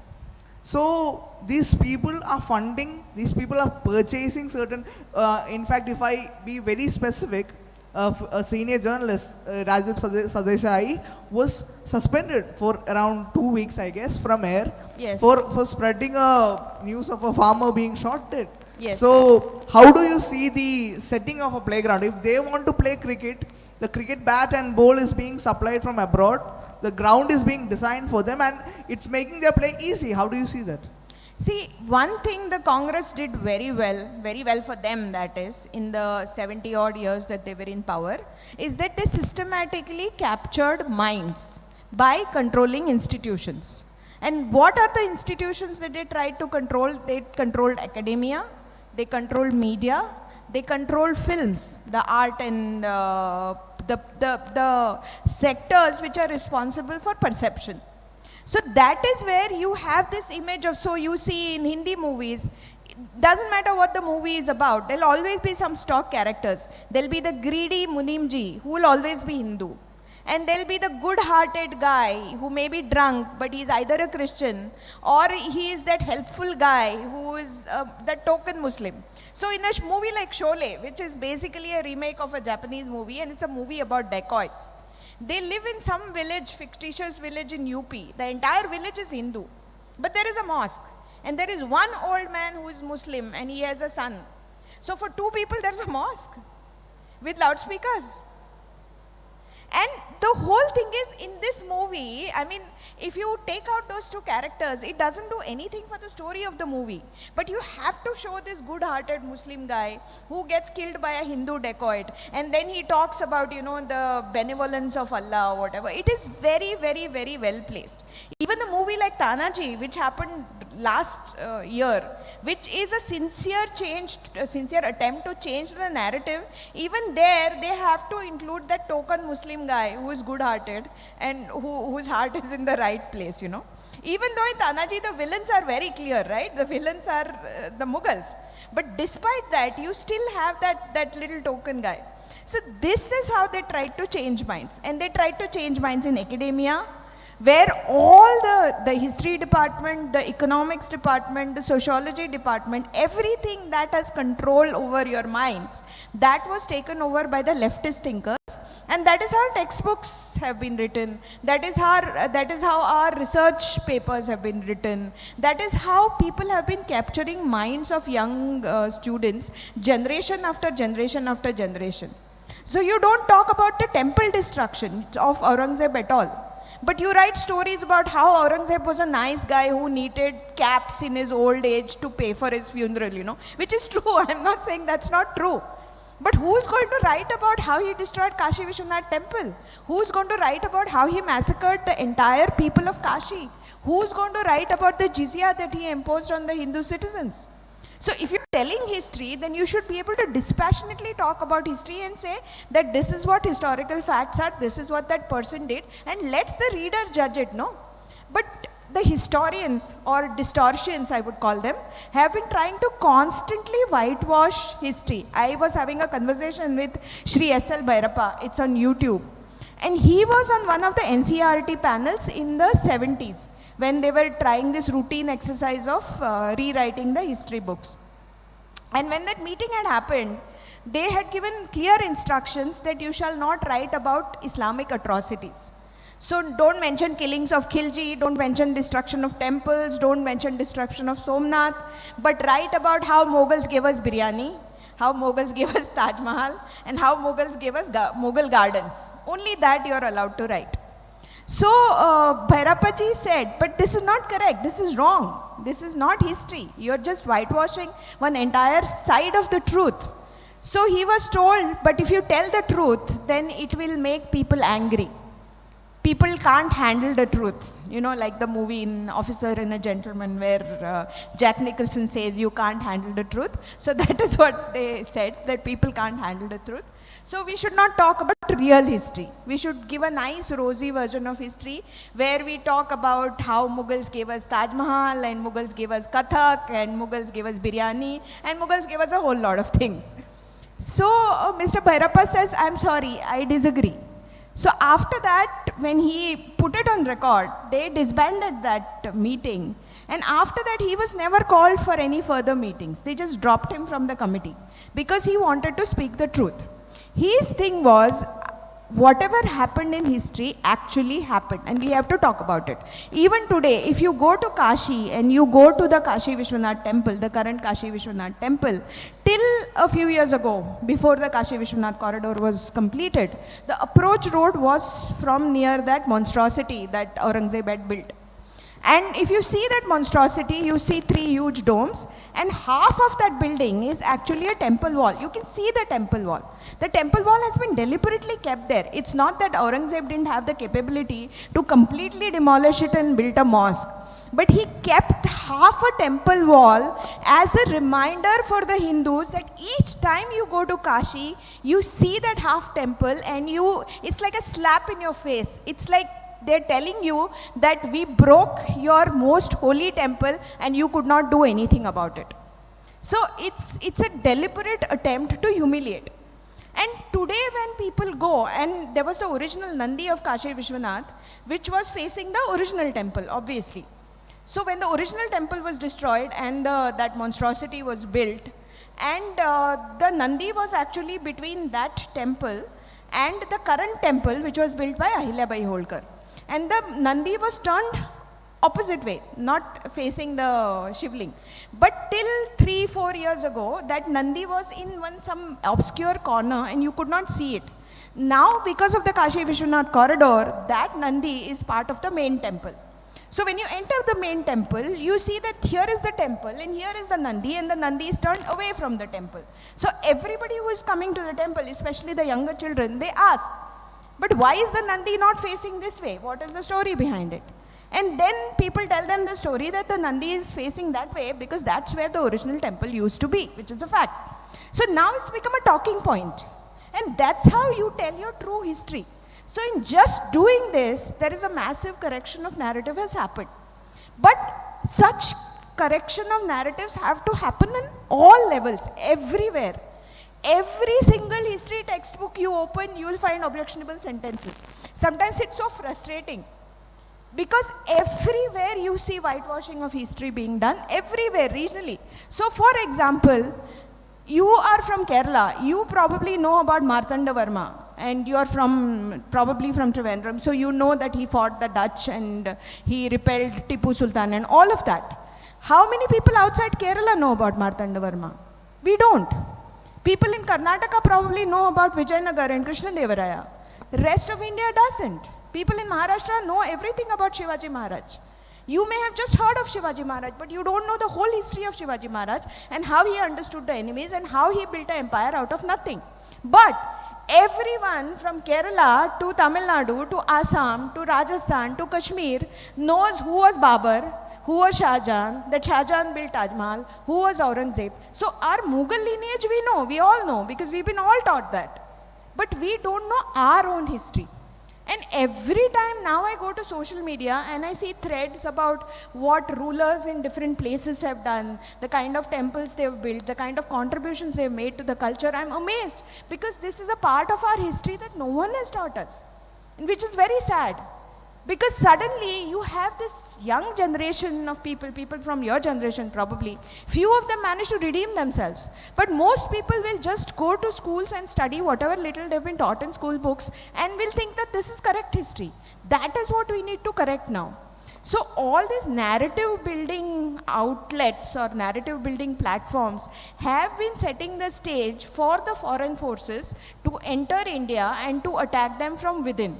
So somebody tries, and the narrative is very strange, okay? So for example, when the Ram Navami celebration, when the Ram Navami procession, like it happened in Jahangirpuri and in many other places, it goes to a certain area and it gets attacked by stone pelters, then these media sections will say that, but why did you deliberately provoke them by taking the procession to Muslim areas, right? So that is one logic. But in Karnataka, if the government decides that outside the temples, we will not give stalls to any Muslim stall holders, that time they won't ask, why should Muslim stall holders have stalls outside the Hindu temple? It's the same logic, right? If you're saying that Hindu processions cannot go in Muslim areas, you should also say that Muslim stall owners should not be allowed to hold stalls outside Hindu temples. Logical, right?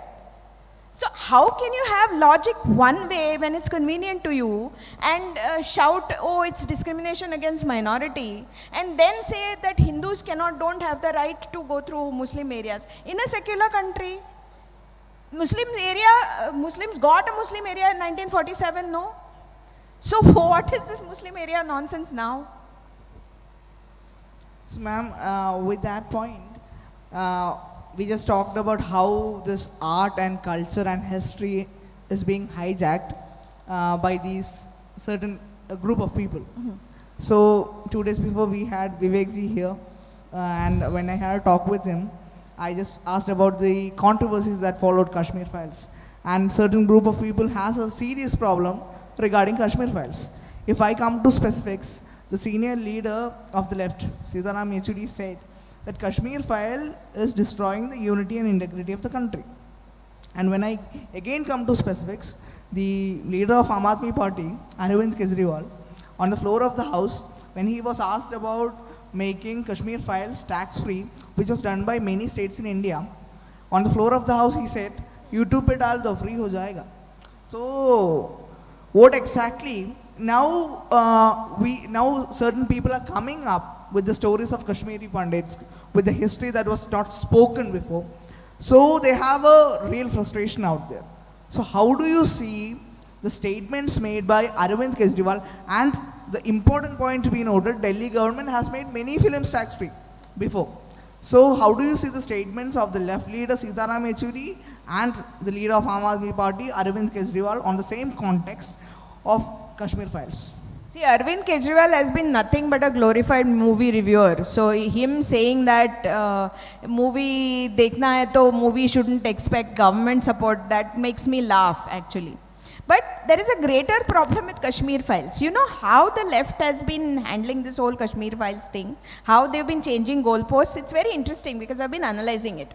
So initially when the movie got released, it didn't get very many movie screens in the first 2 days or something like that.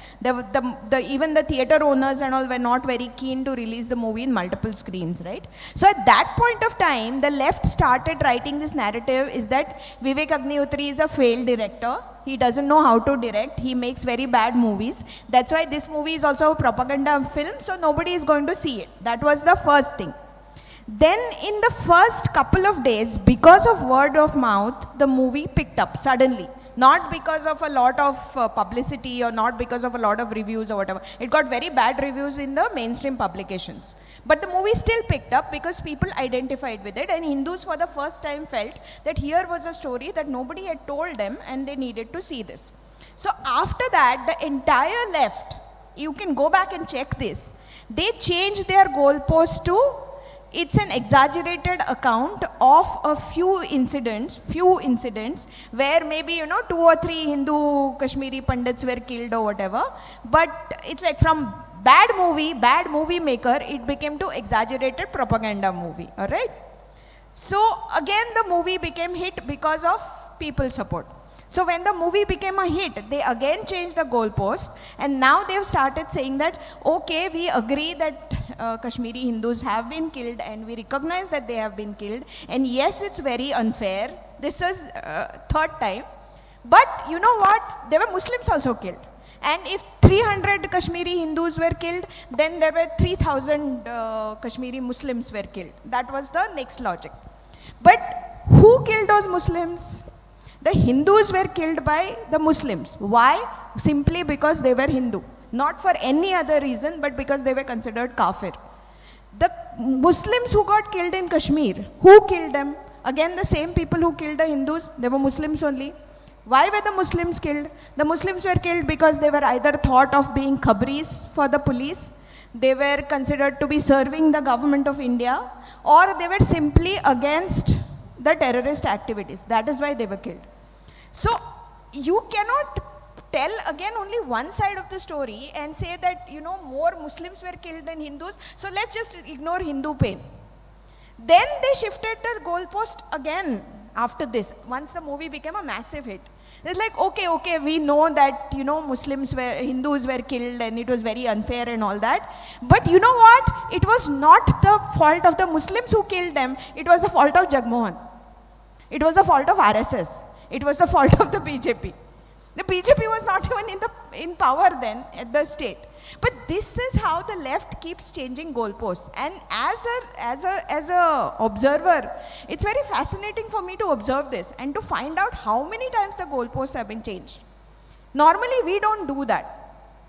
What Kashmir Files has done, there have been 2 or 3 landmarks in our battle for the narrative of the Hindu wing. I wouldn't call it right wing, but the Hindu wing. One is the emergence of young writers like Vikram Sampath, like Sanjeev Sanyal, like Amish Tripathi, who have taken topics which are from our history, from our culture, from our heritage, and they've meticulously researched on them, and they've written good books which are very popular, and they have become legends overnight. Okay? So that is one way the narrative has been changed. Next is films are being made like the Kashmir Files. In Maharashtra, a lot of films are being made on the life of Shivaji Maharaj and what did he do. In a movie like RRR gets made in Telugu. So even filmmakers are coming forward and touching topics which nobody had the courage to touch earlier. The third thing is, slowly, because of social media, ordinary Hindus are finding their voice. They are finding an outlet for what they truly feel. So from everything, every small thing like documenting the nearest temple in your village to reciting shlokas, anything can become viral today. Anything has the potential to reach millions of people without any editor, without any director, without any intermediary. So these are the 3 things that have helped in changing the narrative somewhat.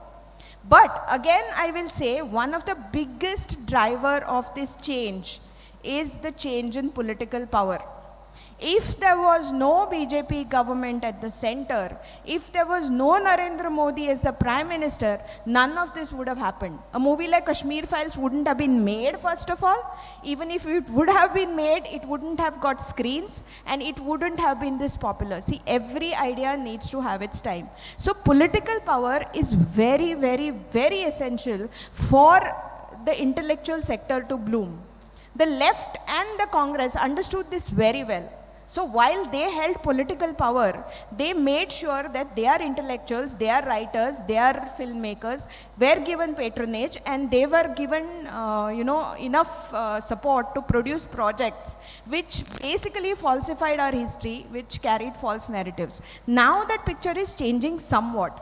But we need more people, we need more scholars, we need more filmmakers, we need more writers, we need more literary festivals like this, we need more conclave like this for to wrest back that intellectual space. Ma'am, since we talked about political power, I would just like to draw your attention to the political parties. And if we take a look at the political parties that function in the country, we have the Congress, on which they have faced the allegation of meeting certain officials from abroad, having dinner with them, Rahul Gandhi, Yeah. the photos were out. And we have the leader of the left going with China, shaking hands with them, participating in conclaves that China has organized, being in meetings. And they still very proudly say that China is being attacked by India. And we have a senior leader in Kerala of CPM who recently said that Communist Party is being attacked by both India and America, and they are very comfortably working in India. So my prior question is, how do you see the operation of these people prior 2014 and post 2014, after Narendra Modi came to power? How do you see that? Second, how do you distinguish? How do you see their alliance with the enemy countries? Like, for example, there are meetings with China, there are collaborations with China and other foreign powers. So how do you see that? You know, your Kerala has two MPs, one from this place who thinks he knows everything that there is to know, and the other is from Wayanad who doesn't know anything. So these are the kind of people who are leading the opposition charge, basically, and they have always been in bed with the enemy, always been in the bed with the enemy. But what has changed since 2014 is India being very ruthless in its foreign policy pursuits and saying that all that matters to us is our self-interest. We don't care about lofty ideas about world peace and democracy or whatever. So if Russia and Ukraine are fighting, that's okay. We need oil, so we are still buying oil from Russia. You don't give us lectures about how we should be a democratic country or whatever. And now India has the courage to tell Europe that you are also doing the same thing. So why are you lecturing us? We have our external affairs minister who goes to the US, who goes to Washington and says in front of the American official, his American counterparts, that if you are worried about human rights violation in India, we are also worried about human rights violation in the US. Could you have imagined this before 2014?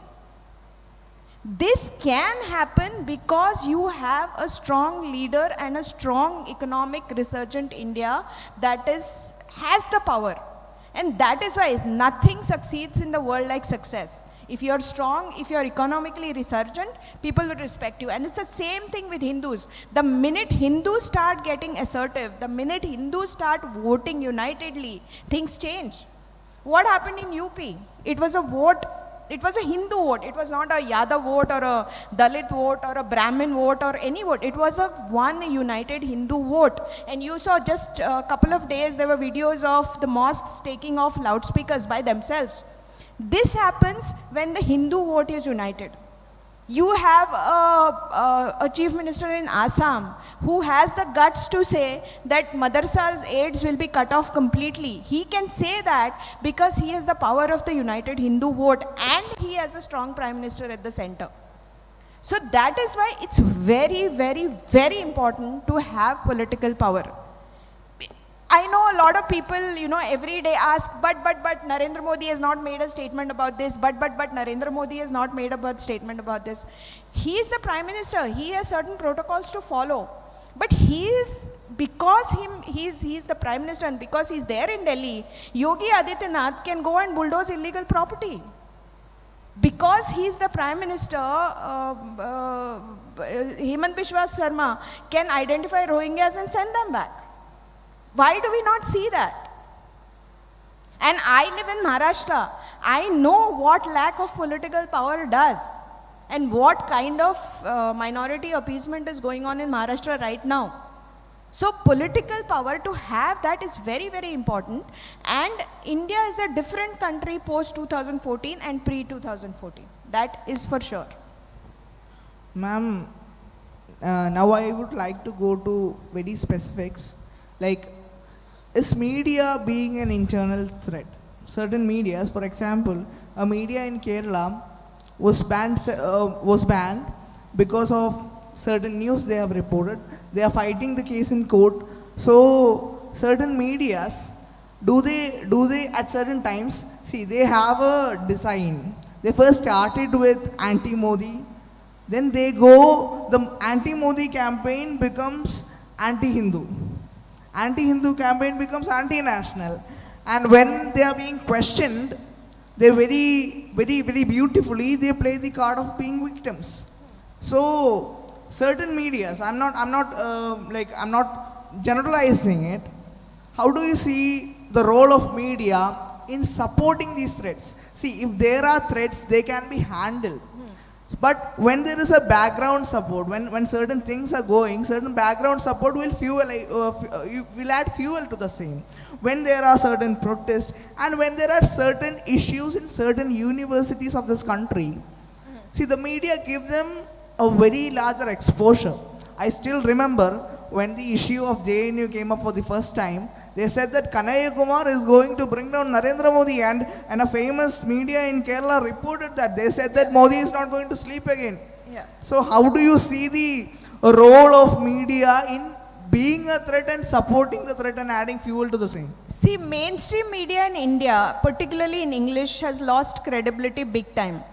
If you see India Today covers from 2009, you will see that every 2 years they come up with a cover issue with Rahul Gandhi in different stages of its youth or fading youth with the same title. Is Rahul coming of age? Rahul is finally coming of age. Rahul has now come of age. Rahul will come of age. It's been now 2009 to 2022. It's been probably more than 10 years. But Rahul Gandhi has still not come of age. So let's not give the media too much of importance. There are legal safeguards which have to be used by government agencies and more importantly by civil society. I mean, we should try doing the same thing that the left has been using against Hindutva organizations all these years. You know, file so many cases that keep them busy. That is what we need to do. Don't depend on the government for everything. If you feel that a particular media outlet has done false complaints or has aired false news, what stops our groups from filing FIRs against them? That is how activism works. Now, that left has done very beautifully all these years. So there are some things you must learn from your enemies. This is one of them. But having said that, now you have a channel like Times Now, you have a channel like Republic, which do mainstream 9 p.m. shows on the topic of love jihad. Would you have imagined this before 2014, that they will even take this subject up? What they discuss is a different story, but the point is they are using the hashtag love jihad and they are doing a story at 9 p.m. prime time, which many people are watching, and they are at least giving out, if there are 5 speakers, at least 2 will be of the pro-Hindu ideology. That itself is a big change. So let's not focus only on the negatives. Yes, of course, there will be enough media outfits which will try to give anti-nationals footage or whatever. So everybody tried to, say that Kanhaiya Kumar is the next best thing and he is going to be the next Prime Minister. Where is Kanhaiya Kumar now? How many votes did he get against Giriraj Singh? And he is a part of Congress now. But who cares? Yes, that's exactly what I'm Does even Rahul Gandhi know him? Yes. So that's what I'm saying. No, so people of India are very smart. Okay, they know, and everybody was surprised. Rather, the left was surprised in 2019 when Narendra Modi won again and the BJP won again. That is because this government knows its priorities. So first is Vikas. People still vote for electricity, people still vote for freebies, people still vote for jobs, people still vote for roads, people still vote for toilets. They do. A section of people does. Then comes ideology and culture. So it has to be both ways. It has to be Vikas plus culture, Vikas plus Hindutva. Ma'am, if we talk about, we have talked many things about the internal threats of the country. If we take a look at the protests that came up after 2014, after Narendra Modi came into power, if you take a look at the designing of the protest, certain universities, they first started from universities and they take up certain figures from the universities. I will be very specific. They concentrate whenever there is a protest, be it the farmers protest, be it CA/NRC protest, any protest. I know you might have observed that the students from the universities are being taken up and moved for the agenda. They are making Delhi a center point of their protest. They are taking up students outside from the university to protest, and they say that okay, the students of the country are protesting against the government. So how do you see the designing of the protest concentrating the universities? They take up the students and they concentrate on certain universities and they take up 2-3 figures from every protest. Yeah. If it is the farmers protest, they have 1 or 2 students from certain campuses. How do you see the designing of a protest project from universities? How do you See, again, it's a part of the toolkit of the protest. So you have 2 or 3 universities like Jadavpur, like JNU, I'll name them, like Hyderabad Central University. So these are the same 3-4 universities which will be the center point of all these agitations. And these universities have been traditionally left bastions and they still continue to be to a large extent. But the point is, the larger population is beginning now to see, because now the truth is emerging from the other side as well. So the minute a mainstream media or a newspaper covers a story about JNU or whatever, you also know that there is the other side of the JNU protest, which some other students have taken videos and put it out there. So that is one good thing. See, this situation is not going to change automatically, nor is it going to change immediately in 1 month or 2 months or whatever, because tenure track positions are very difficult to change. Nivedita Menon is still teaching in JNU. So that is something that is a greater problem. But having said that, you also have people like Anand Ranganathan in JNU as well. So let's talk about the positive. Let's talk about what we can do. That's another thing. And we talk about the world, youth forum, Hindu youth forum. We really need to talk about making our line bigger. The problems remain. And the problems will have to be tackled at multiple levels. But what is it that each one of us can do? If you are young and you have certain skills, you may be able to give your time, you may be able to give your money, you may be able to give your expertise. Donate some hours of your week for the Hindu cause and try to work at the base level. I know I can write. I know I can talk about culture, I know I can talk about lesser known temples, I know I can talk about textiles. So that is what I am doing. That is my own way. I am also talking about politics, but I also talk about culture. I also talk about getting people interested in knowing more about our history and doing it in a fun way. Like what the left does is they use very, very provocative and very attractive vocabulary. They have some pet phrases, like they'll talk about conscience, they'll talk about democracy, they'll talk about choice, they'll talk about rights. These are catchphrases. Okay, what stops us from using this? I'll give an example of the No Bindi, No Business campaign. I don't know if you've heard of it or not, but I would like to talk a little about it, not because I started it, but I have a question regarding Yeah. that. I was coming to that question. yeah. That was a revolution that you created. So what made you think of such a campaign? What made you start such a campaign? And did you think the campaign would go to that extent, which it went, which it really Okay. went? So I'll about give you a little bit of context to this. Yes.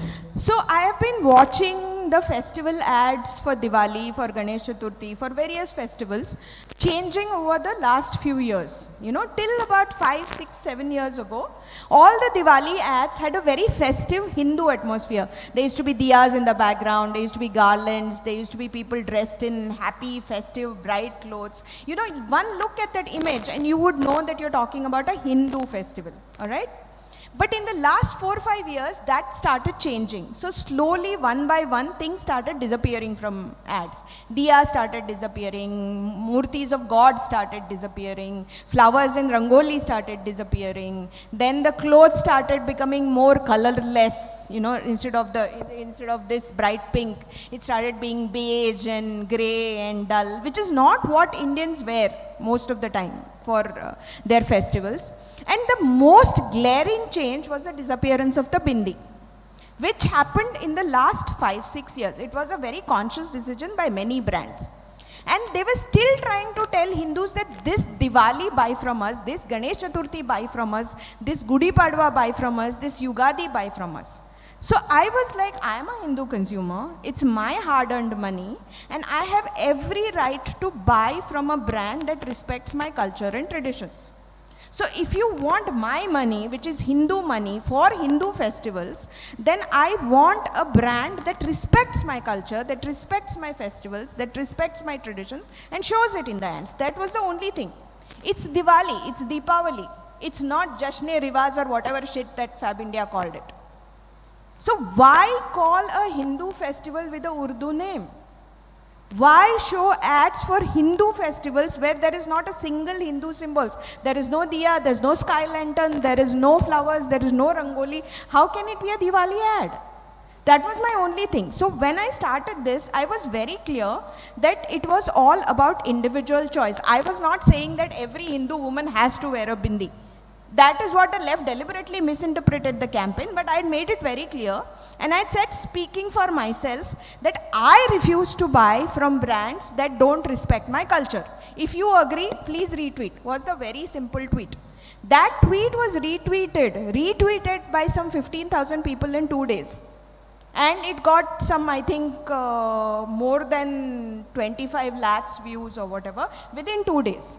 So when I made that tweet, I told my husband that, you know what, this is going to explode. So 2 days, I mean, one day I'm not going to go on the internet. The left made it big. They made it about, I am saying I'm being an autocrat, I am being, you know, fascist, and I am telling women to compulsorily wear a bindi, when it was very clear that I was not doing it. But what that campaign did was it achieved something very important. It made the average Hindu aware of what's going on.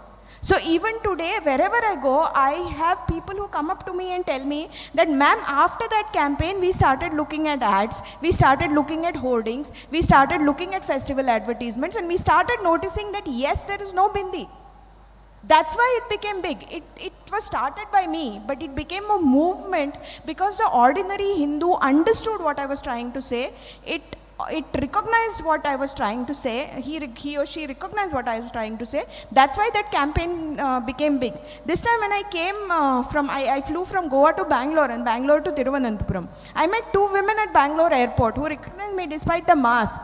And they were not wearing bindis, but do you know what they told me? They told me, ma'am, we are a big fan of yours from the No Bindi, No Business campaign. In Trivandrum airport, a woman told me that, are you Shefali Vaidya? I said, I've been following you and I really respect you for the No Bindi, No Business campaign. No Bindi, No Business is not about compulsion. It is not about forcing anybody to wear a bindi. It is simply to tell the brands that if you want Hindu money, if you want Hindus to buy from you for Hindu festivals, and I'm again being specific here, then you have to respect Hindu sentiments. It's as simple as that. And because of that, brands changed their behavior. In Pune, a big brand called PNG, they had shot ads without a bindi. After this campaign, so many people actually called them on the helpline. And they told them, we are not buying you. We've been buying from you for the past 20 years, but we are not buying this Diwali because your model doesn't have a bindi. They got like 500, 600 calls like that. They photoshopped a bindi after that. Reliance Trends changed their TV campaign. The campaign that a Janhvi Kapoor, somebody sent me the visuals. So before my campaign, Janhvi Kapoor didn't have a bindi on her forehead. After that, the same ad, the video ad, they photoshopped a bindi somehow. So that campaign, even now, Malabar Jewels was trending a few days ago and I didn't even know about it. That campaign has now become people's campaign. But the point I'm trying to make here is that I use the terms that the left could identify, that it's a matter of choice. It's a matter of democratic rights. It's a matter of consumer rights. As a consumer, I have every right to decide voluntarily where I should spend or I should not spend money. That is the sort of thing that we need to use. We need to make it about democracy. We need to make it about rights. We need to make it about choice. Use the same words. We are about choice. We are Hindus. We are liberal. We just need to use that vocabulary to make sure that that message goes out there. Hindus are the only two rebels in this country. This country would not remain a secular or liberal country for one day if the demography changes. Not even for one day. But that is something that everybody needs to understand. And unfortunately, Hindus are the ones who need to understand this the most. Ma'am, and I hope you would have noticed the recent incident that took place in Delhi, in Jahangirpuri. There was a action by the Delhi government to move away the illegal residents, South Delhi.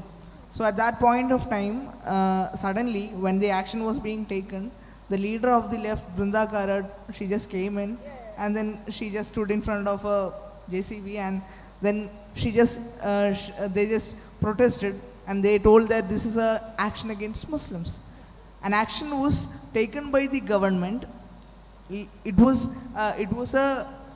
to take away the illegal residents over there. Suddenly, that changed into an anti-Muslim campaign, and we must very keenly see that the advocate that appear for them is Kapil Sibal. Yeah.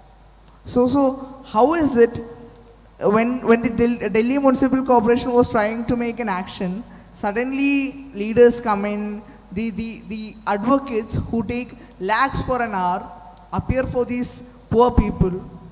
Do you see that an innocent campaign? Do you see it as an innocent campaign or an innocent action? It's definitely not an innocent campaign. And what Brinda Karat did honestly doesn't matter. It is the court decision that we need to get worried about. It's how the left is gaming the system.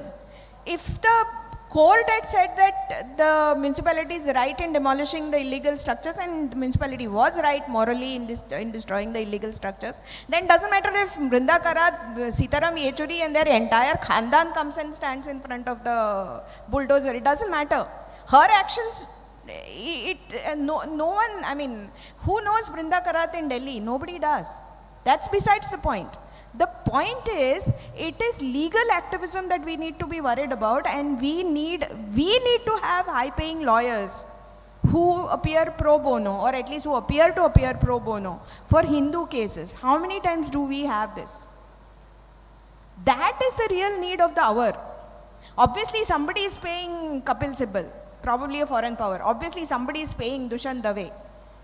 That is besides the point. But how many people we have on our side who have that kind of commitment? Just Advocate Parasaran had that kind of commitment. When he argued for the Ram Mandir case, and he was barefoot the entire time because he was arguing in front of, on behalf of his Lord, Sri Ram. So the entire case proceedings, he didn't wear chappals in the court.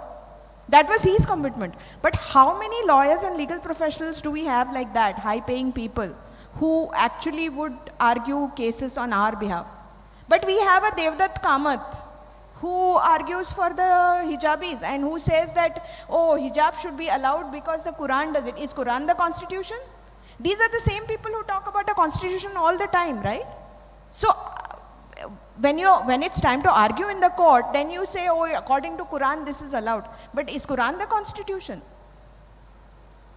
So this is something that we need to, it's again I'm telling you, there's no point in blaming Kapil Sibal or Dushyant Dave or Brinda Karat or whatever. Where are our legal cells? Where are the hotshot lawyers from our side who will take up these cases, who will say that, okay, in a year I will take 5 cases pro bono?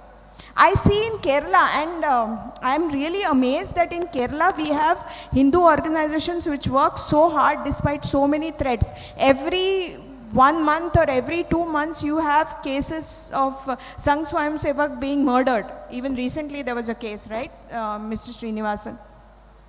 But still people work. On ground people work. But we also need intellectual firepower. We need more writers. We need more filmmakers. We need more legal professionals. We need more people who understand the system and game it. Only then things will change. If we keep finding problems, if we'll keep seeing why they are doing this or why they are not reacting on this, we are not going to go anywhere. The important thing is to make our line bigger. Their line is where it is. They have had an advantage of 70 years. But we need to seriously put in some efforts for that. Meets like this are very necessary, where you provide an intellectual platform for young writers, for young filmmakers, for young lawyers, for young professionals to talk about what they can do for dharma. Ma'am, we have talked a lot about the topic. So how do you see it in specific? If I ask you, the operation of this internal threat, is it anti-Modi, is it anti-Hindu, or is it anti-national? How do you see it? It is anti-India. Modi just stands in the way. You remember there used to be a poster which the BJP had said, where basically it was Mr. Modi's face, and he's saying, in reality, they're not against me, they're against you. I just happen to stand in between. That is true. It is so much is their hatred for Hindus. Mr. Modi is just the person who has enabled, in the sense that he has enabled the Hindu aspiration, so they hate him. But if he is replaced by Yogi Adityanath, do you think they will not hate Yogi Adityanath? Then they will suddenly say that Modi ji was very secular. I mean, give us back Modi ji anytime. So when Vajpayee was the prime minister, it was like Vajpayee is the worst prime minister we've had. Then when Advani ji became more powerful, it was like Advani ji is communal, Vajpayee is secular. Then when Mr. Modi came on the horizon, it was Mr. Modi is communal, Advani ji is suddenly secular. So if Mr. Modi is replaced by Yogi Adityanath, it will be, Yogi Adityanath is communal and Modi ji is secular. So it's not about Modi ji. They hate India. They hate a resurgent India. They hate Hinduism, because we are the only culture that has survived despite so many attacks on us for so many years. No other polytheistic civilization has survived this. The Egyptians didn't survive this, the Greeks didn't survive this, the Romans didn't survive this, the Incas didn't survive this, the Mayans didn't survive this. No ancient civilization survives or is a living civilization in the world today except for the Hindu civilization, and that is why they hate us. Shivani ma'am, as we move to the last portion of the session, I would like to draw your attention to Kerala. In Kerala, in recent times, certain things happened, like a journalist from here, Siddiq Kapan, was arrested for trying to instigate violence in UP. And secondly, a policeman was taken away from service for giving away the details of RSS workers to PFI. So he was taken out of service. How do you see the hijacking of bureaucracy by these people? How do you see their influence in bureaucracy? It has always been there, no? They know how to game the system. The misuse of power has been a specialty of the Congress and the left for many years. The BJP has not yet learned to do that. It needs to, in my opinion. Okay. So we have been talking for about 1 hour now. Now we will move to audience and we will take. I'm switching to Malayalam for a time being. Audience നിന്നും ഒരു 3 question നമ്മൾ എടുക്കുന്നതായിരിക്കും. So whosoever want to ask a question can raise their hands, and I request the coordinators to kindly pass a mic to the concerned people so that they can ask the questions. You can either ask the question in മലയാളത്തിൽ വേണമെങ്കിൽ ചോദിക്കാം, ഇല്ലെങ്കിൽ ഇംഗ്ലീഷിൽ ചോദിക്കാം. You can ask, that's up to you. Okay. And I request everyone to be very specific on the question. ക്വസ്റ്റ്യനിലേക്ക് നേരിട്ട് വരണമെന്ന് അഭ്യർത്ഥിക്കുന്നു. അധികം നീട്ടാതെ ഉത്തരത്തിന് കൂടുതൽ സമയം കൊടുക്കാൻ അഭ്യർത്ഥിക്കുന്നു. Namaste ma'am. I'm a big fan of yours. I follow you in Twitter also. So my question is this. We have been talking about the internal threats from media to businesses to bureaucracy. So what do you think, or what is your views about the internal threat that we face from the judiciary also, which have been given lot of in recent time also, which were very controversial judgments or observations, which is entirely away from the conscience, local conscience of the people. Yes. That is actually the biggest threat, quite honestly. And it's above my pay grade to answer what exactly can be done to minimize this threat. But it's legal activism and judicial activism is probably the biggest threat. Everything else you can handle. Media, you will have new media houses, businesses, you can set up your own businesses, filmmakers, you can make your own films, but you can't, have your own judiciary, unfortunately. So that is a worrying concern. What really, and it upset me as a mother recently when the Supreme Court gave a judgment in a case where they knew that a murderer was guilty. He had killed a 4-year-old child after raping her.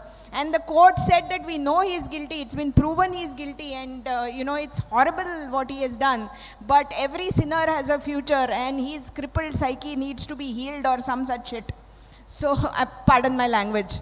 But if that is the situation, then it appalls me as an Indian citizen that a murderer's right to heal his quote-unquote crippled psyche is more important than the right to life of a 4-year-old child.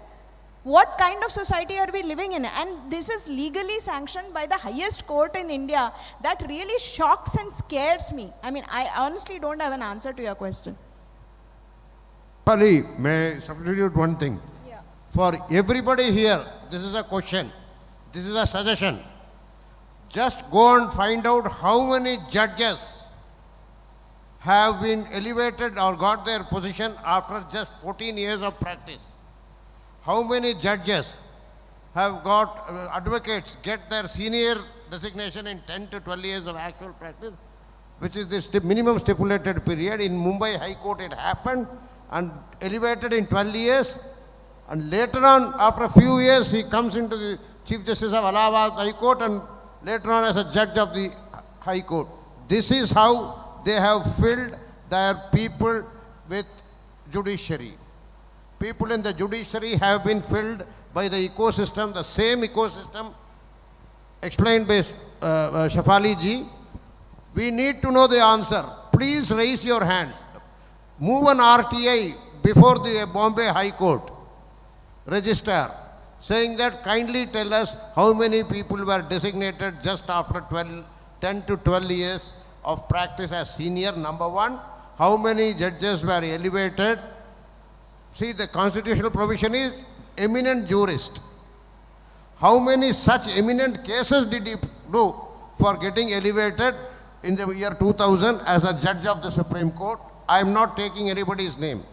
Number three, please don't forget that during those days, the entire Maharashtra, especially the Mumbai advocacy, the official dome, the police, everybody was very managed by the underworld from across the border. This is also a recorded fact. All of you have to raise. Shefali or myself or Suresh raising the issue will not suffice. Now RTI is there, start agitating this question. How many judges in 12 years of actual practice? The very basic question, you will find the answers, things will start improving. That's what I wanted to submit. Thank you. Okay, we'll take one more question. We can take two questions.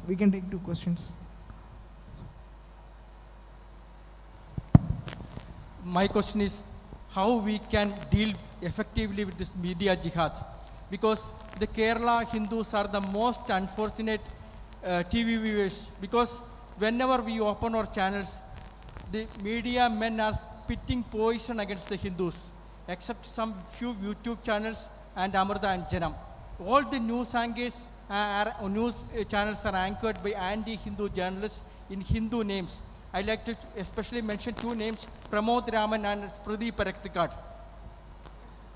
The only thing you can do in this situation is A, stop watching those channels and then write to those channels. Usually we don't watch what we don't like, but we never take the route of activism, we never take the route of writing to the chief executive of that channel saying that this is what is bothering me, this is how the coverage was biased, and give proofs and say this is what we have a problem with. If there are enough people saying it, they have to, because they are also there to make profits. Nobody runs a media channel for charity.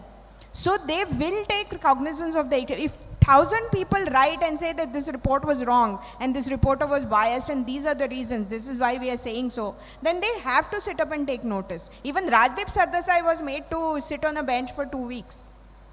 you need to show proofs, and people need to be more active, and they need to see what happens with us is we are so busy in our daily lives and with, you know, facing the day-to-day problems of our own lives, that we get outraged, we get angry, we get sad, and we probably write something on social media, and after that 2 days later some new news will come and we'll forget about it. But we need consistent action, and for that we need to use all available channels, including legal channels, including filing cases on such people and such channels. So that is something that we also need to. There are no easy solutions for it. I'm sorry, unfortunately. We'll go to the last question from that person. Namaste, ma'am. My name is Rajloka. As we just spoke now, we have noticed the killings of RSS workers and Hindus. This government, the current CPI government, have been giving trainings for the Fire Force workers, for the SDPI workers. So when one section of the people starts to take the swords, how do we act? How do we prevent this? Again, a very difficult question for me to answer. I mean, I have nothing but admiration for the Sangh people who work in Kerala. I've done an interview with Sadanandan Master once, and he had told me the story of what exactly happened to him and how they cut off his legs and just left him, you know, bleeding. So there are horrible, horrible stories. I know about that. So I don't know what answer to give you, but I respect that that strength of character shown by the ordinary Hindus of Kerala who have been fighting this. And I asked Nandkumarji this question once, that Kerala is such a, you know, obviously very commie and very, very definitely not God's own country. So how is it that there are so many Sangh Shakas, and how is it that there are so many Sangh volunteers in Kerala? He said that is the resistance. That is the only way we can resist. That's the only way ordinary Hindus can resist. So all I can say to you is I immensely respect your work, and resistance is the only way. I mean, my people from my village resisted the Portuguese, even when the odds were staked against them. Resist, resist, resist in every way you can, in every using every possible means at your disposal. But you have to resist against injustice. Ma'am, we have been talking for an hour now. So we have talked about the history of what the internal threats have done to the country, how we resisted it, and then we talked about the threats in 21st century. So after interacting with the crowd, how do you feel after speaking for 1 hour? How do you feel? What do you have to say to the crowd? I'm very grateful to, it's a midweek session actually, and I'm very grateful that so many people have come at this time to listen to this. And it's very heartening to see an event of this scale being organized in Kerala. And I request the organizers to keep doing this year after year and make it bigger and bigger, learn from whatever went wrong this year and improve on it next year. But this is something, these kind of platforms are very much necessary. These kind of intellectual movements are very much necessary. And some of the sessions, in fact all of the sessions, I couldn't understand the Malayalam sessions, but all of the sessions, the topics were very, very interesting, and that is how now at least we have media like YouTube at our disposal. So it's not that whatever is talked in this room stays in this room. You can put it on YouTube and it goes to the whole world, and they can also listen to it. So something like it is very necessary, and I say Nanmi to all of you for being so kind and being here for such a long time. Thank you so much. It's been a real pleasure. On behalf of the coordinators, on behalf of Hindu Mahasammelanam Youth Conclave, and all the people out here, we thank you so much for coming here. Can I have the loudest round of applause for Shivali Vaidya ma'am? It was a pleasure having you in Trivandrum. Okay, I'm going to try speaking some Malayalam. Please don't laugh at Sure. how I'm saying it or my accent, and please forgive me if I do something wrong. Shri Padmanabhante Nagarathil Vannu Oru Paripadiyil സംസാരിക്കൻ കളിയുനത്തിൽ എന്നിയുക്കു അത്യായ സന്തോഷമന്തു. That was Once again for the last time, can I have the loudest round of applause? Loudest round of applause. Thank you. Thank you so much. We are winding up the second session of Hindu Youth Conclave here as a part of Hindu Mahasammelanam. Thank you so much for being with us. We'll be starting the next session very shortly. Thank you so much for joining. Thank you once again.